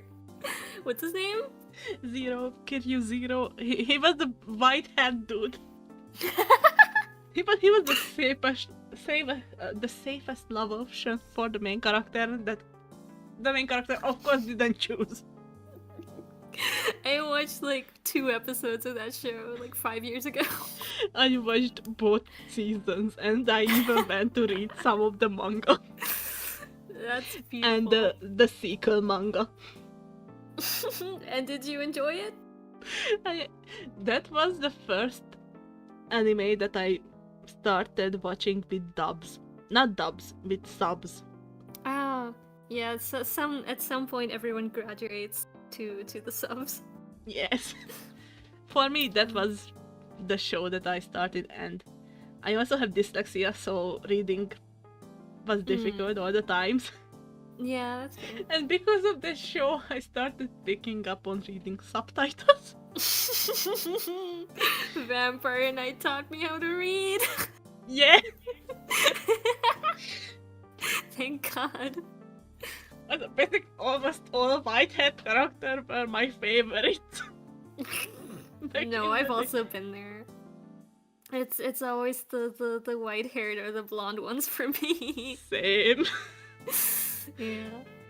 Like it's That's how they really get you. rare if I get someone with darker hair and be like, I like Well, I it. guess it's like a design choice thing. Usually, Yeah. usually the characters with darker hair are like stereotyped or to be like the more normal, mundane, maybe sometimes boring ones. That's why like the self-interpretation is always dark hair. Yeah. And then the special, the standout ones are the ones who have like a Hi, Outer. Hi. hello, welcome to the stream. Yeah, you haven't been here for a while, and also this is a special stream. This is why we are over the regular streaming time. We've been here for 4.5 hours. Yes. And we will let each other know when we want to stop. Yes. Yeah. So if you ask me, I'm willing. I'm able to go to till 3 a.m. So Me too, probably. So we'll see. I wasn't able to sleep yesterday night, so I'm probably going to be up there until I haven't slept. I also had a lot of trouble sleeping. But don't forget to stretch and hydrate.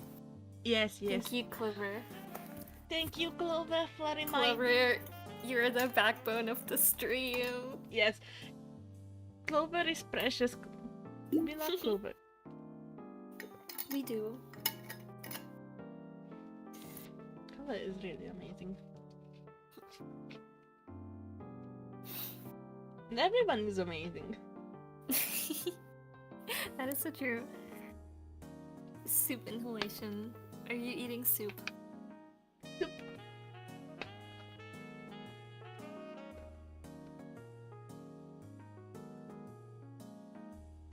Okay, hydrate stretching done.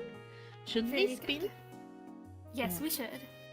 Or would you like me to return the question? Who is your favorite character from media? Oh, I don't want to answer that. That's embarrassing. And just give me one safe options. No, it's okay. I have a character that my friends helped me build a shrine for. The That I have, like, dedication. yeah, I have like a little keychain and my favorite character is Char Aznavour from Gundam. Ooh, I think he's very inspiring. nice. I don't know the character. That's okay. You don't have to. Also, the dedication for having the shrine is admirable. I forced everyone to pray in front of it. Oh no, Clover, no. Oh my No, god, yeah, wonderful. They're always tripping me up like this. It's true. You are wonderful. Hi. Hal was a victim. It's true. Hal was forcefully converted to my religion. I mean, it can happen for sure. I understand it. I done this with Inuyasha when I was in elementary school. Like, Okay, you were in elementary school. I'm a grown Inuyasha was the adult. same. That's different. and everybody had to know the names right. Yeah. Although my friends still, I don't know if they do it on purpose. They still always call my favorite character something else, but it's funny. Okay, maybe now we can move on to the next question. Yes. Okay. Yes. Let's spin the wheel. And I thought this is my question, right? Yes. And it's about my work. Yeah. That's about your work.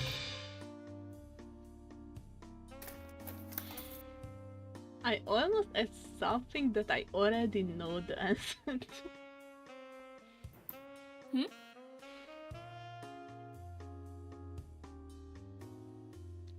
I'm trying to.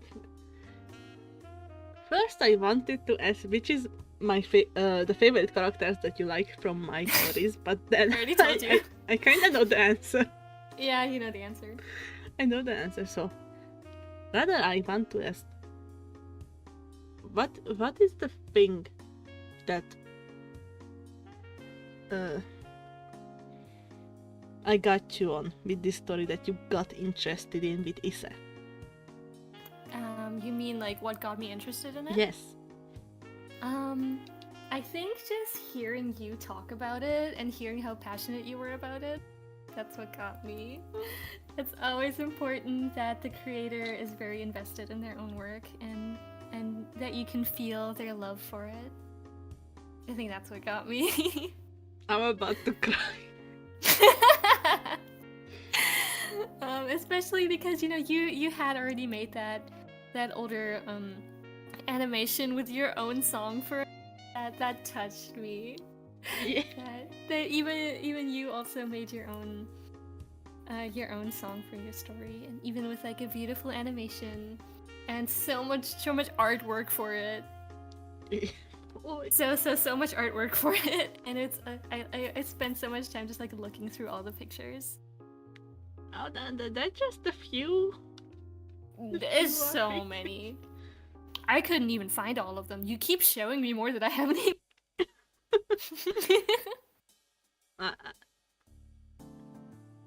Yeah, I love my works. And it shows. It definitely shows. But I think also just the setting and the story and the characters, they're all very appealing to me. I love that the world building is very creative. It definitely has a very coherent concept that that just sticks with you, and that you can very easily point at and identify. Like, oh, that's from Issa. That's like an Issa character, or that's a setting that would be in that story. This was actually really enlightening to me just now. I'm glad. That's what our beautiful artist talk is for, and enlightening each other. I kind of want to ask the second question with the same question, but with the other story. Yeah? What about the other story that I shared about bug spray?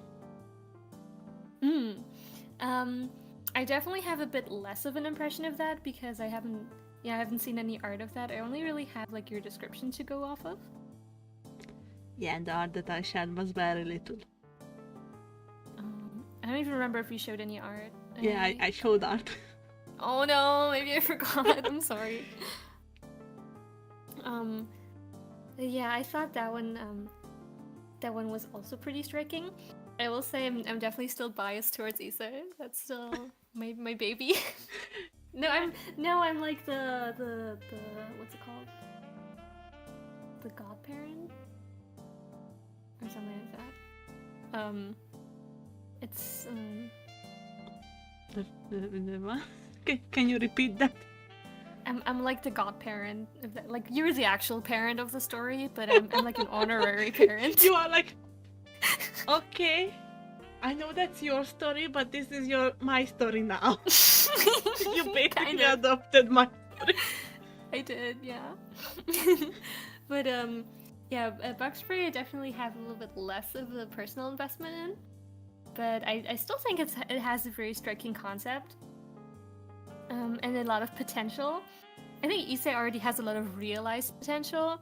Bug spray, I think still needs to be realized. Honestly, that's actually a story that I think that has more clearer outlines than Issa. Well, it's probably just because I have seen way less of it.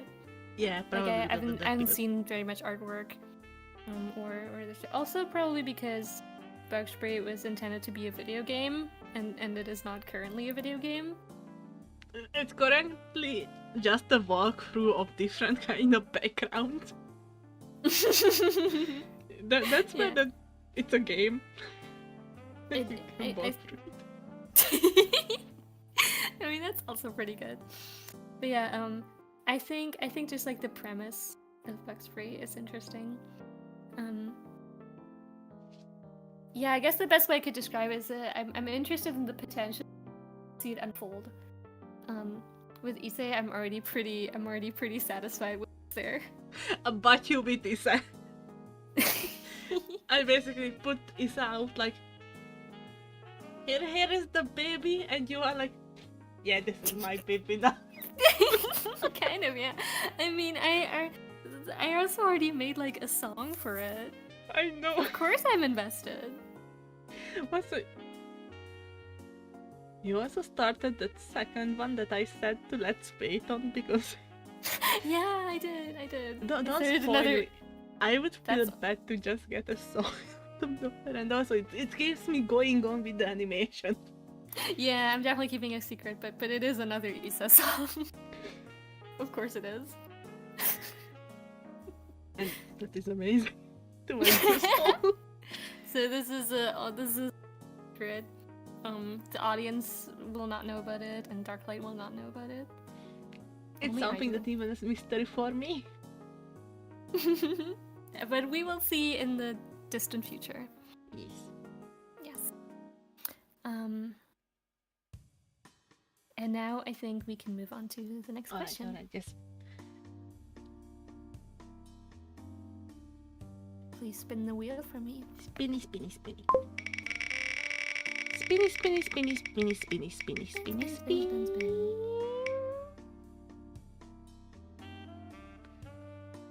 Collabs. Now I get to ask a collab. Yes. Oh wait, I think I already did. Oh yeah, I did when No, you no. couldn't think of a question. I gave you the question, so You gave me the question. That's right. I want to ask you if you think collabing on a fan work or an original work seems more fun. both. Come on, give me a real answer. Like doing a fan work has the shared passion towards that work, Hmm. but that shared passion probably not going to be ever the same as for an original work. Hmm. It's still a passion, but it's just a different kind. It's not your baby. Yeah, it's not someone my else's baby. Yeah. But I guess with fan work is a bit more equal because Yes, because not it's just a one shared person passion. came up with it. Yeah. Okay, that's an interesting difference. And do you think you prefer working on something that has like a shared passion, or do you prefer working on your baby with someone, or on someone else's baby maybe? On someone else's baby, I'm kind of like how you are with Issa. Like, if you share your dreams and ideas with me, I want to help you achieve your dreams. Aww. Like, if it really resonates with me, that's Mm. mine. We are going to take you to the top. Oh, that with is so your- sweet. Yeah, no, I'm the same. With fan work, I have a less because I get easily bored of different kind of things. That's fair. And I guess it's also less special because lots of people can make fan work of someone else's work, but only you and maybe your friends or the other person's friends can work on your original baby. Exactly. Yeah. So I think my answer would be I would rather work on original work, but I do also enjoy fan works. So it's kind of the same in a way. Because even my unclear answer was mostly towards the originals. Yeah. Great, Alright. then that was a pretty quick one, and we can move on to the next one. Yeah. Let's spinny spin. Spinny, spinny, spinny, spinny, spin, spin, spin, spin, spin, and it's music. It's music. And It's music. We are finally getting music after a few hours. finally getting music. Oh, it's my question. Yeah, I still haven't asked a single music question, which is so sad for the musician. Would you like to take it? No, it's okay. But also I'm not a musician, so I have the. It's okay. I'm sure you can think of a music-related question. I'm interested in what kind of instruments can you play. Ooh. So I'm not really big into playing instruments. I'm definitely more of a person who just sits on their computer and puts in their own works with software to create their music. But I do play. My first instrument was classical guitar, and that's really still my favorite to play. Interesting. And then I learned the piano. Then I learned the oboe. Ooh, that's interesting. Yeah, you think so? Yes.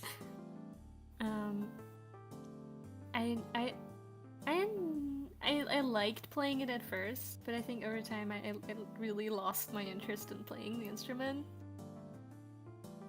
So now I don't really play it anymore. But it was a good way to get some orchestra experience. I played in 2 very little orchestras for a while. You know, which obviously you can't really do classical guitar or with a piano. That's really interesting. that is fascinating. Honestly, like fascinating is probably the best word for it. I'm glad you think so. Mm-hmm. Yeah. So I'm grateful to the instrument. I don't regret learning it, but it caused me a lot of pain. I understand the pain. Probably one of the hardest instruments to learn, to be honest. Especially because you need a lot of strength and like lung capacity to be able to play it. Yeah. And there were so many times where I like passed out or like lost my vision because it robs you of oxygen. So Yeah. it's very hard. I understand it. I also heard that the saxophone is also the same. It's not as bad because it's a single reed instrument, and oboe is one of the few double reed instruments that require a lot more physical involvement. Yeah. And after that, I learned a couple of more instruments. I like playing the tin whistle. Which you can also hear in some of my songs. And I didn't play it, but That sounds like an amazing. it's the same instrument. It is very pretty. You hear it in a lot of folk songs and stuff. Yeah, I probably heard it most of the time. Yeah. Also, the name is familiar, so I probably remember the sound. I just can't remember at the second. You've probably heard of it. And then I have this wooden recorder that my mom gave to me. Yeah, the recorder. That's familiar already. But I don't really play it. Yeah, those are my instruments. Those are nice. Yeah, and let me pass that question on to you. What instruments do you play? Honestly, the true answer is I can't play almost. No, wait. Let me rephrase. My brain doesn't want to work. So I studied the piano. That was my very first, and then I was forced to play the recorder. It's a good old plastic Yamaha. Oh, not the plastic one. Yes, the plastic one. No. At least I have a wooden one. That's one step above Yes, the plastic. I think it's high step one instead of the plastic one. And I played it for 1 year and then I stopped. And then, because of a movie, I wanted to learn the clarinet. Yeah? What was the movie? I can't remember the title, but I know it was Brandon Fraser in it and the vampire lady, and they were solving a quest. Okay. It's like like Hidden Treasures and so on. That kind of movie. I can even say that it was the second movie in a trilogy. Okay. And I don't think I know because enough of about one movies. scene, I was like, I want to learn the clarinet. But Mhm. at the same time, in the school, people already knew me. And they were Yeah. alright, let's start with the art recorder, which is a slightly bigger No. plastic recorder. Yeah. And So you never got to play a clarinet? never. Aww. Do you still want to play it? No. No, I realized I don't have the passion for an instrument. Yeah. Yeah, that's fair. I played that also- for 2 years and I stopped. Mm. Yeah, I also wouldn't say I'm very passionate about playing instruments. I think you don't have to be passionate about every single thing that's related to music. I already have making my own songs and singing and dancing. That's enough. But interestingly enough, actually while the lockdown was happening, I need an instrument. It just hit me as a vibe. Yeah. And that's also the time when I got my current recorder, and I have a disha, the Chinese bamboo flute Ah, yeah. that I already mentioned before. It's still Yeah, in its case. Oh, did you ever use it? Yeah, I actually use it, and Okay. I'm able to make it make a sound. Yeah, that's pretty good. And then that's my limit. So- And do you still feel passionate to keep learning? No. It Alright. honestly was 2 months of passion. I see. You're a very spur of the moment kind of person. I am That's okay. not just that kind of person. I have ADHD, so That's it's like fair. weird with issues. No, that's completely understandable. Yeah. And how do you feel about the recorder? That seems to be a bit more Yeah, the recorder Constant. is more familiar. okay. Yeah. Do you think you'll still learn a lot more of the recorder? Most probably not. But if I could learn one more song other than the one single one that I can play without any issues from memory, I would be happy. That is wonderful. I hope maybe I can help you a little on your journey. Maybe one day. I also kind of want to learn like the songs that I created or you created Yeah. for me. Oh yeah. On the I mean, recorder one day. you actually your own Ise song Yeah. was also on a recorder. It would be cool if you'd be able to play that. Yes. Yeah. Like- Maybe maybe I can make a tutorial for you someday. Maybe one day, yes. Or just to simply my music sheet music, that would be a blessing. Yeah, I could actually do that. Maybe we'll do that. We will do that one day. Yes. Yes. Record that cover of Yojelin's song well. That's what I'm asking. I mean, let's go. Yeah? Let's go. Go do it. Come on. We will now get or to never. that. Now or never. Yeah, now whenever I just need to. I might actually need to make a note of it so I don't forget.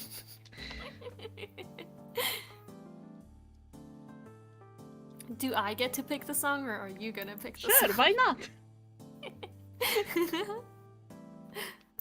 Sure to what?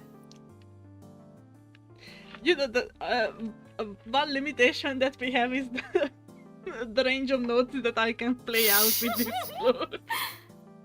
Let me think of something. I'm sure I have some melodies that are. You like, definitely within an have. octave. I definitely do. Vagabond's out. That one's definitely more than an Yes. octave. I know because I've used some instruments where the virtual instrument literally only covers about an octave.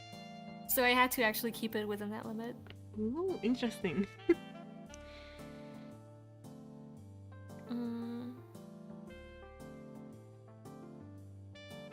I literally just wrote the comment up. Yeah. And okay, sticky notes, where do you go? There. It's going to follow. But at least it's before me and I probably won't forget. Yeah, I think I'll need some time to give you a song. It's that okay. fits. Take your time, like. Yeah. We'll get to it.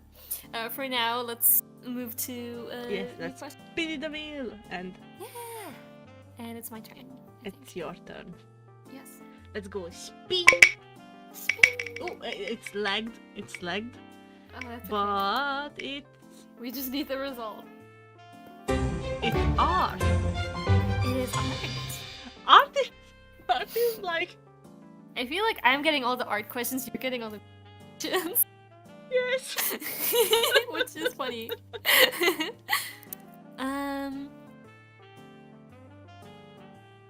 Do you, regardless of actually making it yourself, do you tend to prefer physically or digitally made art for your own experiences? Digitally, I would say, is the most frequent one that I get and receive. Yeah.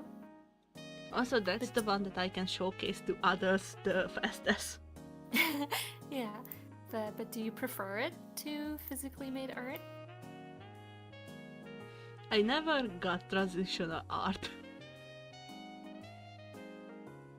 What do you mean by that? So, wait. Can we restart again with the question? I'm sorry. That's okay. No, the question was, do you prefer viewing or experiencing Viewing. digital art? Yeah, it's about your experience with the art. Like, for example, do you think there's something special about like physically made, painted or drawn or whatever made art? That is absolutely, but both of them are actually amazing to experience in their own different way. Yeah. For example, I really like to go to museums, as I said before, Yeah. and just viewing the physical works and seeing the actual dimensions of some of the works that I always saw online is intriguing. Just to see the physical variation. Like, this is kinda like that you are used to seeing the Mona Lisa in big and then you realize that it's a 14 centimeter little wooden piece. Yeah. You are suddenly like, oh. Or the exact opposite, that you see a really simple work and then you see that it's 3 meters long. Those kind of experiences are undescribable with digital art. That is true, yeah. But at the same time, just seeing any kind of visual arts pop up, it's all around us. It's just surrounding us. We are used to it. So seeing a masterpiece among those kind of works digitally is interesting. When you suddenly see something pop out of nowhere, a masterpiece. It might be the smallest piece and the biggest one, and at the same time it's fascinating. Maybe because you're so used to seeing digitally made art everywhere that it stands out even more. Yes. Like, when I feel like with digital art, because it's just everywhere, like it's in all kinds of advertisement and branding, it's on products, it's all over the internet. You tend to not really notice it or even register it as art. Yes. So when you see a digital artwork that is really striking and really stands out, it makes it a very special experience.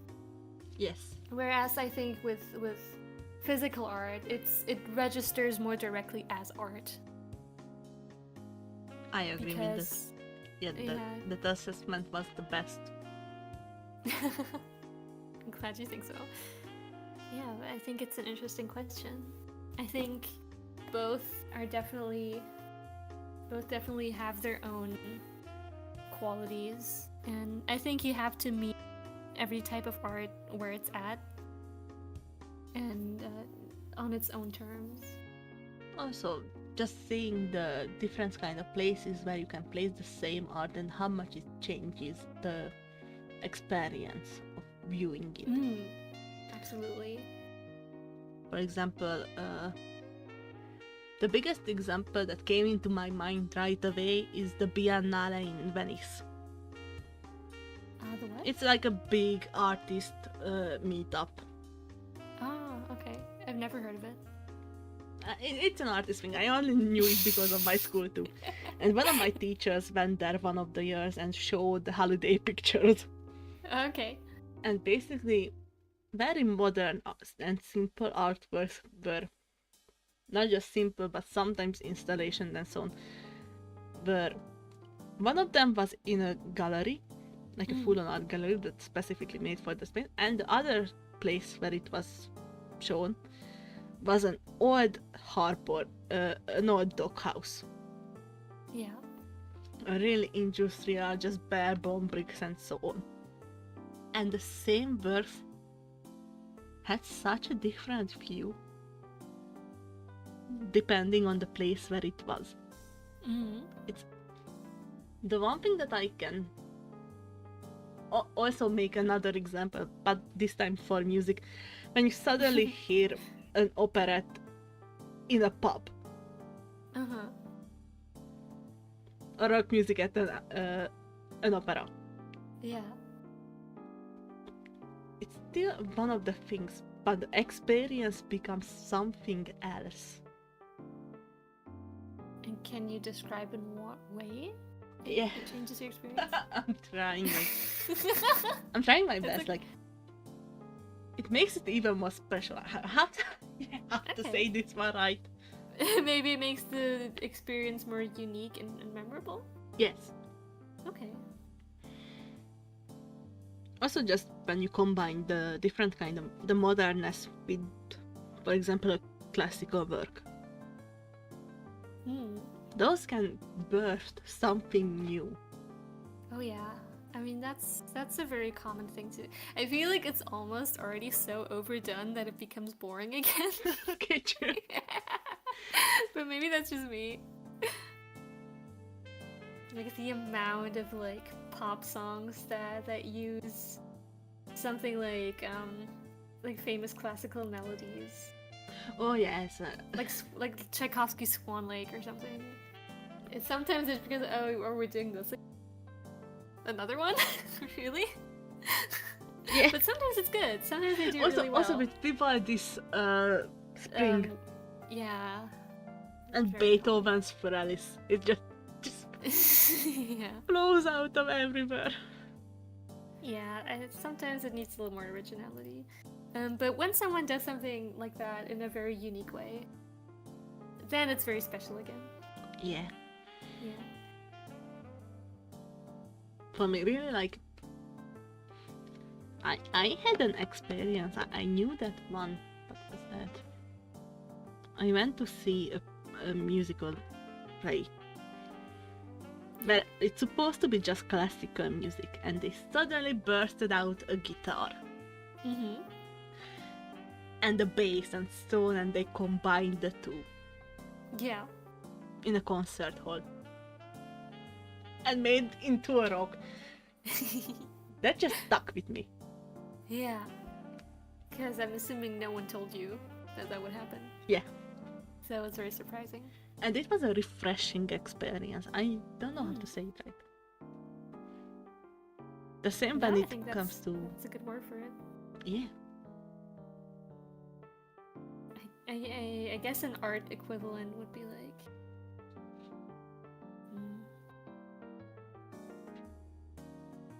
I really like the sort of the reverse of that, where you go to like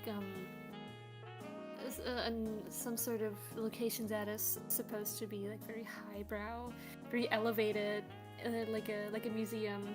But if it's like like a art museum, and you see just like there's just like an old torn up shoe on Yeah. in a display case, and behind glass like a valuable artwork, but it's literally just an old shoe, and of course it is still a valuable art. But it's really striking. Yes, those are absolutely amazing. Yeah, I love those.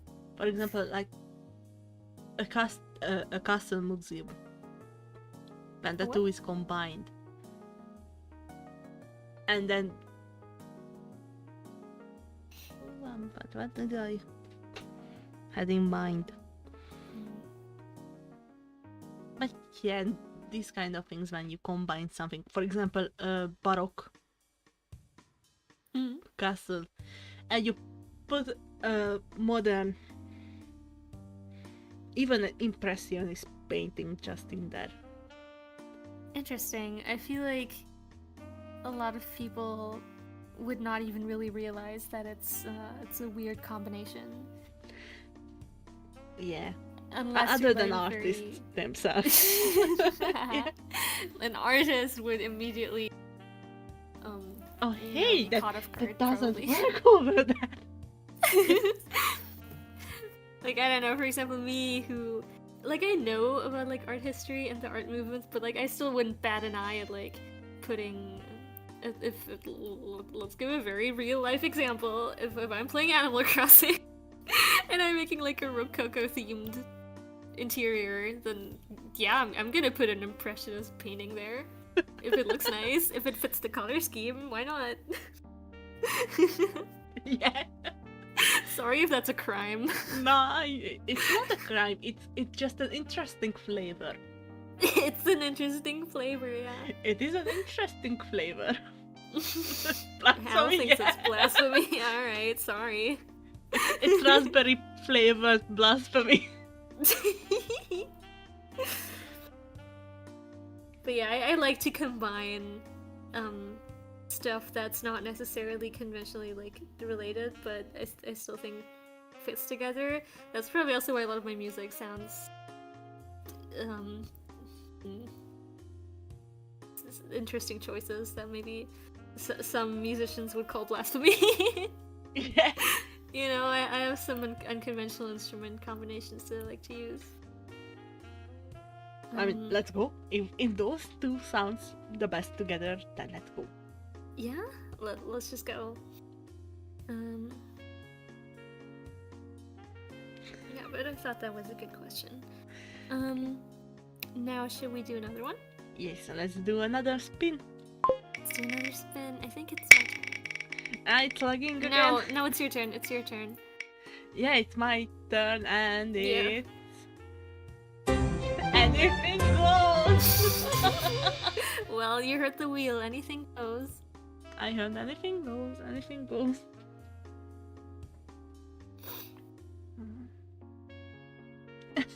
The toughest questions all the time. Anything you want. Anything I want and not government. I feel like we went through so many questions, it's getting even more harder to come up with new ones. Not for me. I still have so many. Oh. And I'm like, I know already a lot of stuff. Oh my god, what to ask? Maybe another one about your work, because I think the last one was very enlightening for you. Oh, that's And true. we haven't had very many about your work. Ooh, I have a question that we had before, but in another way, and now I want to return the question. Alright. If you would get a collab art piece of one of your characters, who would you like to have? Oh, that's a good question. For your stories. Let me think about that.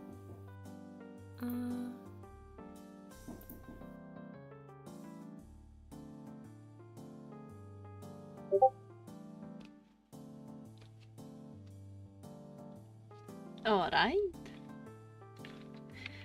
We might need to take a little break, so I yeah. We are taking a tiny little break. Chat, how are you guys doing? Did you guys do stretches and hydrate, please? How are you guys doing?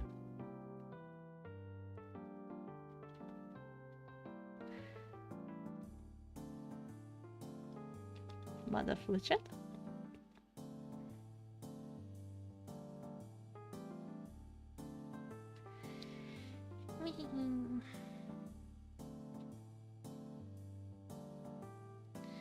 Very stretch and hydrated. Thank you. Good.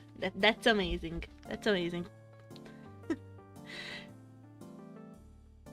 I sometimes forget, so it's amazing to know that I'm making thumbnails. Nice. That's a good work. Let's go, Clover. You can do it. You are amazing. As I will need to get back to you soon too. With your work. With work? With your work? With my work. I'm making a PowerPoint for... Oh, that one is interesting. I never heard of that kind of PowerPoint. That sounds like a fun activity.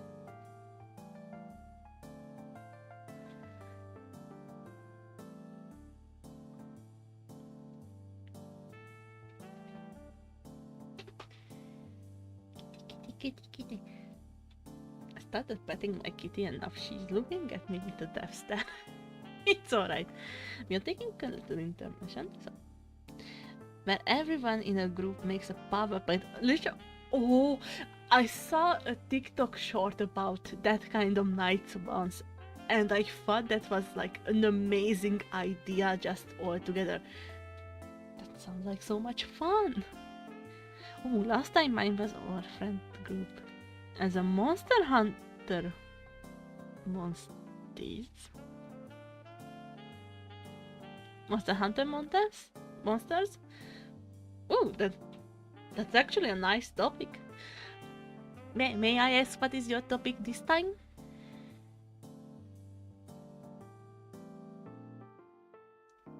Even if you don't need to tell me, if you would like to share.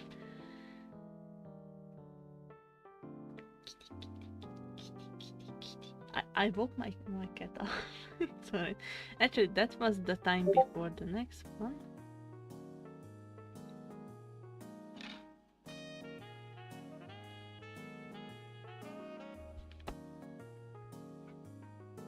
No, kitty. No smacking the mic. Let me. Hello. Can attribute it to June. Alright, then we are keeping it a secret. Yeah, I don't want to be spoiled.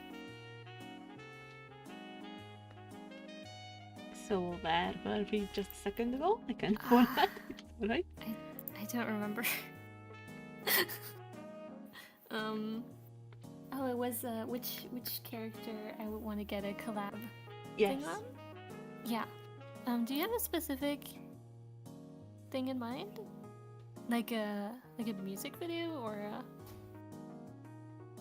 For example, for a promotional video. promotional video? For a promotional art piece where you would have to put one of your... I think it would have to be a character from Vagabond. Ooh. And it would either be the main character or the secondary character. I'm not sure which one, I can't choose. Why not do both? Like the second main character already... Well, they both kind of already have a theme song. The main character's theme song, I guess, is Vagabond. Especially the alternative version. And the other character's theme song is Daybreak Fantasy. Let's go! I can already see to represent the two songs in one piece. Really? Yes, so for example, let's take a square piece and, for example, placing one of the characters at the one of the corners of the piece and the other character at the other corner of the piece, and just with the background blending it all together, so it's still the same place, but I it's fitting see. to both of them, I see what you mean. That is so beautiful. like two pieces in one. I mean, they also, the two characters, of course, have a very interesting dynamic and interesting development over the course of the story. Maybe one day you will get the lore. But... One day. yeah. Unfortunately, I think. Yeah, I was about to. I do have to leave us now. Alright, then we are going to end the stream. We had an honorable 5 hours, 20 minutes of the stream. Yes! On my end, it's 5 hours and 24 minutes, so... Oh, maybe my clock's wrong. But, I want to thank everyone again for coming. Yes, thank you so much for joining us for tonight. And thank you so much, Yojelin, for being my partner for this show tonight. And thank you so much, Darklight, for being the best host ever, and making this beautiful stream layout, and making this beautiful avatar design. Oh. And I haven't done anything. I'm just thank you so much for making me move out of my comfort zone. Like, this collab was really big and it was really sweet, so it means that. Will there be a second part? Ooh, good question. Maybe we should do a second part. Yes, why not? One day in the future. Yeah, I mean, I still have plenty of questions. In the meantime, I will try to come up with more questions because I'm the one who don't have the questions. It's okay. Encore, yes, an encore one day. So. Yeah, thank you all so much for supporting and listening to us yapping about whatever for so long. Yes. And I wish everyone a good night or a good day. Have an amazing night, June. You too. I think I'm going to stay on this screen to end the stream for them, so you can leave peacefully. Okay. Then I will leave us now. Alright. Goodbye. Have an amazing day or night. And thank you so too. much again. Thank you too. You will hear from me. Yeah, I'm going I promise. to. Alright. Bye bye. Bye. Peace. Bye bye. Alright. I'm not sure if I should go to my ending screen because this is just such a special stream tonight that I forgot the special ending screen. So I might say bye on this stream. So thank you so much again for every one of you who joined us today. It really meant a lot that we had so many people in chat and so many supporting questions and so things to say. See, I'm already breaking my words, but thank you so much, and I wish all of you have an amazing day, an amazing night, whatever time you have, and hopefully I see you soon in another stream, or maybe on our next Encore stream. Well, it was a pretty scene. It's very... Oh, thank you! I tried my best, it was kinda last minute. And at the same time, it means a lot that you guys were here. Thank you so much for all of you who left, who've been with us till the end. And yeah, I will try to get a good rest. I also wish the same for Yojelin. So, see you guys next time. Bye bye.